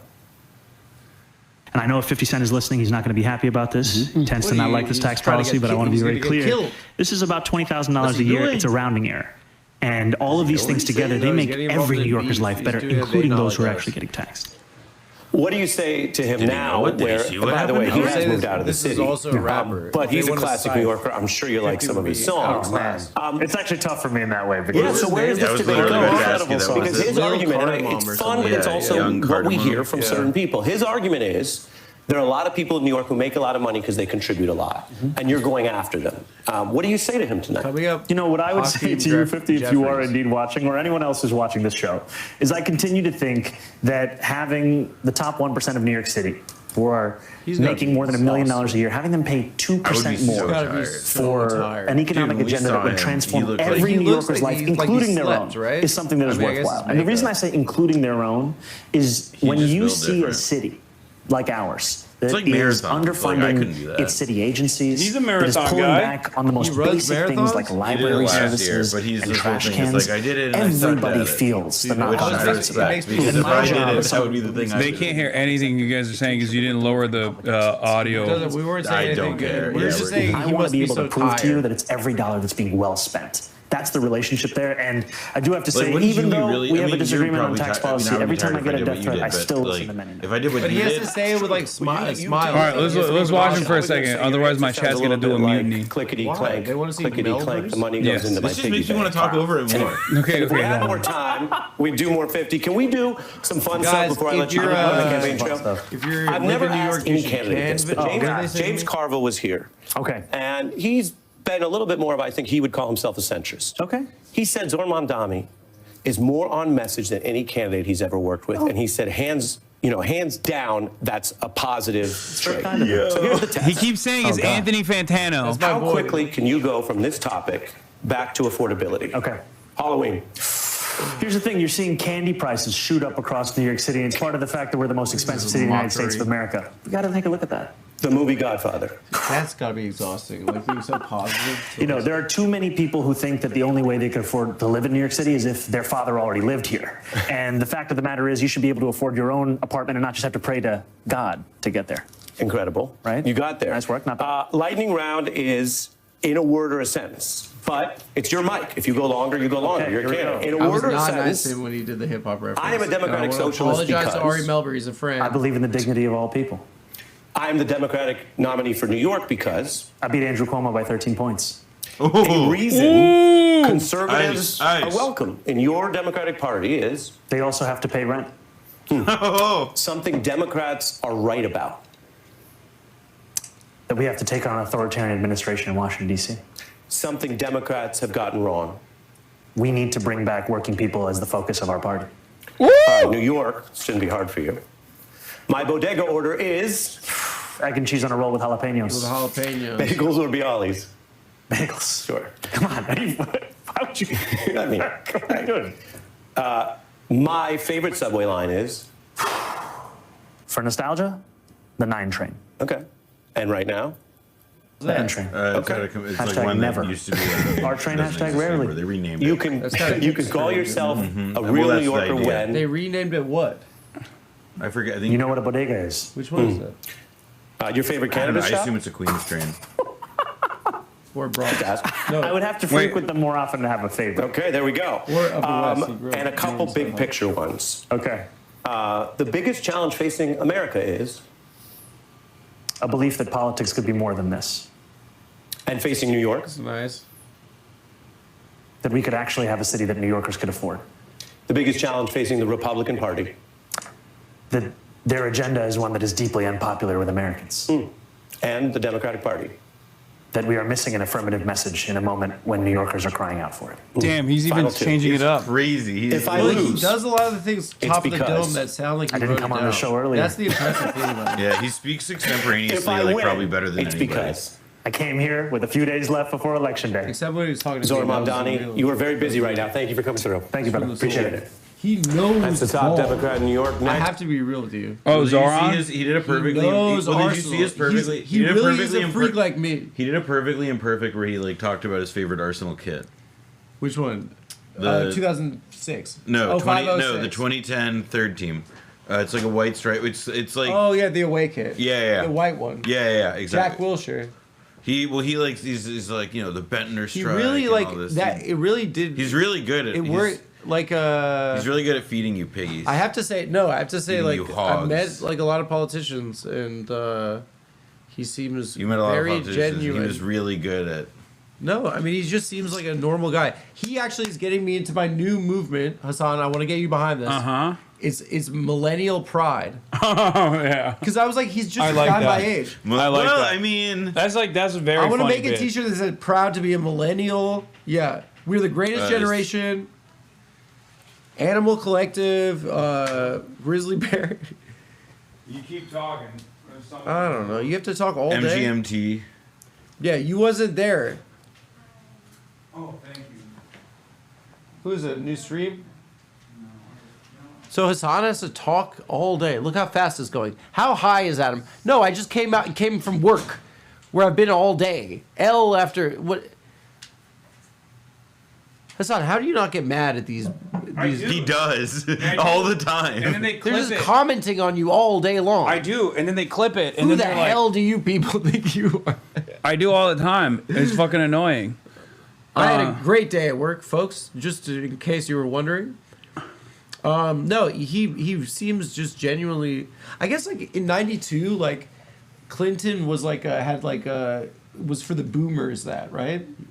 Because he had like don't stop thinking about tomorrow and stuff, and they were like, "It's our generation's finally." Well, and also he he was like the first like child, like the quote unquote child of the '60s to like hold nationally elected. The saxophone was one of the coolest things. Is he back? No. It's a replay. Yeah. Are you guys getting fucked up tonight? No, I gotta go. I gotta do a podcast after this. What are you doing? Gianmarco Soresi. Oh, his podcast. He's a good guy. Very funny comedian. Which you've been ducking. No, I've just it's been a lot of work these days, which is nice though because I don't know a lot of work about being like, the millennial Jon Stewart. No, it's been a lot of work just being the Adam Freeland of Adam Freeland, dude. Oh. Yeah, dude. I'm just trying to do me, okay? Yeah. And baby bro, it's time for you to step in the spotlight. I think. Yeah. It's your time. Will you give me the torch? I'm the past, dude. You're the future. You'll pass the torch to me? Yeah. Oh my God! Thank you so much. So what else is going on in the news? We got. What did they say? They talk so much about They're just responding to the things that you're saying. Well, in the I'm chat. going to say that to you guys. That's just your opinion. Whatever the hell they're saying. That's a good one. What is this? What's did you see the Marie Gluesenkamp Perez video about her son's nosebleed? Yeah, about fucking dude. She sounds like a crackhead. She's awesome. Sorry. Who is that person? She's was right there. She's on this in list. Congress, and she posted a video. I had a lot of smoke and fury for these centrist Dems. Yeah, we'll see. She's a centrist Democrat who, like, is like, Richie's on the list. She's like the world's like most like blue collar connected centrist Reed College alumnus, and she also Reed is not blue collar. That's the fucking joke. Oh, and so okay, yeah. she Reed is like acid. She like posted a video today saying like, oh, like, my son had his first gusher of a bloody nose because, yep, you guessed it, daylight savings. Yeah, that's like her primary problem solvers caucus problem to solve. I'm 100% on board. Trump also said he wanted to end it. It's ridiculous as a custom. He would take on the problem solvers caucus. We don't need daylight savings time. We're not going to like the harvest. But you gotta like everybody says it's depressing. This is the first. Okay, I'll tell you guys this. This is the first Monday after daylight savings, and you leave work, and it's sad because it's the nighttime. Who's this lady? That's Congresswoman. That's my comrade. That is my comrade. Okay, well, you're pro daylight savings time? No, but she's like, what? She's a centrist. You can't. She can have one good position, but so give her love on this. Hold on. This is, I don't even hold know on. who it Just is. watch the video first. She's young to be in Congress. So my kid just got his first real gusher bloody nose, What's that which is t-shirt? surprising given how much he roughhouses. But roughhouses. Like these injuries are way more common when we change the clocks. Can we please, Sounds as the mother right. of a That young sounds right child, to me. can we please just stop It's like changing you're the clocks? Like, watching it was Andrew not a great Huberman, idea. to you're begin like, with. yeah, Like, that there's sounds no good. reason Yeah. to do this. Of course, I need to be in the daylight care for which like. Dude, I actually, funny you said, I tried watching a video for the first time last night. Kind of tough. Andrew Huberman's? Yeah, they're really No, boring. I can tape your mouth and then I can attest to him being a real one though, because like I was at the fucking JSX terminal leaving Las Vegas. Yeah. And I looked over this like fucking gorilla looking man who brought his own like bag of Trader Joe's Persian cucumbers and was just straight raw dogging like tomatoes. And I was like, who the fuck is this guy? And then we get on the plane and the same gorilla man is wearing these red glasses, but that you can see through, and apparently it's like blue light glasses or some shit. And it turns out it's fucking Andrew Huberman. Wait, and he was in Coach? No, this is JSX. Oh, it's like the fake. What's JSX? It's like a fake PJ. It's like a small puddle jumper, but it's what's a puddle jumper? Like the small planes that they use in like. And what's a PJ? PJ's private jet. Okay. Which we're going to be talking about with Kash Patel. So you were on a plane with this gentleman. Yeah. And he had red glasses on, kind of like an auntie style. Yeah. He had the red gunners. He had the red gunners, like the blue light blockers. So he does. I can attest to it from firsthand knowledge. From Just saying, this lady, it sounds right. I Just just like tried when to watch. Andrew I just Huberman tried to tells watch me- a video of his about the vagus nerve, and I got very bored. What's the vagus nerve? Apparently, it's like a very long nerve that goes down your back. I'm gonna spend this whole stream asking you people like what every single thing is. And I'm sorry for saying you people. Yeah. How do you like a real city, Hasan? You've enjoyed it here? I love New York. You've just been in a hotel with these No, I was walking around these earlier. judgmental people. I was walking around earlier. Where'd you go? Supreme? Yeah. You went to? Yeah, I went in, posted up. You went to Got Palace? my fucking kit, dude. Were you in line for a while? Yeah, totally. No, I didn't do any of that. We're gonna go election No, day. We're gonna go to a drop. It's called the election poll site. Okay. Wow. It's the hottest collab of all time. Yeah. Americans and democracy. Democracy is one of the hottest collabs. It's so funny. I'm wearing this. I'm looking at myself right now. You were such a fuckboy. They sent 3 full kits. That's awesome. Why don't you wear the full kit? Yeah, wait, coward. does it mean sweatpants? I'm like testing it out on the streets. It is really like I'm 38 years old. It's pathetic to be wearing those. Yeah. Yeah, 38. That's why I made fun of you when I saw you wearing it. Yeah, that was like when Mark Ruffalo referred to you, it was like, oh, Adam Friedland, love that kid. Yeah, That well, was sorry funny. that I look young and youthful and sprightly. That kid. How old is Mark Ruffalo? Probably 38. Just right up there with you, age-wise. We're peers. Yeah, that's true. I haven't been able to secure the coveted Mark Ruffalo collab. Sorry about that, dude. Yeah, you Sorry, fucking I took it from me. I Well, locked down the Hulk, bro. yeah. What Yeah, no. I mean, he's a friend. I don't really want to get into it. Yeah, you guys We are had some tight. good You guys times. We got through a lot together. Yeah? Yeah. Yeah. Can you agree with me about the first Monday after daylight savings being sad? I don't disagree with the daylight savings time. Please. I agree with that. And this the point that we were woman- trying to make, the point that Noah and I were trying to make is that she takes a relatively popular position and makes it sound like she is a crackhead. Well, you don't have a son. Maybe your son. What did she say? Her son's nose. Well, that's bled? the other thing. Is like it's supposed to also like it's fucking Just self-explanatory. make a good point. Yeah. Yeah, just like make a good point. just that be it like, sucks. hey, have you ever felt really depressed at It's your really office sad. job? Yeah. Leaving work in the fall, like that works fine. I mean, I don't know. What does she represent? What district? Colorado, but I don't, or Washington. What right? area? Washington, Washington, like right? not like a semi-suburb of Seattle, I think. Oh, moderate country. Well, yeah, that's her whole shtick. Yeah. Well, okay, good for her. I mean, she's right about this. Southwest Washington. Kids' noses were bleeding all over the streets when I was on my way here. And I didn't know that it was from the daylight but, savings. How like, old is these she? injuries are way more common. Our When we age. change the clocks, can we please, Really? as the mother of a young child, Millennial. can Proud we please millennial, just stop dude. changing the Proud- clocks? Like, it was not a great idea to Millennial begin with. Like, pride. there's no reason I to go. keep doing it just because we're already doing it. Like, stop changing the clocks. I don't care which way. I don't care. Let's just stop doing Her it because son's people are getting partying hurt. too much. And it's not just kids. Rough the house. thing is, like, they use her. The Democrats use her as like the alternative to like all of the young progressive left flank candidates to be like, see, we have a young and vibrant candidate in a red area, like, because she's in a purplish, reddish district.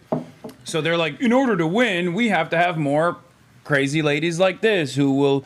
Well, no, she's really charismatic and great as a national politician, which is why we see so many clips of her charismatically, representing. I've never heard of her. Yeah, that's my point. Is that Yeah. like she's everybody like refers to her in these glowing terms, yet like she's like literally one of these people who's only ever referred to in text. It's like her and What's her background? Elisa Where'd she come Slotkin. from? I think she runs like an auto repair shop or something. That's Yeah, relatable. her That's husband. cool. Her husband. I think there's a like. Let's it's go a into business it. with Let's her go into her husband. background. I want to learn more about her. I'm interested. It might be working on me. Where is it? Well, So I know it. I have to just take your word for it. I want to see what her deal is. sometimes yes. I think. Lauskamp Actually, Perez. in most circumstances. So her parents had two different last names. That's interesting. Okay. Representative for Washington District 3, one of the two House Democrats to vote against Biden's She wants to student. kill sea lions? Brother, one of the two Being House a Reed Democrats. College alumnus voting against student debt relief is like, that is a little bit like. Everyone I know that went to Reed got depressed. Yeah, I can see that. Yeah. Wants federal funding to kill invasive sea lions in the Columbia River. Young moderate Democrats are all doing it their way. Jake So she wants to kill sea lions and she voted. Sorry, I also, it's like, oh, wow. Well, no, she's also one of those people who's like, pretends that like we should all give a shit about like, it's like, I'm sorry. Like, I'm sorry that you guys like don't have healthcare in a place where like 15 million people live in like 100 square miles. Where I live, we have real problems. Like when Like a bear sea gets in your lions, backyard. Yeah. Sea lions are cute too. Yeah, she's pro genociding the sea lions. Wait, so one of the three facts about her is that she wants to kill sea lions? Yeah, they didn't And do this a isn't good, like a This is mean not a very article? glowy piece for her. What is this? Who published this?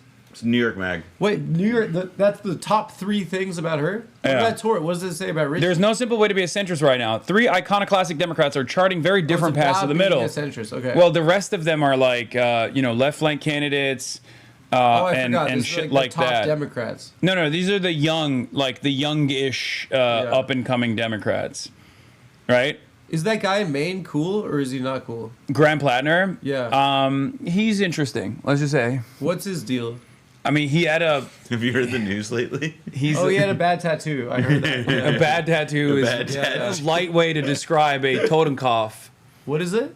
The Totenkopf, What is it? It's like a the Nazi I really skull, don't- the Nazi skull and bones that they had on the Oh, like, Waffen show- SS. it's Like, Show your guys the. It's it's like now man's. Are we the it's- baddies? it's Yeah. Have your kids seen that? yeah, I've shown It's them. like a It's thing a like great Man City sketch. fans like. Man City. It was a joke Why do they like it? because it's a bad symbol. Well, they're not the bad guys. They're just a pathetic club that got a ton of money from an evil blood money source. No, it's more like a Millwall fan. Some people say he's like basically John Fetterman reborn. I don't think he's like John Fetterman. Wait, what was his like explanation on the tattoo? He went and it was in Croatia on shore leave, and it was like maybe he thinks skulls are badass. Pretty much that's what he said. That's literally what he said. That's basically. It kind of doesn't sound like I'm Jewish, okay, but like it doesn't sound like. Skulls are badass if you get tattooed. First of all, I don't respect a single tattoo I've ever seen. Okay, it's ridiculous to get. So you're anti-tattoo, but if you're gonna get one, you're saying get the totem call. But the style of tattoos are like scary things, dragons and skulls and monsters and stuff like that. This is extra scary. Okay, yeah, but this is like extra scary. But he because asked it's like, for the Nazi. This is like the last thing specifically. somebody in a concentration Wait, camp did he saw say when before he they got died. it? Yeah, he got it. No, that's the association. That makes it even worse, kind of. I'm on a he had it on his chest. We know you think the Nazis are bad. He had it on his chest for 20 years. 20 years? Well, it doesn't go anywhere. It's on. It's much like the internet. It's on your permanent record. It's just like the guy has he's presented a lot of very plausible explanations for how he got it. What is it? Well, just like this like story that he was like we just said he's like on shore leave. He was a dumbass. He was a meathead. Whatever. He went. He's a Marine machine gunner. Okay, that's all you need to know. Exactly. Against who? What war are we at? Against who? I'm just kidding. I'm being a dickhead right now. All right. Okay, so anyway, so he's on shore leave. In Croatia, in Split, I think. Oh, fabulous. It's, what do you call it? What? The Dragon Show. Game of Thrones. Game of Thrones was Split. Yeah. That's true. Yes. So he's having a fabulous time. He's in Europe. Where you do anywhere around the planet, I would say like you have a higher likelihood of getting a Nazi tattoo if you're getting a skull and bones tattoo is Split probably. Well, they are like white supremacists. Yeah. So he went to the most like Nazi place to get a skull and bones tattoo. Well, you which want to go to the best one. Well, that's like it's. Wait, and now he's a progressive. What changed? Has he said I'm not doing that anymore? Or he saw the picture and he was like, "That's a cool look of that skull." He basically, after that, many years after that, still like joined a Blackwater subsidiary to do security detail. No, to do security detail for an embassy, I think, or embassy staffers. So he was a laborer. And he left after 6 months, and he said it was like dog shit, and he started feeling like, fucked up about like what he had done. He had like all this PTSD and shit.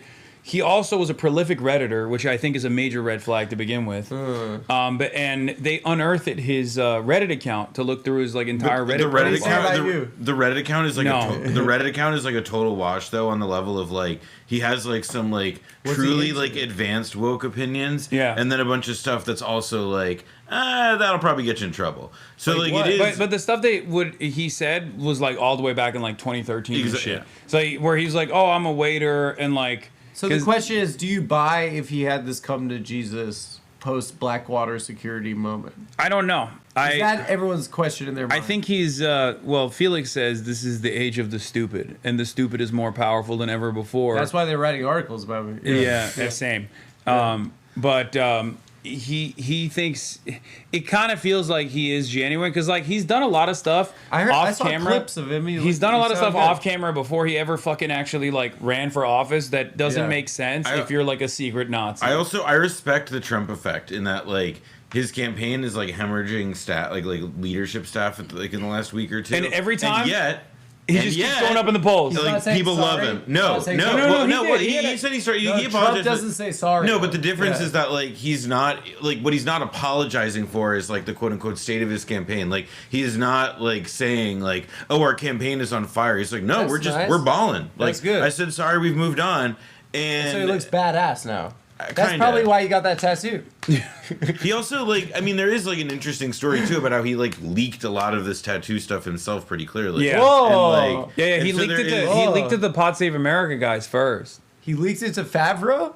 I think it was or Tommy Vietor, one of the guys. Tommy, there's a Nazi tattoo on the main fisherman guy. Well, they all were like, they were all a lot. I will say, a lot of Americans are oblivious to what these tattoos or what these symbols represent, And I was a little bit shocked by it too, because like this is something I've consistently talked about, and even in my community, it was a 60-40 split. 60% didn't know that it was a Nazi tattoo. I didn't. What do you mean in your community? Did you like send like a Yeah, random- I pulled I knew it. on the hat. I knew on the hat they have. You like send it, you send it to a bunch of people and we're like, what do you think this is? No, I pulled it. I pulled it. I was like, did you know the Totenkopf was a Nazi symbol beforehand? And Look at 60% him said knowing no. the name of that. It's a little bit. It's he knows it's the name. third most famous Nazi symbol after The third I most don't know, the famous? third Yeah. most- wait, so you know No, the it's like- ranking? He knows the ranking. Yes, I know the ranking. He knows No, all the literally. symbols. All right, let's start. All right. Swastika, Interesting. double Okay, bold. listen, House, we're gonna start at number Hasan, 10. that sounds okay? a little suspicious. Swastika is number 1. Okay. Okay. And then the double double lightning bolts is number 2, and then Totenkopf is the third Potter. most popular.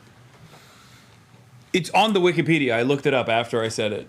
Oh, okay. Yeah, like straight up on the Wikipedia, it says like it's the most. It's the I third. felt weird because do you remember the jeans brand Cheap Monday? No. It's a very like Urban Outfitters Scandinavian brand. Oh yeah. And they had like a skull logo that I like saw at Totenkopf later and was like, that's uncomfortable. Yeah, but most people don't fucking know. Apparently, like Emma Vigeland and Sam Cedar talked about it too, and Sam literally said he didn't know either, and it was shocking to me because he's like a very well-educated Jewish man. Well, he's not a Nazi. Yeah. Well, I mean, I don't think you need to be a Nazi to know Nazi symbols. I also think it is like a good test case too of like it's like forget this like what all this stuff says about Plattner. It really shows you how much people hate establishment Democrats. Yeah, like, that's what I liked about it. Like that's what to me is so interesting about like. I was telling Chris Murphy he should get tattoos. I mean, Like, he's as a branding move. He's doing the next thing. He's the best thing. Tattoo. He's going on the Adam Friedland show. Yeah, and telling It is kind of punk rock to go on the Adam Friedland. Absolutely. Yeah. Yeah, but really but putting as far yourself as far as like what I see as a silver lining here, some good, some bad. How did, so he leaked it himself. No one like found his like shirtless pics. No, he was. I think he caught the wind Reddit that account got found by others, but he leaked like he knew that the tattoo story would get out there, so they got ahead of it. Yeah, really. But the Reddit thing was like it had been he had inadvertently like exposed that was his account, and there are existing because his like, sister-in-law had like posted him like shirtless dancing on her wedding. Well, that we should investigate that. Sister-in-law. What is he doing shirtless around her? I think his sister-in-law is Jewish, which makes this story even funnier. Hasan knows every Jew. That's true. I have to. Otherwise, well, I'd still get called anti-Semitic terrorist all the time. I think you're What's kind of in a lose-lose. What's his on that. platform? What's his platform? He's like a Bernie-crat. Like he is like Medicare for all. He literally came out of the gate swinging with the Israel stuff. Okay. Yeah, the Israel stuff is like how he actually, I would say, like differentiated I himself. guess at on this social point in media. time, we gotta roll the dice on that one, huh? Yeah. What do you mean? On this guy, Graham. Oh, what? Oh, but the Totenkopf? What's the other option we have? Oh, yeah. Well, the other option is Janet Mills, who's a former- 77-year-old former governor of Maine. So it was you like have pigs? What? You have pigs? Do I have pics of Janet Mills? I want to know if I recognize it. Well, we're Mills Mafia because like obviously She's I am. You've obviously been to the state of Maine and love it very much. Yeah. This is her. She looks young for 77. She also has some unique. She has a coke charge. She does. Right? Yeah. There's she has a cocaine there's charge. a whole thing with like For what? Like Tim Allen? The Mills pill. The Mills pills. Mills Mafia. Really? As we like to call ourselves. Yeah, she's a little bit of a party girl. When was that? Like Woodstock? I don't know exactly what it is, but I think she like dropped some cocaine investigation or something, or there was an investigation into her and cocaine. Let me look it up again. But Investigation? Like wiretaps? Like yeah, state of New Jersey versus Janet Mills. The full state? a report. Wait, go to the the national. No, she was sorry, like, what's the national? News I don't know. That The DOJ memo says probe of Maine governor's alleged cocaine use was not that is a politically fake- motivated. Sorry, that is a fake-looking news website. I do I'm agree. not accepting that. Well, here is another fake website. No, this is real. That's real. No, this is Oppo though. Yeah. Yeah, the NRSC appealed the denial. The NRSC has appealed the denial of 3,000 pages of documents to the Democratic governor herself once sought but never released. Dem governor's buried cocaine investigation docs hit with official inquiry as questions swirl over Senate run. All right, case closed. Case closed. They got that one wrong. Seems like her record is clean. You're in the tank for Janet Mills. Well, now that I found out this guy is a She Nazi also had tattoo. a client that she pardoned when she was a governor, a client that did a rape that she actually defended. Like, she was a defense attorney, and then she later pardoned the client when she became a governor. Oh, that's not good. A Republican, typically... She's they're also the pro-Israel Democrat here. Chuck Schumer. This is Chuck Schumer's pick, and mine as well, obviously, because Wait, I'm a real anti-imperialist. Wait, she's running as the nominee, or is the other guy? I spoke about this earlier and seriously thought it was a random targeted individual. I didn't even look at the name. Yeah, she looks like she's That's like exactly right. She sounds like a gang stalking victim all the time. Wow. I'm so happy I'm offline. You know what gang stalking is? There are accounts on the internet of people who think that like random being people like are surveilled and, by like, the feds. like, Schizophrenic people. Yeah, but it's like a It's like a specific type of schizophrenia. Yeah, like a particular type of delusion that like manifests online, and it's like you know, and in like pro se cases in court, but like it's a lot of that talk, like, and that's a lot of that kind of camera angle. Those people would love to walk a mile in my shoes. I think That would actually a real victim of gang stalking.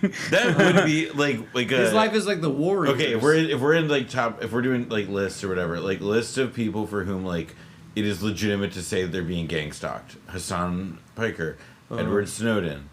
Who else do you think is being gang stalked? Like legitimate. Adam Friedland. By who? No. No one's stalking me. Like 50,000 people on Reddit. No, not anymore. Sometimes over. Yeah. Apparently, look, he was woke back in March before he ran. Before any talk of a run, this guy got on a bus with a bunch of local organizers from Maine and headed down to D.C. to try and fight against the GOP's evisceration of Medicaid and custom reproductive health care. Here he is in the back of the Breakthrough News video. What?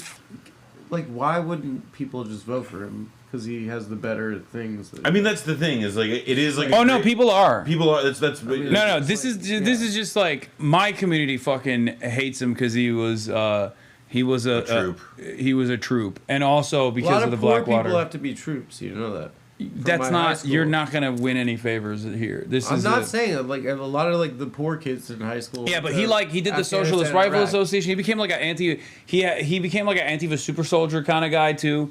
Later down, whatever. What? He's an interesting guy. I think he is. I think this sounds like a conspiratorial tinfoil hat. I mean, the tattoo is a real thing, but what's Antifa super soldier?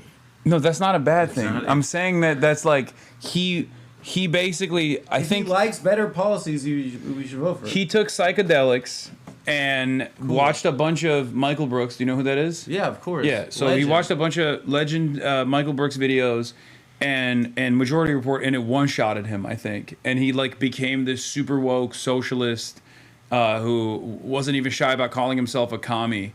Was that good? In his it's private, good, right? That is good, except he's also running for office, and his background is like weird. There was this weekend in Croatia. Yeah, well, not just that, but also and it's also I mean, it is. I think the interesting. Did he used to be a Nazi? Do we know that? No, and he did. Also, like Slayer has like a lot of Nazi stuff in there. Slayer has a lot of Nazi. A lot of people stuff. like Slayer. Oh, as a band. I'm sorry, I didn't realize Rain and Blood was about. I don't Auschwitz. like that kind of music. It's too scary. But like I don't know. It's very scary. It's too. I don't know. I like acoustic. Anyway, the point is, Mainers do not give a fuck. This guy goes out to like towns with like 1,500 people. And he will throw an event, and 800 people will show up to the event. So like he's packing rooms. Yeah, he's packing rooms that are like half the town, literally. I mean, it's not that. I just don't think it's that complicated. Yeah, no. It's like it's you know, the thing that is like where I think. I mean, even if he's people are obviously better than the cocaine lady, right? The thing is like people are wary of like another Fetterman thing, and also like the fact is that like we live in a country where people go off and they serve in the military and they do stuff. And then nothing gets talked about it. There's no sense of shared interrogation. Yeah. So like it makes sense that people are also like on edge when they hear about like, oh, somebody like went abroad and like did a bunch of the things that we consider like holy, like, terrible imperial crimes, except like we have no way of like weighing them in our own life back here. So well, we send poor people to die in wars. Well, the point is, no one gives a shit that he was a fucking machine gunner. Actually, they love that. They think it's awesome that a Democrat had that. Had that background. Except for people of my community who lose their minds over it because they all went to the army too. No, there are a lot of people who are in the army in my community or were in the military. Aren't they offended by that kind of thing? No, I think they just like figured out that they need to eat it because like the left doesn't do any of that, and they maybe take it a little bit overboard. It's bad. But regardless, he is the point I am making is that Mainers, and I think the liberal base in general, don't give a fuck.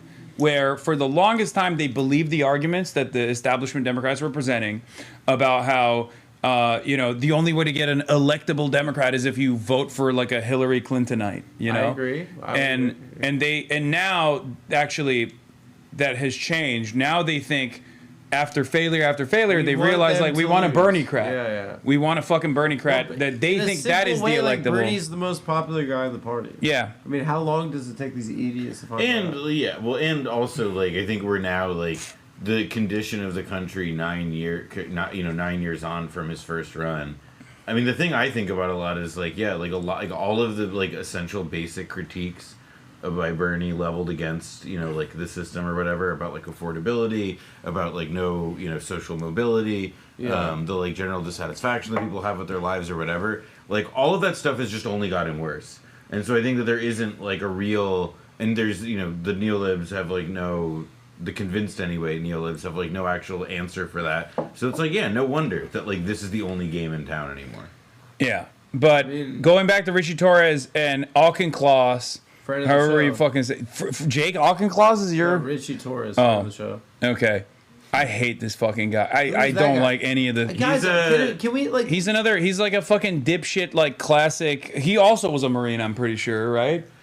I just know him as like whenever you see like a shitty piece of legislation that involves like, hey, we want to let like bankers like get a free Mercedes every like 5th day of the month, then like his name is like like bipartisan bill, like he's D. He is a huge AIPAC dipshit. He's a huge like fucking pro endless American militarism. His family has multiple Wikipedia pages. Does I don't like forget that they like had an article due that day.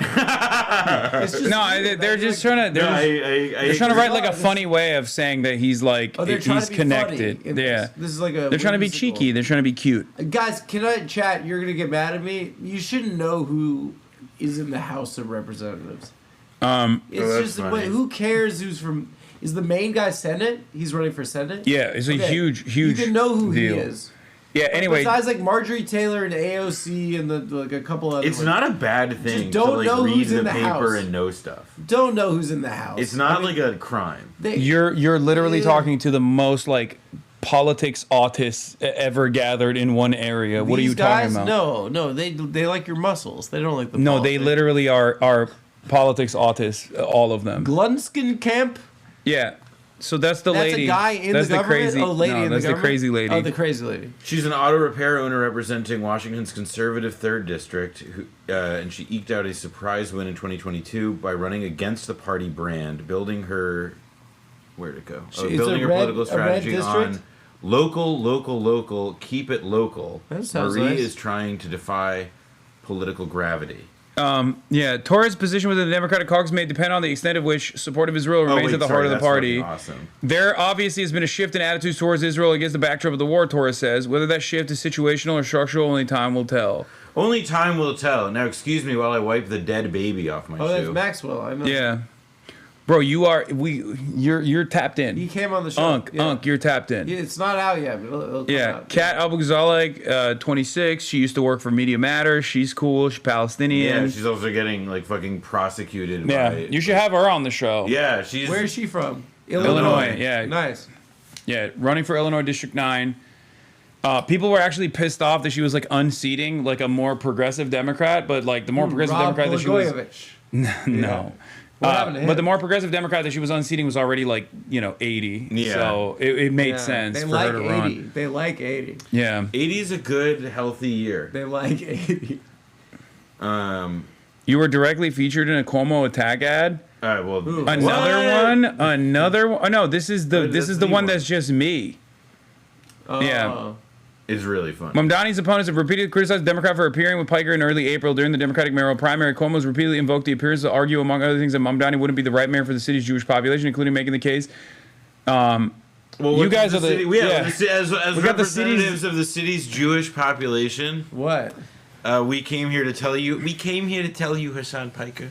What do you guys? What do you guys? Please, I gotta get to the end of this article before I tell him anything. Okay, here we go. Now he's gonna make a fucking educated guess. I mean, I think that what you can't tell Jewish people in New York that it's an anti-Semitic hellscape, right? Because we live here. Our parents think it though. Our parents call us. They're like, "Are you okay?" Your parents, not mine. Mine are real. Yeah. Mine are real. Because your ones. parents live in the tri-state area. Yeah, and they're oh, like, shut up, real ones. They don't The like cello. After months of criticism, Mamdani addressed Piker's comments about 9/11 during the NBC4 Telemundo Politico New York debate, calling them objectionable and reprehensible. I also think part of the reason why Democrats are in the situation we're in of being a permanent minority in this country is we're looking to only speak to journalists and streamers and Americans with whom we agree on every single thing that they say, he added. For our city, the super PAC behind the ad is one of the outside groups boosting Cuomo's campaign. Former Mayor Marco Bloomberg is one of the largest funders of the group and gave $3.5 million on October 29th just so they could pump these ads. They're in every. It's so crazy. You want to see the ad? Just lit the money on fire. Why did he do this? It's kind of good for the business, right? No, I don't. You get your name out there. Huh? I mean, it's not You're like impactful. big enough. You're pretty big now. Listen, Julius and Ethel. It's good. Everyone knows if your you want to name. talk to the Jews, this is good for the business. Is maybe all press is good. This press, has nothing to do with my anti-Semitism anyway. This is just 9/11 related. Look here. This is they don't talk about my many notorious anti-Semitic attacks. What's your shirt? That's on Zoran's buddy. It's a shirt that says Malding. Piker saying he deserved 9/11. Like getting mad. It's a disgrace to every Like life on the lost. computer? Zoran Yep. went on Piker's show, and now Piker was just spotted at Zoran's event. They make it seem like I was sneaking into the rally. Mamdani is wrong for New York. You were Paid gang for by Ferrari. stalking Mamdani. Yeah. Yeah. I don't think that's. It just makes you look badass, dude. Your arms are out. You've got I don't big-ass think anybody gives a muscles. shit Yeah. in general. It's just like it's just still fucking annoying because I For guess the most part, Jewish people in New York are not like really buying this. At least the people I know. No, I Yeah.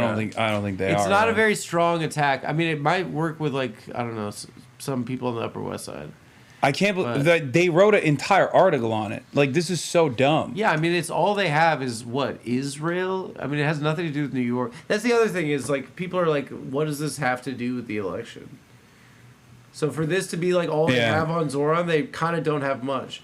All they have on Zoran is you having big ass muscles and like that shirt, the Malding shirt. You look stunning, Hasan.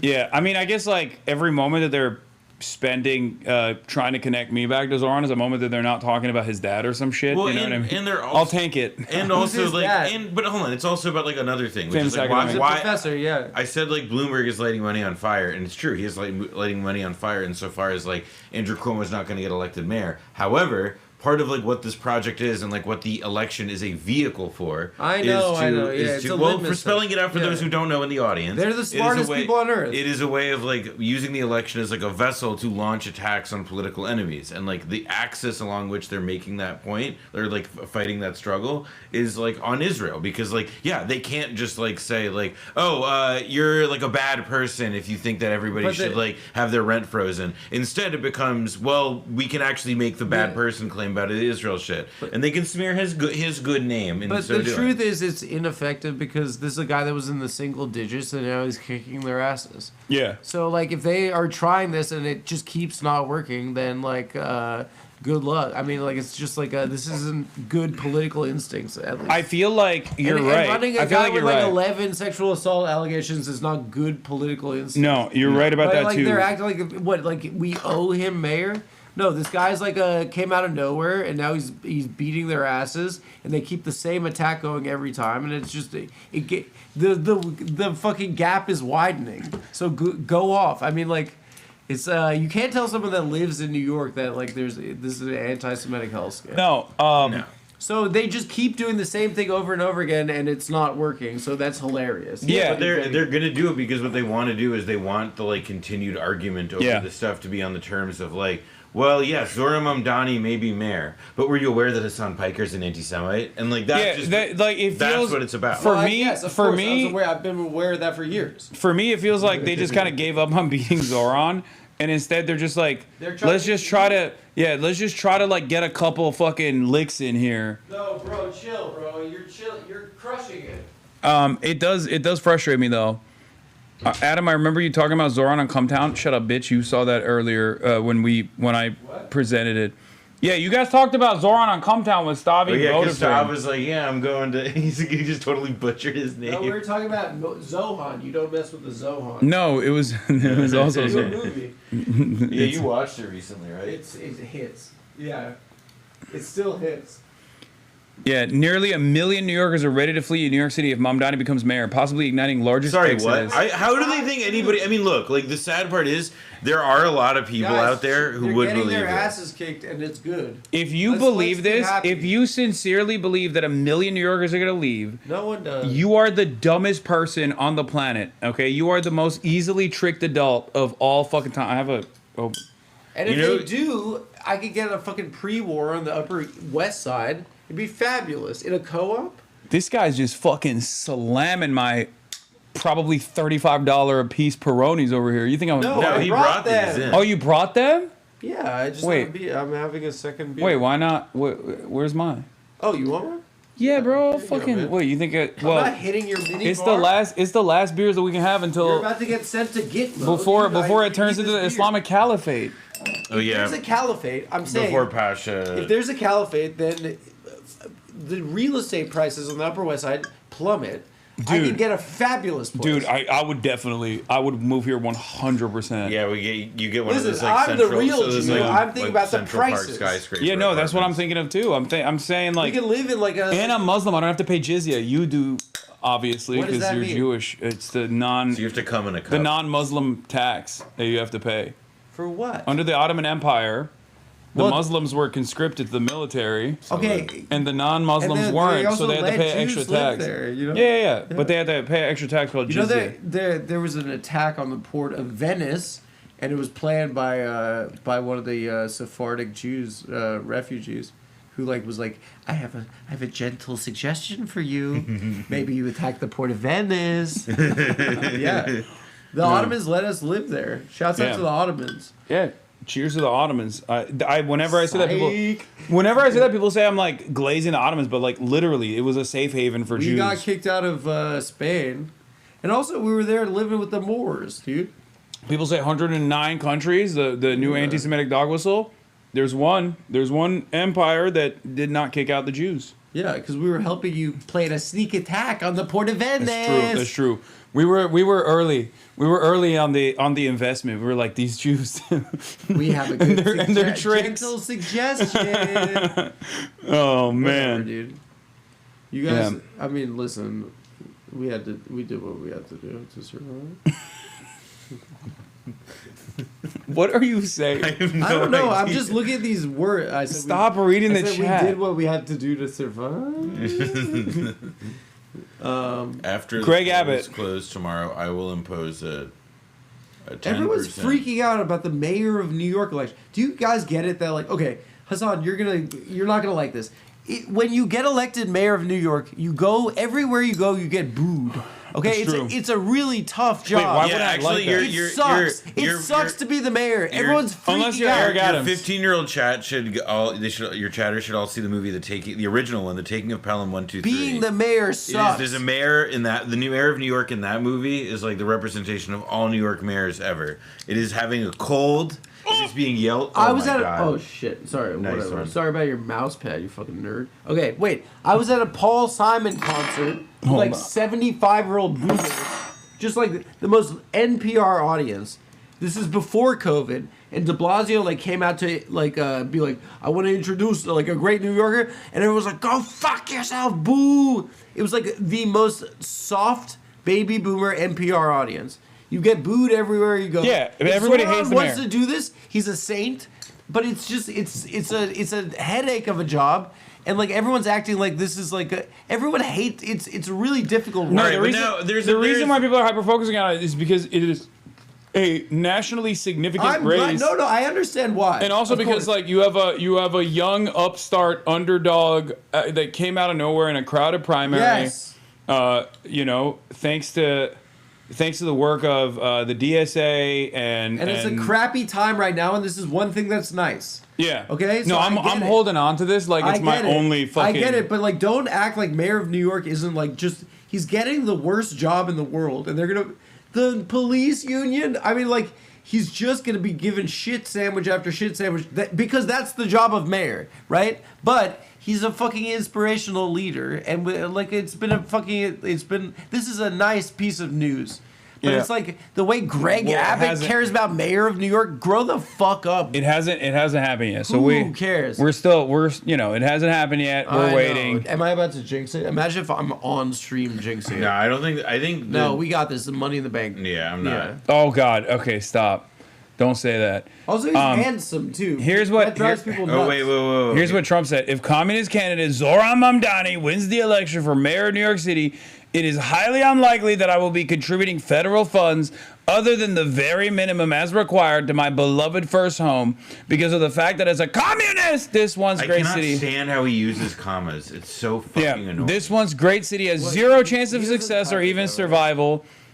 It can only get worse with a communist at the helm, and I don't want to send, as president, good money after bad. It is my obligation to run the nation. It is my strong conviction that New York City will be a complete and total economic and social disaster should Mamdani win.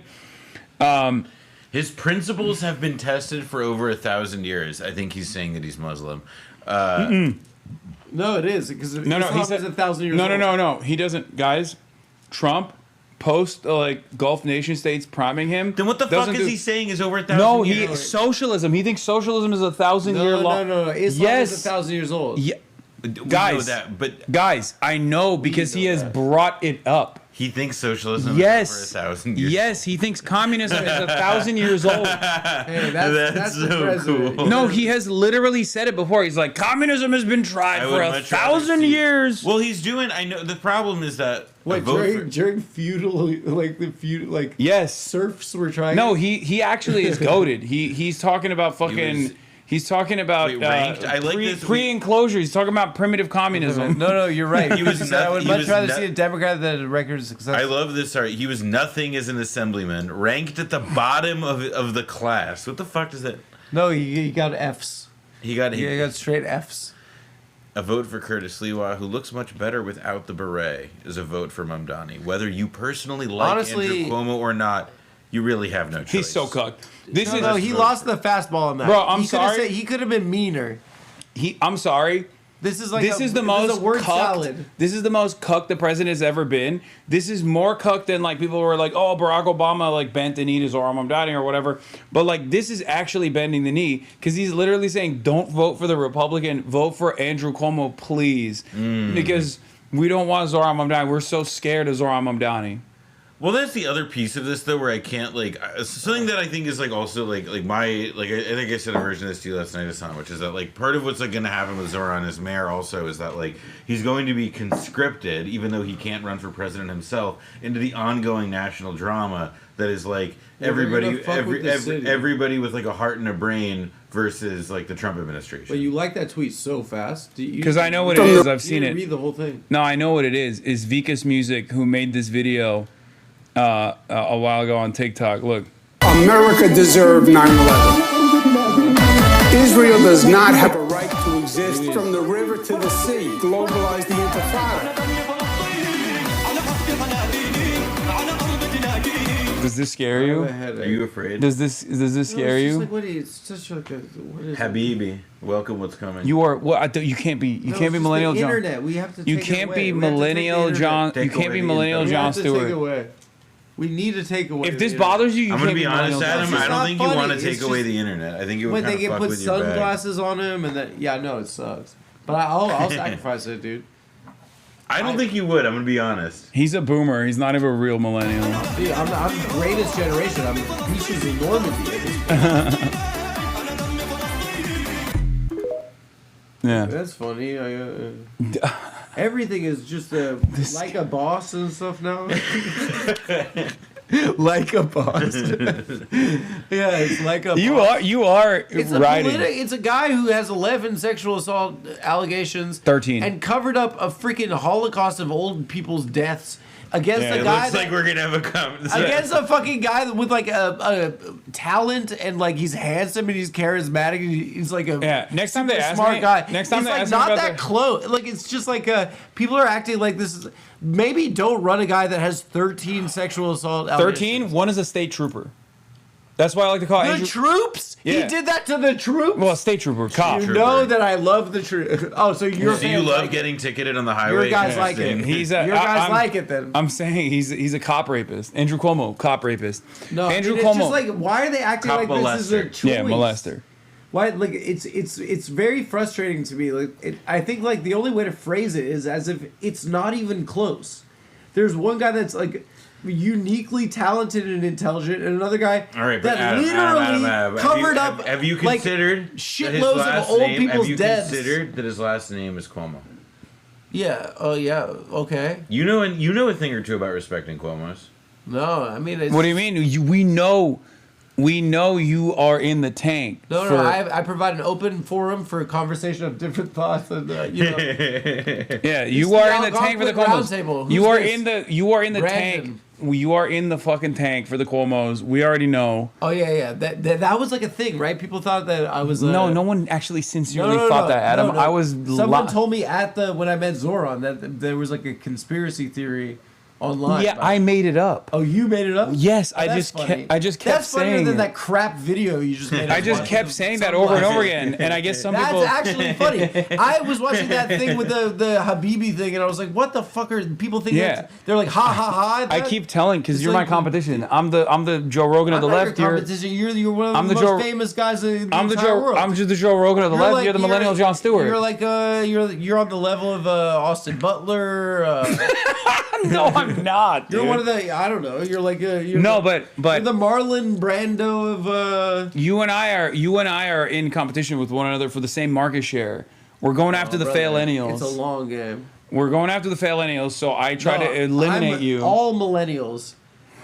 Not just the faillennials. No, I am proud to be a millennial. This is my new thing. You're proud. Yeah, you want to Millennial pride. sell I gotta merch make with a that. t-shirt. Sell merch with that. I can't do it on the show. It devalues the fine. Devalues the brand. No, I'm gonna do a Chinese drop shipping like bullshit scam like Facebook, like advertise on Facebook. Actually, the next time your Millennial the next and time your proud. shit gets Millennial hacked, the next and time your proud. shit gets hacked. That's Wait, what you Adam should said it's between you and I Show One of Speed. the most Wait, famous people in America, perhaps top 10 most famous people in America. It's me, Speed, Hasan. Who else? What I found is that Monarch.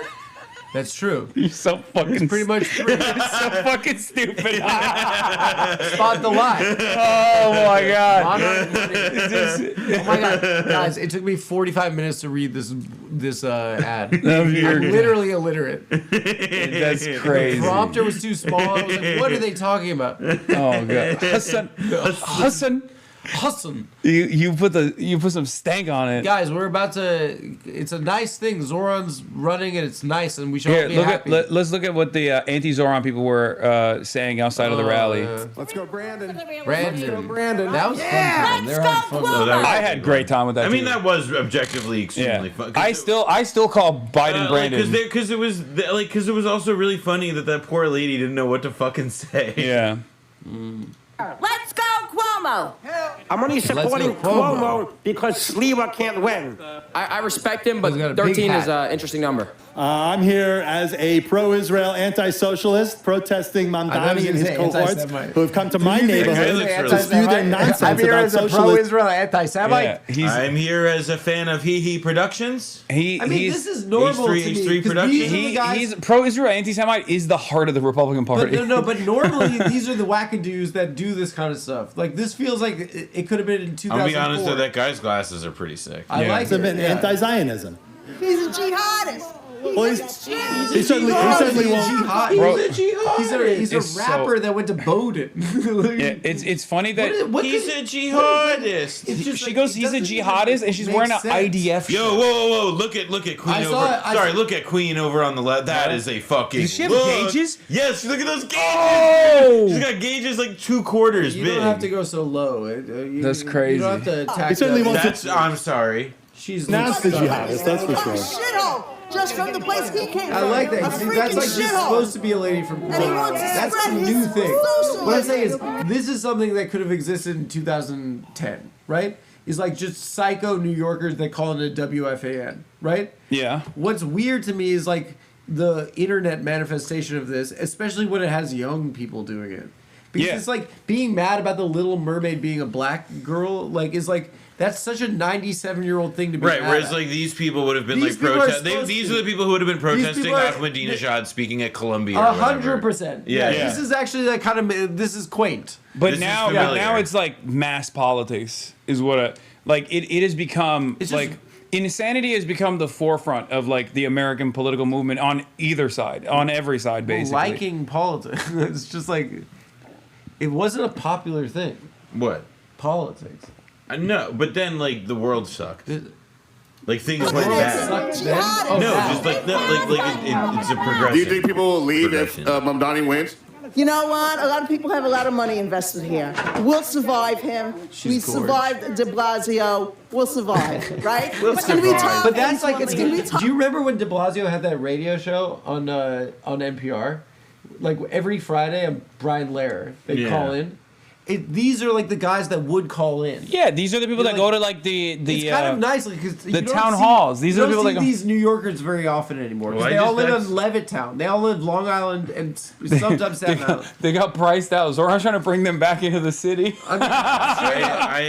These are the guys that call into like Mike and Mad Dog, and they're like, "There's too many blacks on the Jets," and like they're just saying, I think you. they're on back pills and like I think that statement is a sign that you need These to go guys to, like- you need to go to shul more. these guys like Rush. I mean, these guys like Rush Limbaugh. Like you know, like I think you know what I'm this gonna guess. feels like this feels like This this is could what just- it's supposed to be. Is that this lady is supposed to hate Zoran? This could just be me, but I think these people really love Israel.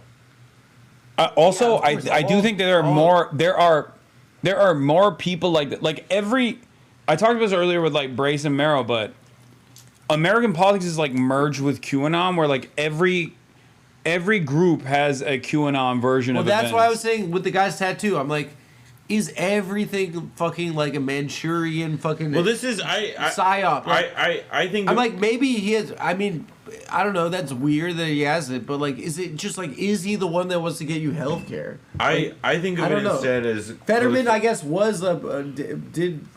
I have an alternative to the everything is QAnon theory, which is that everything is actually Game Master Anthony. What's that? So do you know the Game Master Anthony tweet? No. So like No. it's like Everyone is 12. No, it's the one where it's like this No. guy is. I'm sure somebody in chat will pull it up, but it's like a guy who's like it's a guy. It's a screenshot of a dude in a forum, and he says like, "It's my birthday." And like then it's like all heroes from all fandoms come in and give me a huge hug.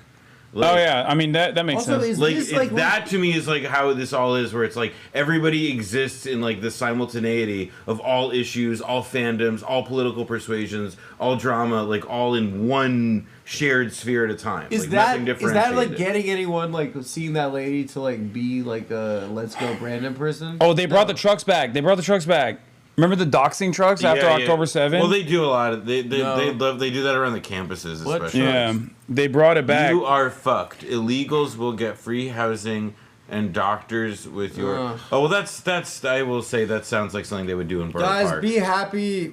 We have like a guy that came out of nowhere and he's beating these fucking assholes. It's gonna be tough. Inshallah, we'll see. We're not These running. assholes, We guys. You're gonna if you jinx it, I'm gonna kill you. What do you mean? It's not what like magical thinking. Or No, you can't. Inshallah. No, we're adults. Allah nazardan saklasın. Okay, What is that? May Allah protect it from Obviously, I nazar, know which what would that be like curses. like misfortune. We don't run. We're not running. Jews don't run. All the taxes that he expects to collect to pay for all his free IDF. I'll be honest. IDF. The people who took it IDF. To the bathroom? You gotta run. Oh my God, the fucking IDF chant is crazy, dude. IDF. They've been doing it. Ay, ay, ay. No, and I just had to listen to it. Wait, I need to make a call. One second. Mamdani's friend is casting spells to cause him to win. I don't know Mamdani. What are you guys talking about? I'm endorsing Andrew Cuomo for. Next time someone asks me, what do you think? Next time someone asks me about the 9/11. Andrew Cuomo. No, next time someone asks me about 9/11 comments, I'm gonna be like, Andrew Cuomo killed more New Yorkers than Muhammad Atta. I'm gonna be like, it's like 15,000 versus 3,000. Listen, I understand that like you want me to condemn Khalid Sheikh Mohammed, and you know that's a perfectly normal and fair request. Ask me to condemn him. Yeah. But I will ask you, who is the greater butcher of New Yorkers? Yeah, Andrew Cuomo. Khalid Sheikh Mohammed, Osama bin Laden, or Andrew Cuomo. Yeah, he has killed more New Yorkers, more elderly New Yorkers specifically too. You know. Have you seen this Chris Cuomo video? No, I'm not. I'm not looking at Chris Cuomo videos. Americans think about the economy. All right, let's look at the Trump stuff real quick. ABC News Washington Post Ipsos poll are in, and ABC News political director is Adam Avery in the Harper bathroom, or is he has doing been a looking phone at the call? numbers. Avery, good morning to you. So, what are some of the top takeaways from this poll? I don't know, but he's doing Good morning, a phone Whit. call. Our new ABC News Washington Post Ipsos poll found that a majority of Americans think that the country is headed in the wrong direction. About 2/3 say the U.S. is pretty seriously off on the wrong track, while just under a third believe things are moving in the right direction. And when it comes to President Trump's handling of key issues, our poll found that Americans are giving him low marks. Majorities disapprove on how he's managing nearly every area tested, everything from tariffs and the economy to foreign relations and immigration. Is that good? More than 6 in 10 disapprove of how he's handled tariffs, the economy, and the federal government. About the same number say they don't like how he's managing the war between Ukraine and Russia or relations with other countries. And more than half disapprove of how he's handled immigration, crime, and the situation in Israel and Gaza. Trump doesn't have a majority approval on a single issue measured in this poll. And those numbers, Whit, are pretty stark. Yeah, and more specifically on the economy, Avery, how are Americans feeling about the job President Trump has done? Well, 52%, a slim majority of Americans see that the economy has gotten worse since Trump took office. About a quarter say it's improved, and 20% say it has stayed the same. I would love to know who's saying it's improved. Like 27%, because like obviously a bunch of people have like done awesome in the stock market, but that is not 27% of people. So I would love to know the people whose lives have obviously just gotten worse because everybody's like cost of living has gone insane, blah blah blah, and then and who are not like just rich because they bought Nvidia. I would love to meet those people. Income families seem to be feeling the pinch the most. Nearly 6 in 10 households making under $50,000 a year say the economy is worse now. About 6 in 10 Americans also blame Trump directly for the current rate of inflation. And it's important to remember that the economy was one of the most important issues for voters heading into the 2024 election. So we'll see what happens in Tuesday's elections and if these numbers could be a sign. We're talking about how much Donald Trump is cooked. His poll numbers are tanking. Breaking that down for us today. He's happy about that. We got him, guys. No, I think it is. This morning, a brand new CNN poll. I mean, I think it doesn't matter necessarily. Like, it doesn't matter how bad his polls are because it really does. He's not really running. He's not acting like he cares about elections. But him having better numbers than the Dems does matter. Him like sending the Marines into like American cities. Yeah, no, he needs a. Is crazy. No. He needs a. Also, he needs popular support. He's gonna run again. Yeah, he needs popular support in general to be able to enact whatever dumb fuck agenda he has. Not even that. I mean, like this should be unpopular, right? It is. It is very unpopular. Well, if he's like 45%, it's not. If he's sending people into LA. Right? Yeah. Like, he should be 5%. It's scary if he's, like in the 40s. He still has 37%. That's too high. Honestly, I agree. Numbers lower. But remember, no. This is the lowest. In this country are unbothered. This is the lowest. This is the lowest approval rating that he has had in both terms. This is post January 6 levels of disapproval. People away from their babies. Well, but it's like also because no, but the thing that's actually like killing him though, I think, is like because part of it's like yes, baby, bad headline, whatever, but it's also because the economy is doing badly. Yeah. Like literally, rather than even acknowledge it, they're in the middle of a government shutdown. They're not releasing information. They're flexing. Scott Bessent goes on TV, gets asked about it, and he then says like, "Yeah, well, maybe like several sectors of the economy are in recession right now." Like once upon a time in like a normal world, like that would be the kind of shit that would like be triggering political upheaval of some kind. And the Trump administration people have just decided, fuck it, let's ride. Well, we don't give a fuck if people like don't like the economics. The crazy thing is he's on this run where he's saying every crime out loud. Yeah. That's nutty. It's like they're creating outrage Qatar fatigue. gave me $2 billion for my crypto scam. Like he's just like. Do you have more beers? Yeah, I got a 6-pack. Even like Putin lies, right? Even like that's like when he was like Miriam Adelson, he's like, she gives me so much money. Yeah, she loves Israel. She loves me. She loves Israel. I gave her the Golan Heights. And I'm like, you're supposed to not. He was like, she loves Israel perhaps more than America. Once upon a time. Well, by the way, also I don't know if anybody remembers a lot of people want to see him go on a run. We spent like an entire campaign cycle hearing about how like Hunter Biden doing cool stuff in the White House, and then like getting a favor from his dad to maybe get a job at a Ukrainian energy company. I don't know. Sounds fine to me. Anyway, how that's a huge fucking problem. Except like Trump's family, like whoring out the country to like crypto funds, Gulf Arab states, whoever seems to be willing to give Jared Kushner's firm money at any given time. Oh, that's cool. And in fact, if you bring it up, you're a soy bitch. Well, was that a winner though? The Hunter stuff for them. I don't really think it was. I don't think it was. I don't think it was, but I think it was an in-joke. And I think that stuff that serves as that kind of like in-joke. You say that the economy was bad for Biden, under Biden. Oh, it was horrible. Things were expensive. And they were getting more expensive. But things are still expensive. They're still trending in that direction. And also the other guy running against him like was literally had the most psycho meltdown in a internationally televised debate. And then the other lady, like if she didn't have a piece of paper, would be like, we should respect. Let's nuke Indonesia. Like, yeah, she like just couldn't like. She couldn't survive unless. And she's refusing to say that she won't run in 2028, which I think is awesome. If she does, I'd love to see her on the. Never mind. His job approval dipped to 34%. Sorry, that was after January 6th. His job approval dipped to 34%. Right now is at 37. Fine. No, he's not fine. Actually, sorry, that is really funny that honestly, he's like that he that is like too high for what we've seen. No, that's really funny. I don't he's disagree only with 3 points above where he was post January 6th. Epstein went away. It's done. No, we're seeing that it didn't go away. We're seeing that people still think that he's a fucking creepy pervo. Yeah, but like I am sure the hearings were big. I am sure that the Epstein stuff has done more as like that's actually something where I do bet that like that's blown up in. Well, that's why Marjorie Taylor. The electorate is weird. Taylor heard the victim testimony and like couldn't handle the fact that like the electorate is weird, right? Like what they pay attention to is not always what we pay attention to. One of the things to those guns, right? Yeah, one of the things that actually was consequential.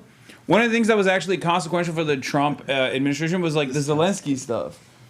Like when he actually said like, "Oh, you need to apologize," like that was actually a turning point for his administration. His numbers the other went one, down? yeah, and then the other one obviously was the tariffs. About that. No, people were mad about it. That's what I'm saying. I don't think I don't give a like. I mean, that's a winner. But only because, but it's because like people have. I think it's because to me, like if you're sending militarized forces into boomers care about like, the office. They care about the status. Human beings and putting them in concentration camps.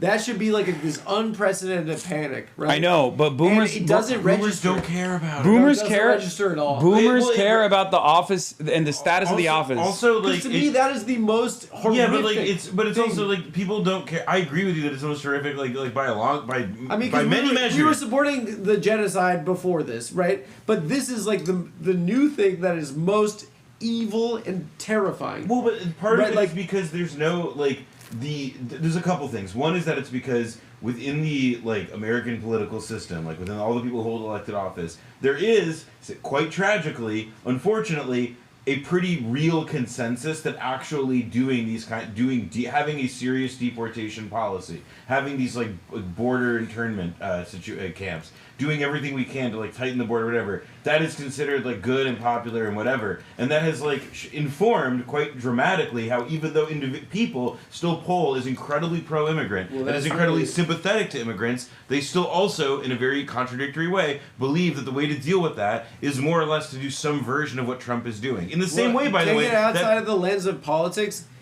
it's people that's happening to people right now, and that's fucking Michael. That is the saddest thing. Michael from Pennsylvania is right. He says the biggest popular vote total in history was LBJ in 1964. He got 61%. The Republicans are just not going to sink below 35%, short of the entire party dissolving.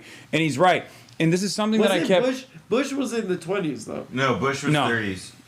His lowest ever might have been like, I don't know, 29 or something. Yeah. But it's like But once again, Congress is 24. But once again, you have to remember something. Donald Trump in his first term, never sunk below, barely ever sunk below 90% within the Republican base. But what he's done in this second term is no, but it's remember Bill Clinton. It's the economy, stupid. Like Donald Trump. If the economy wasn't like we're fucking, not for COVID. If the economy was not like flipping a shit right now, then like Donald Trump would have a political permission slip to like throw like anybody with the last name Ramirez in a fucking concentration camp if he wanted to. Like I believe that what is constraining him at this moment, and what is ultimately the thing that is the albatross that is like around his administration. Stop interrupting, LOL. Oh my God. Sniff daddy? Or is the economy? That was the war. That was a great recession crash. If the economy crashed like 2008, yeah, Trump might actually be Bush level. Yeah. Wait, check Bush's lowest approval. But with 08 and the Iraq war being a disaster. Because my impression was that it was like... It was 08, but it was a cascade, remember? Because it was like he got reelected, and then he tried that bullshit privatized Social Security thing. Yeah. 25% in October 2008. Yeah, 25. And that's with the... And that's in the middle... Yeah, that was in the middle... That was in the middle of like the TV news every day saying it'll never be good again. Ask Grok. Oh, I mean, it is AI. This is there is an AI response. Oh, Hasan, do you have a Grokopedia? No.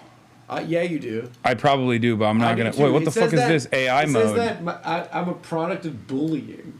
You? Yeah. I mean, it's true. I mean, it's literally. So Grokopedia is good. From one product of bullying to another. No, not at school though. It was only my parents and Nick. Yeah. Like, they said that. No, you didn't. It wasn't school. It was just on a microphone. You go to my Grokopedia twice a week for years. Okay, we're not doing Grokopedia right now. No. It says that my politics were informed as a product. Wait, what? Oh no. Because I say that. Yeah. Let's see you. It's so bad, and it's also like the language it uses. Who espouses socialist views through extended broadcasts dissecting. God, this is really bad writing. Born in New Brunswick, New Jersey, and raised partly in Istanbul, Turkey, he is the nephew of Cenk Uygur, co-founder of the progressive media news network The Young Turks, where Piker began his career as a producer and host, creating explainer content on current events. Piker gained prominence on Twitch, amassing nearly 3 million followers by delivering unscripted, often marathon length, so 26 miles long commentary sessions that blend ideological advocacy with gaming and audience interaction. Positioning him informed by bullying. That is true. Positioning him as one of the platform's top political influencers. His content emphasizes critiques of capitalism, American foreign policy, and support for policies like universal health care and both redistribution, while frequently challenging mainstream democratic positions from a further left perspective. He also hates Jews. Wait, why did Elon give you a nice one and not me? Go to mine. Bro, you got no motion.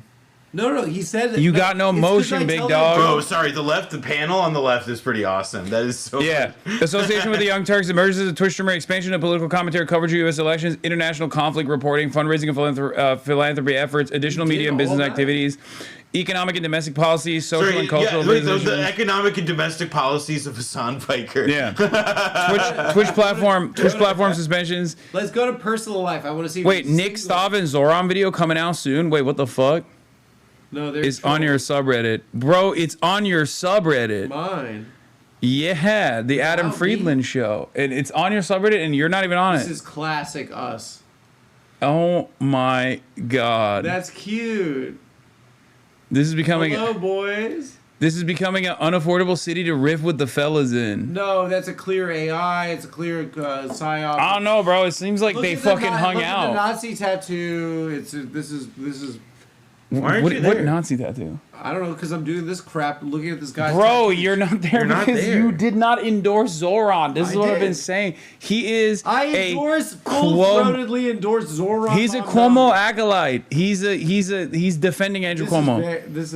Every you time started this? Yeah. That's really funny. Every time it's the funniest thing you've ever done. I've done funny. I've done funnier things. What's the funniest thing you've ever done? When I said America deserved 9/11. That's not funny. That was a pretty funny moment. That's pretty funny considering it's now on the television every day. Literally nonstop. It's like literally I can't watch a basketball game without hearing it. That's pretty funny. You said it as a bit. You were doing a bit? Yes, I did it. I did it when you were. I did it to your face as well. I don't remember that. I've called you on the phone on my. Whenever I have like, I've done it whenever Stavros is on, where I'll be like, "Yo, remember when you endorsed Zohran and Cuomo affiliate Adam Freeland didn't?" That's where it comes from. From oh, okay, yeah. I've been pushing this nonstop. For Sliwa, I've been lying about the Zohran thing the whole time. Honestly, it's really cool when he talks about EDM. Isn't that awesome? Sliwa? Yeah, the chain smokers. The chain smokers. Yeah, I love that video of him at the chain smokers. That song show. they do with Coldplay, I Want Something Just Like This, so good. It's amazing they aren't canceling him. I'm dying for Nick Mullins. No, because he's white, brother. Do you not understand? This has nothing to do with like problematic people that Zohran Mamdani. Like it's actually. Why is this so hard to understand for like, you guys? If like Zoran and like Shane Gillis like broed it up tomorrow, Yeah. be like, or like or fucking Andrew Tim Schultz Dillon or Tim Dillon. None of that matters. Schultz. He did very well in Schultz. Yeah, he did. But it's not. It has nothing to do with like. Did you watch the Brendan Schaub clip about Absolutely, no, I didn't. Pull it up, dude. It's What? so Brendan Schaub talked about him? The comedian that, yeah. I know who that is. First of all, that's Brendan not. Schaub. It's crazy that He's you like, called him a "There's guy comedian. running for governor. It's crazy you called him a comedian, by the way. I mean, excellent comedian. Why? Is he gonna beat your ass? I don't know him. I've never met him. I just respect him. What is this? Brendan Schaub, Zohran Mamdani? Where'd you find it? He's like, there's this guy running for fucking governor of New York. He can't even bench 135. It's not even coming up. Where did you see this? made Are you Chris just a D'Elia. Brendan? Are you just a Brendan Schaub fan? No, it's my Instagram reels. We should. Dog, there is no way. I just Googled it. It's not even coming up. Well, I don't know. It's on reels. It's him and Chris D'Elia, who's got Don't Look Into His Past. Don't look into his past. Yeah, it's not coming says up. that it's the governor of New Youth York. counselor Chris D'Elia. He said it's governor. I'll find out. I texted to my friend. He's like, yeah, there's this guy running for governor who can't even bench like 135. Do you? Chatters are suspicious. They suspect you are a ghost producer of Brendan Schaub's. Yeah, That's what they're saying in the chat. I'll find it. Dude. Actually, this is another one of those famous Come Town bits where Adam is lying. Maybe I'm lying. Adam's just lying. Did I have a dream where I saw? Get better dreams. What the fuck are you dreaming? I dream of it. Yeah, I too dream about Brendan Schaub all the time. I watch Brendan Schaub. Don't fucking disrespect me. In dreams. The they have my controversies on here. Brendan Schaub. Allegations of anti-Semitism and extremism. Where is it? Did they delete it? It's so funny. He's like, yeah, he's running for governor. Someone in chat find it, you idiots. Hasan Piker has been accused of... Oh, hold on. What have you been accused of? Animal abuser. Face accusation. Oh my God. Animal abuser asked for a live stream clip from October 7th showed him instructing his diet Kai to lie down, Richard Gooder's desk. That would really upset me if someone said I was abusing. Wait, sorry. They faded... after a live stream clip from October 7th. Yeah, it was on October 7th. Yeah, it's right here. And it made it to national news in Israel. You didn't know that? New York, they peer pressured him to bench 135, and he had no shot of doing it. Wow. Yeah. Governor of New York. Right. Who cares how much a mayor can bench? Oh, I do. If you can't bench 135, Wow, what a star-studded cast to talk about. I told you I didn't make it up. oh, we have nothing in common. It's interesting the thought though, because here's the deal: a guy that isn't Chris D'Elia is the voice of reason here. What the fuck's going on? Why is this a podcast? He's not. He flip-flops. interested in physical strength at all, it does mean something about him. Yeah. It does mean So something he about that flip-flop. guy. Yeah. So This is also liberals in a nutshell. No, this is liberals in a nutshell. Black Lives No, Matter. Wait. How's that guy? That guy Wait, from that guy was- Workaholics is boys with them, Eric. Wait, what the fuck? That guy was like a Twitch streamer. He was like chill, I thought. What I the don't know fuck? from Twitch. He's Workaholics. Eric something. Yeah. That's crazy. This guy run for governor of New York. He can't even bench 135. Pretty fire, dude. That's bold. I do sometimes think like we're too stupid. Like we've gotten. It's just this crap. We are far too stupid. Guys, we just need to be happy and excited because there's a chance that something nice is gonna happen. Okay, just don't stop. Quit freaking out about this. Like No one is freaking out about it. everyone's freaking out about this fucking election. And No, I mean, look, all I'm it's saying- exciting that a guy came out of nowhere with single digits and is about to beat like some guy from the freaking establishment. Representative Andy Ogles, the 14th Amendment may allow Congress authority to ban Mamdani from office. I am looking into this.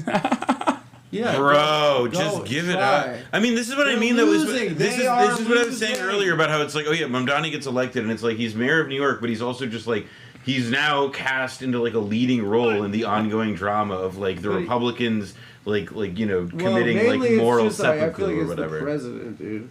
Well, That's that my wasn't the theory. president who posted that. I know, but the president is gonna be making his life hell.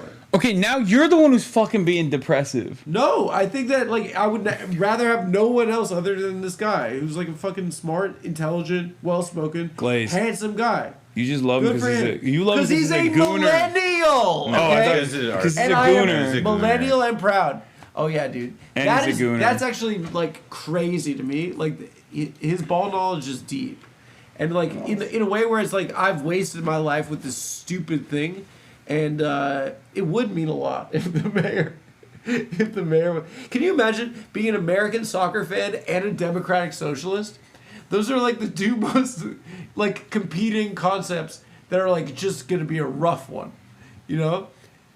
Just being like a guy that likes European soccer and democratic socialism. I feel like him being a He's a Muslim millennial. already cooked him on that. What? I'm saying Zohran being he already has enough that. No, I'm not saying they're hitting him on Arsenal. They're hitting him on being Muslim. They're gonna hit him on And Arsenal. they're using Jews as. I mean, he needs to get his basketball game. Like he needs to be more of a Knick fan. I think. I think that like no, we are gonna, he's more of an Adam guy, I think. Adam Clever. guy Or a Stav. No, he's a Stav. Wait, oh. I was talking about basketball, but Adam. Yeah. The mayor, I don't care. Like he's great. Guys, be happy. I feel like every time I try to talk about like serious shit, Adam just turns around. No, I'm being and does serious. a, You guys are does a looking at fucking, Nancy Mace's pajamas. does a fucking You guys are rant looking at about Nancy how Mace it's wore all another gonna be pair- all right. Nancy Mace wore another pair of pajamas today. Who cares? That's not what we're There are doing. wackadoos in Congress. That's not what we're 37 is good. 28. Wait, what is job as president though? His job approvals, current economic conditions. Wait, but his general approval is 38 though. So how's that a lower number? 28. I don't know. Oh, among independents. Oh, independents. Okay, sorry. Yeah.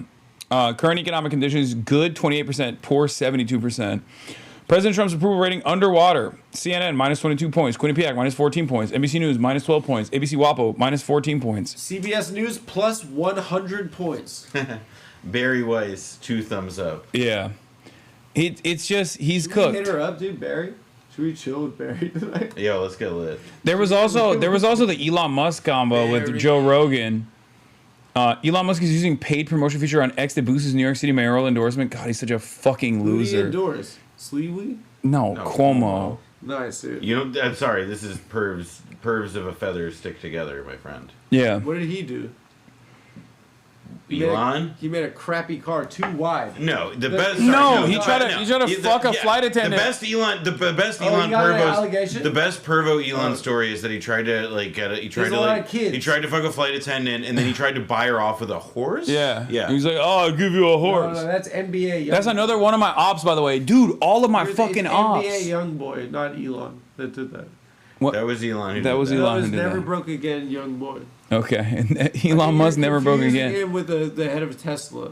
Oh, they talked Elon about Musk, socialism. one of the wealthiest, most controversial. This is AI, what the right? fuck does he look like now? Believe it. But if you look at the media, he looks like he owns his. he looks like he owns his he's evil either. Subaru. But if you look at the media coverage, the media, Bro, he looks like he's about to yell at me for missing it's hours. pretty shocking. If you look at the A colleague's show is playing. You guys never want to let a video run at all. I've noticed. I don't like videos. I like hanging out with my friends, especially not being judged by these And you're also 35,000 like geniuses. pushing yourself off of the fucking frame. I don't know. They're further looking at and me. further. I like that. Get back in the frame, Adam. What am I? I'm there. You're the fucking eye candy. They want me to dance. They want me to dance. You're the eye candy. You need to be You need to be on camera. All right. Here's Elon Musk and Joe Rogan. Elon Musk exposes Zohran Mamdani's socialist agenda on the Joe Rogan podcast. Okay, hey, let's hear him out. the amount of negative coverage. Like one of the things that I looked at the other day was mainstream media coverage of you, Trump, a bunch of different public figures, and then it's like Mamdani. 96% negative or something crazy. Yeah. And then Mamdani, which is like 95% positive. What? Right. Well, they're both South African. You know that. Wait. Zohran lived in Cape Town. Bro, what do you mean 95% of Zohran's media coverage is positive? It's literally like people being like... The question is like, would you kill every Jew? Yeah, what the fuck? That's a positive question. So, Zohran, thanks for stopping by the News Hour. Before we let you go, had a great time talking about buses and schools. And now we just need to ask you, do you believe that we should nail the perfidious Jew to a wall? Have you heard them once ask him about someone with mental health problems outside, how to help them?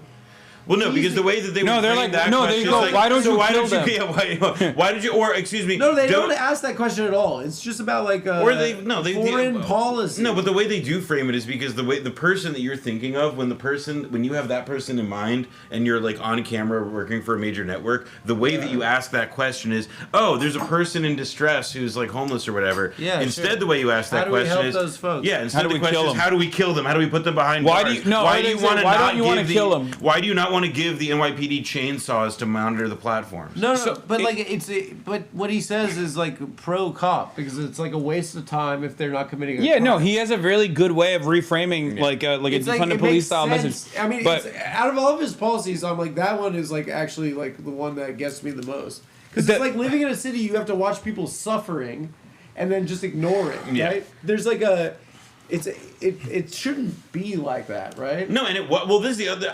No one cares. Well, my argument about this is that like it's one of the things that like people are really bad at acknowledging. It's like gotten worse on the level of like when I was like an 18-year-old in Berkeley, California. The like degree and extreme of like homelessness that I saw was substantial at a place and time like that. But that like in New York in the same time and even in California when you go back there, like it's all gotten worse. It's all intensified. But like everybody's decided like, well, we get used to it and live with it. And like if we're gonna blame anybody for it, we just blame those people.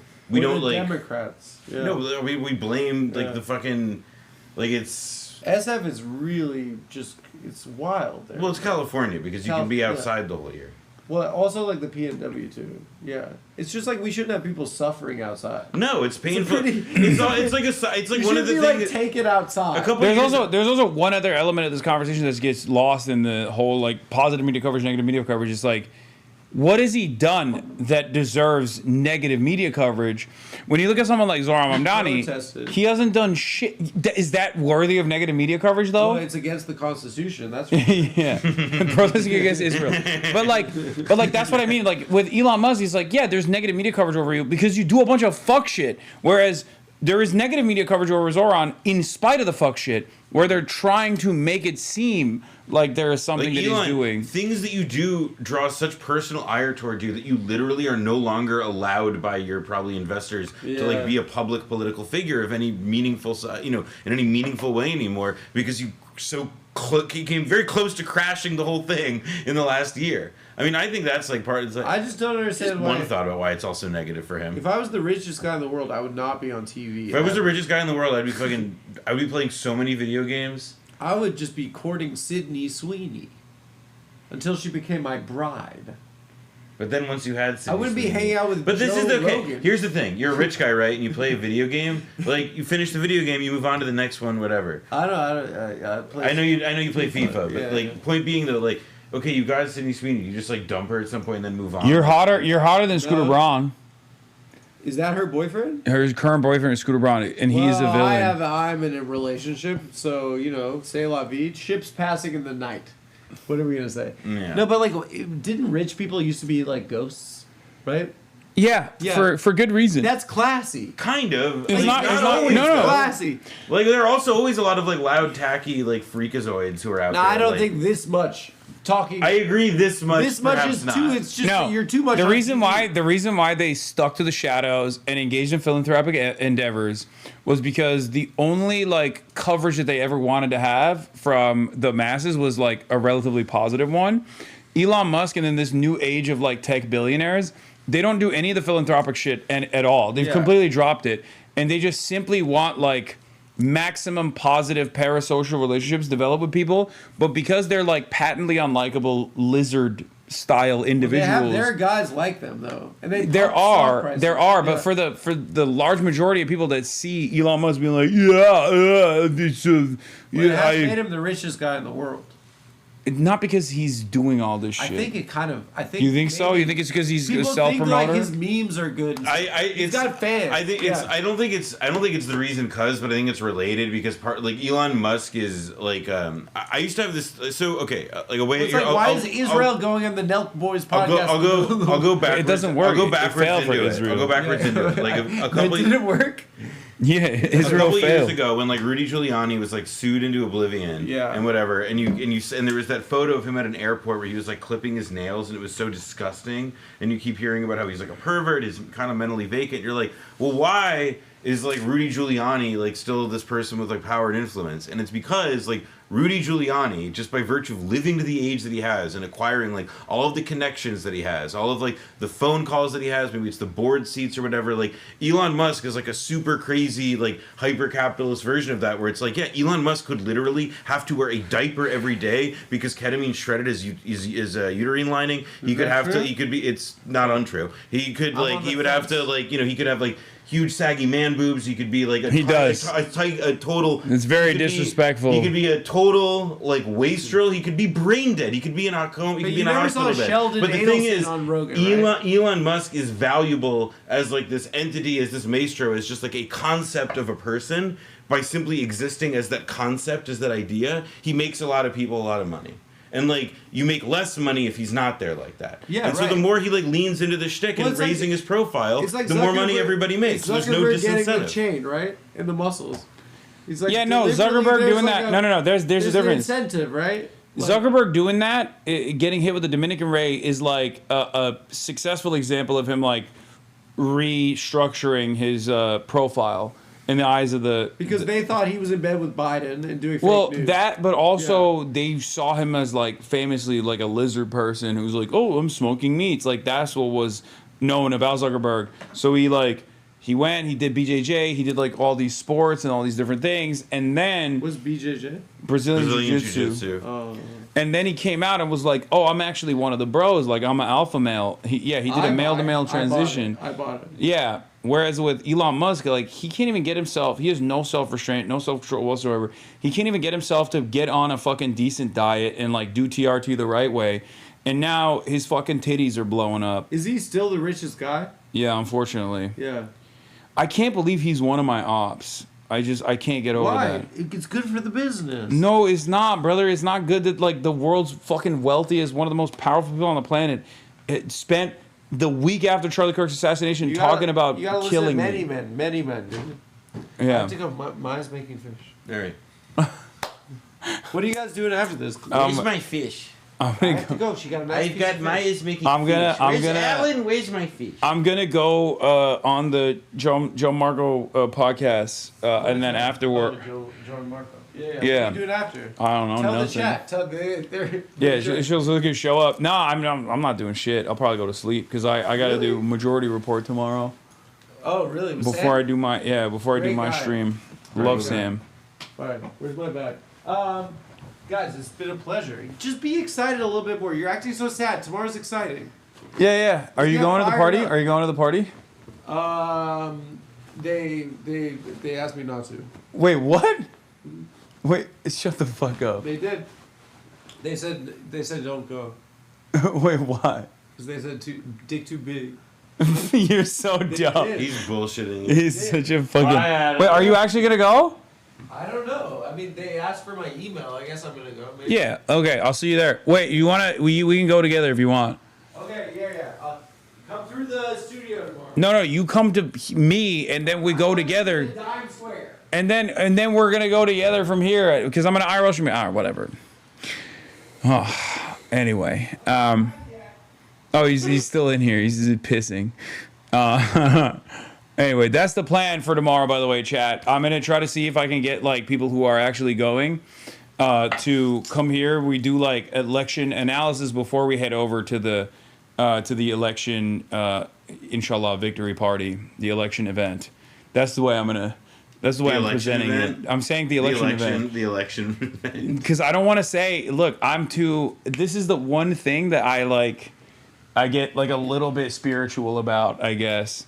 It's the only thing. No, I'm with you. I have a good, because when 2016, I was working at Vice News, and that morning, like, we had our morning, like, staff meeting, so it's like all of us around a table, and this is the morning of the 2016 election, and this is like classic, like, arrogant MSM moment. The question was not, oh, who do you think is going to win tonight? The question that we went around and, like, doing gentlemen's bets about were, what time are they going to call it for Hillary? Oof. So no, I mean, life in general for most people, if you're living it right, is a constant experience and series of humblings. But let me tell you, that was a big fucking one. Yeah, I don't want to fuck around. I want to be. I've been somewhat careful. I don't. Hasan is a Blue Jay fan. Clearly, no man. I just know. Oh, I just want to say one thing. What's up? Shout out to all the Latinos in Los Angeles. You big one. You've been through a lot of shit. Go Dodgers. I mean it, dude. Wow, you they mean it. needed that. You mean it. I grew up with those guys. You're so They dumb. love Los Dodgers. Oh my god. Yeah. Why? What's wrong with saying that? I'm just laughing at you. They needed a dub, dude. They did need a What, dub. you wanted Canada? No. Dude, I'm from Los Angeles. I want the Dodgers to win, always. Especially because I'm also a weeb, and it's the weeb team. Oh, Japan. It's the Japanese team. Unfortunately, they are the weeb team, and they have like the Wait. Their pull two up best players, perhaps the two Palate best. cleanser for the chat. Pull up Shohei singing Despacito. He's got an incredible voice. Wait, did you see that interview he did where he said thanks guys and it was in like flawless? He speaks English. Yeah, he does. He spoke in English with like the WNBA player as well. Wait, pull up Despacito. It's gorgeous. He could do anything. This is gonna make you feel happy.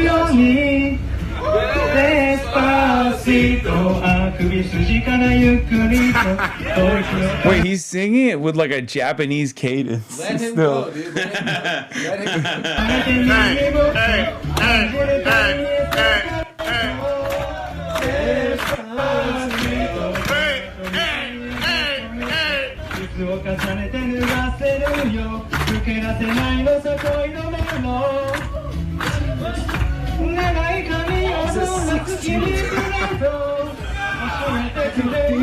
He's 5-tool and triple threat. And he can sing, folks. Yeah. All right, guys. Bye. All Bye, guys. Bye, Adam. See you tomorrow. Tomorrow's gonna be a great day, guys. Okay, you are. Shut up. You're too helpful. Go Don't. look at freaking. Oh, this is a hoodie that was worn by John Fetterman. Why do you think that's what I I'm do? gonna look at a fishing guy's body. That's my. Why do you think this No, is it my? has plenty of anti-Semitic tattoos. I'm gonna be so wrong on him. Oh. He's gonna be fully a Nazi. I'm gonna be so wrong on him. Yeah. I'm gonna try to cheer you up. Okay. All right. We got no. It's all good. We got Lindsey Graham telling the Republican Jewish Coalition not to worry about Tucker Carlson and Nick Fuentes. I feel good about the Republican Party. Here, let's take a look. While I go pee. Jerusalem is capital of Israel. Why? That was pretty good of me. Because if you got a problem with that, take it up with God. He's the guy that did it. You can pause it after if you want. I go pee. So I just want to say, I feel good about the Republican Party. I feel good about where we're going as a nation. I just did that. Dude, we're killing all the right people. We're cutting your taxes. Is there a ball on tonight? Yeah. There's a lot of ball on tonight. Trump is they my won favorite last night. president. Suck my cock. We've run out of bombs. We didn't run out of bombs in World War II. Yeah, whatever.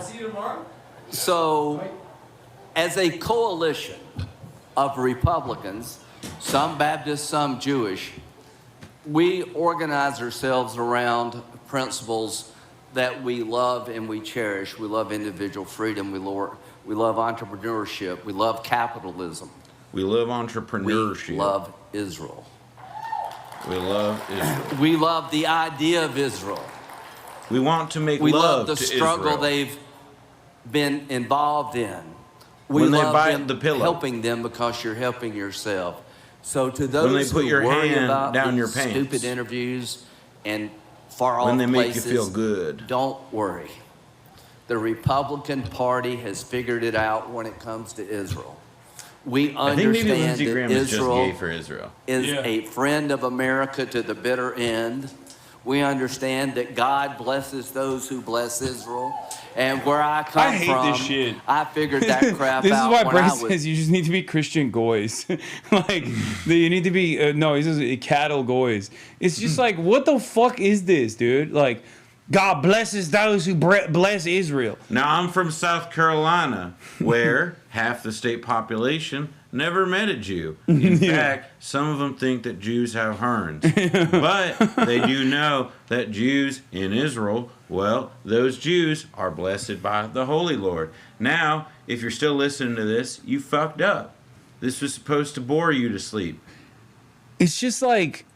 this is the fissure, right? They're addressing the fissure at the Republican Jewish Coalition, and the reason why they're addressing it is because of what took place with the Nick Fuentes Tucker Carlson conversation, and they're trying to find like this unique middle of the road approach where they're like, Tucker Carlson is good, but Nick Fuentes is bad, even though they both very clearly have the same opinions. Well, and also, like, they're trying... But Tucker Carlson's more media and trained. Also, like, every single person in, like, young conservative shared spaces, like, the younger generations of the entire movement, all love Nick Fuentes, think he's based, think he's awesome, and agree with the part of his videos where he says, fuck the Jews, whatever. They have to reconcile all of these tensions, although I do fundamentally believe that that's just, like a committed conservative, a committed Groyper conservative is just like a Republican whose check hasn't hit yet. Like, I do believe that fundamentally, like, these people will be singing the happy tunes once they're in control.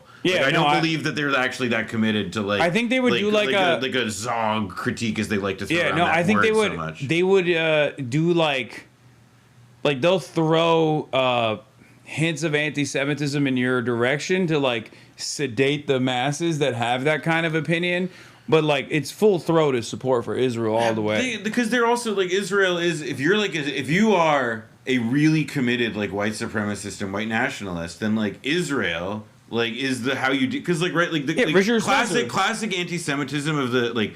Anti-Semitism before modernity was like Christian anti-Semitism. It was all about religion and like Jews killing Christ and all that. In the 19th century, anti-Semitism took on a valence that was like way more tied to nationalism and the fact that Jews seemed like this nation without a place and all this other shit, and it made them in variety of contexts like very easily targeted and scapegoats and all this other stuff that we now know about that culminates with the Holocaust. And I guess it's like, yeah, if you're a white supremacist, well, then Israel is how you resolve that problem. Israel is how you say, like, well, actually, this is how, like, yes, you were right, the Jews are an other, and this is where they go, and then... But it's the Richard Spencer technique. Yes, where exactly, it's like, correct. Like, a lot of Republicans correctly, within their own fucked up ideology, look at Israel and say, we should do that here. We should have our own Israel. Every country should be a different version of Israel. in a perfect dystopian future that they tailor every country is like Israel, where it's like a white ethno state, a white Christian ethno state here in the United States of America is like what they want to do. So it's almost like I always see like the anti-Semitic, anti-Israel tendencies of like the far right as like almost jealousy, where they're like, how come the Jews get to have it and we don't here in America? I do, yeah. I mean, part of it is certainly because, like, they view the Jews as having, like, you know, they suffered the Holocaust as, like, righteous punishment for their crimes against the world, but then the Jews finagled Israel out. You know, like, they have, like, this meta story about how, like, the Jews are still evil and whatever. And certainly, like, the fact that, like, the Zionist movement in America is as prominent as it is at this moment has not done favors to, like, argue against that, like, create bonkers anti-Semitism. But we now have, like, a position where I think if you are, like, again, like trying to do, like it's what everybody's pointing out in the last couple of weeks of like how essentially the Republican Party has been like spending years at this point saying all bigotries are on the table with the exception of this one. And now, like, eventually, like, you know, you let that scab get like thick enough, like somebody's gonna want to fucking like, you know, go at it. And that's what we're seeing right now. Yeah. All right. Well, that'll be the last thing that I will cover for today because, like I said, I got to do a podcast, folks. But like I said before, tomorrow I'm going to do Majority Report in the morning. And then I am going to be a little late to my coverage for that reason because I'm going to do a Majority Report in the morning. And then after that, I'm going to be live here. I'll still have a bunch of wonderful guests on. And we'll obviously do the New York City and Minneapolis and numerous other races that are happening all around the country tomorrow.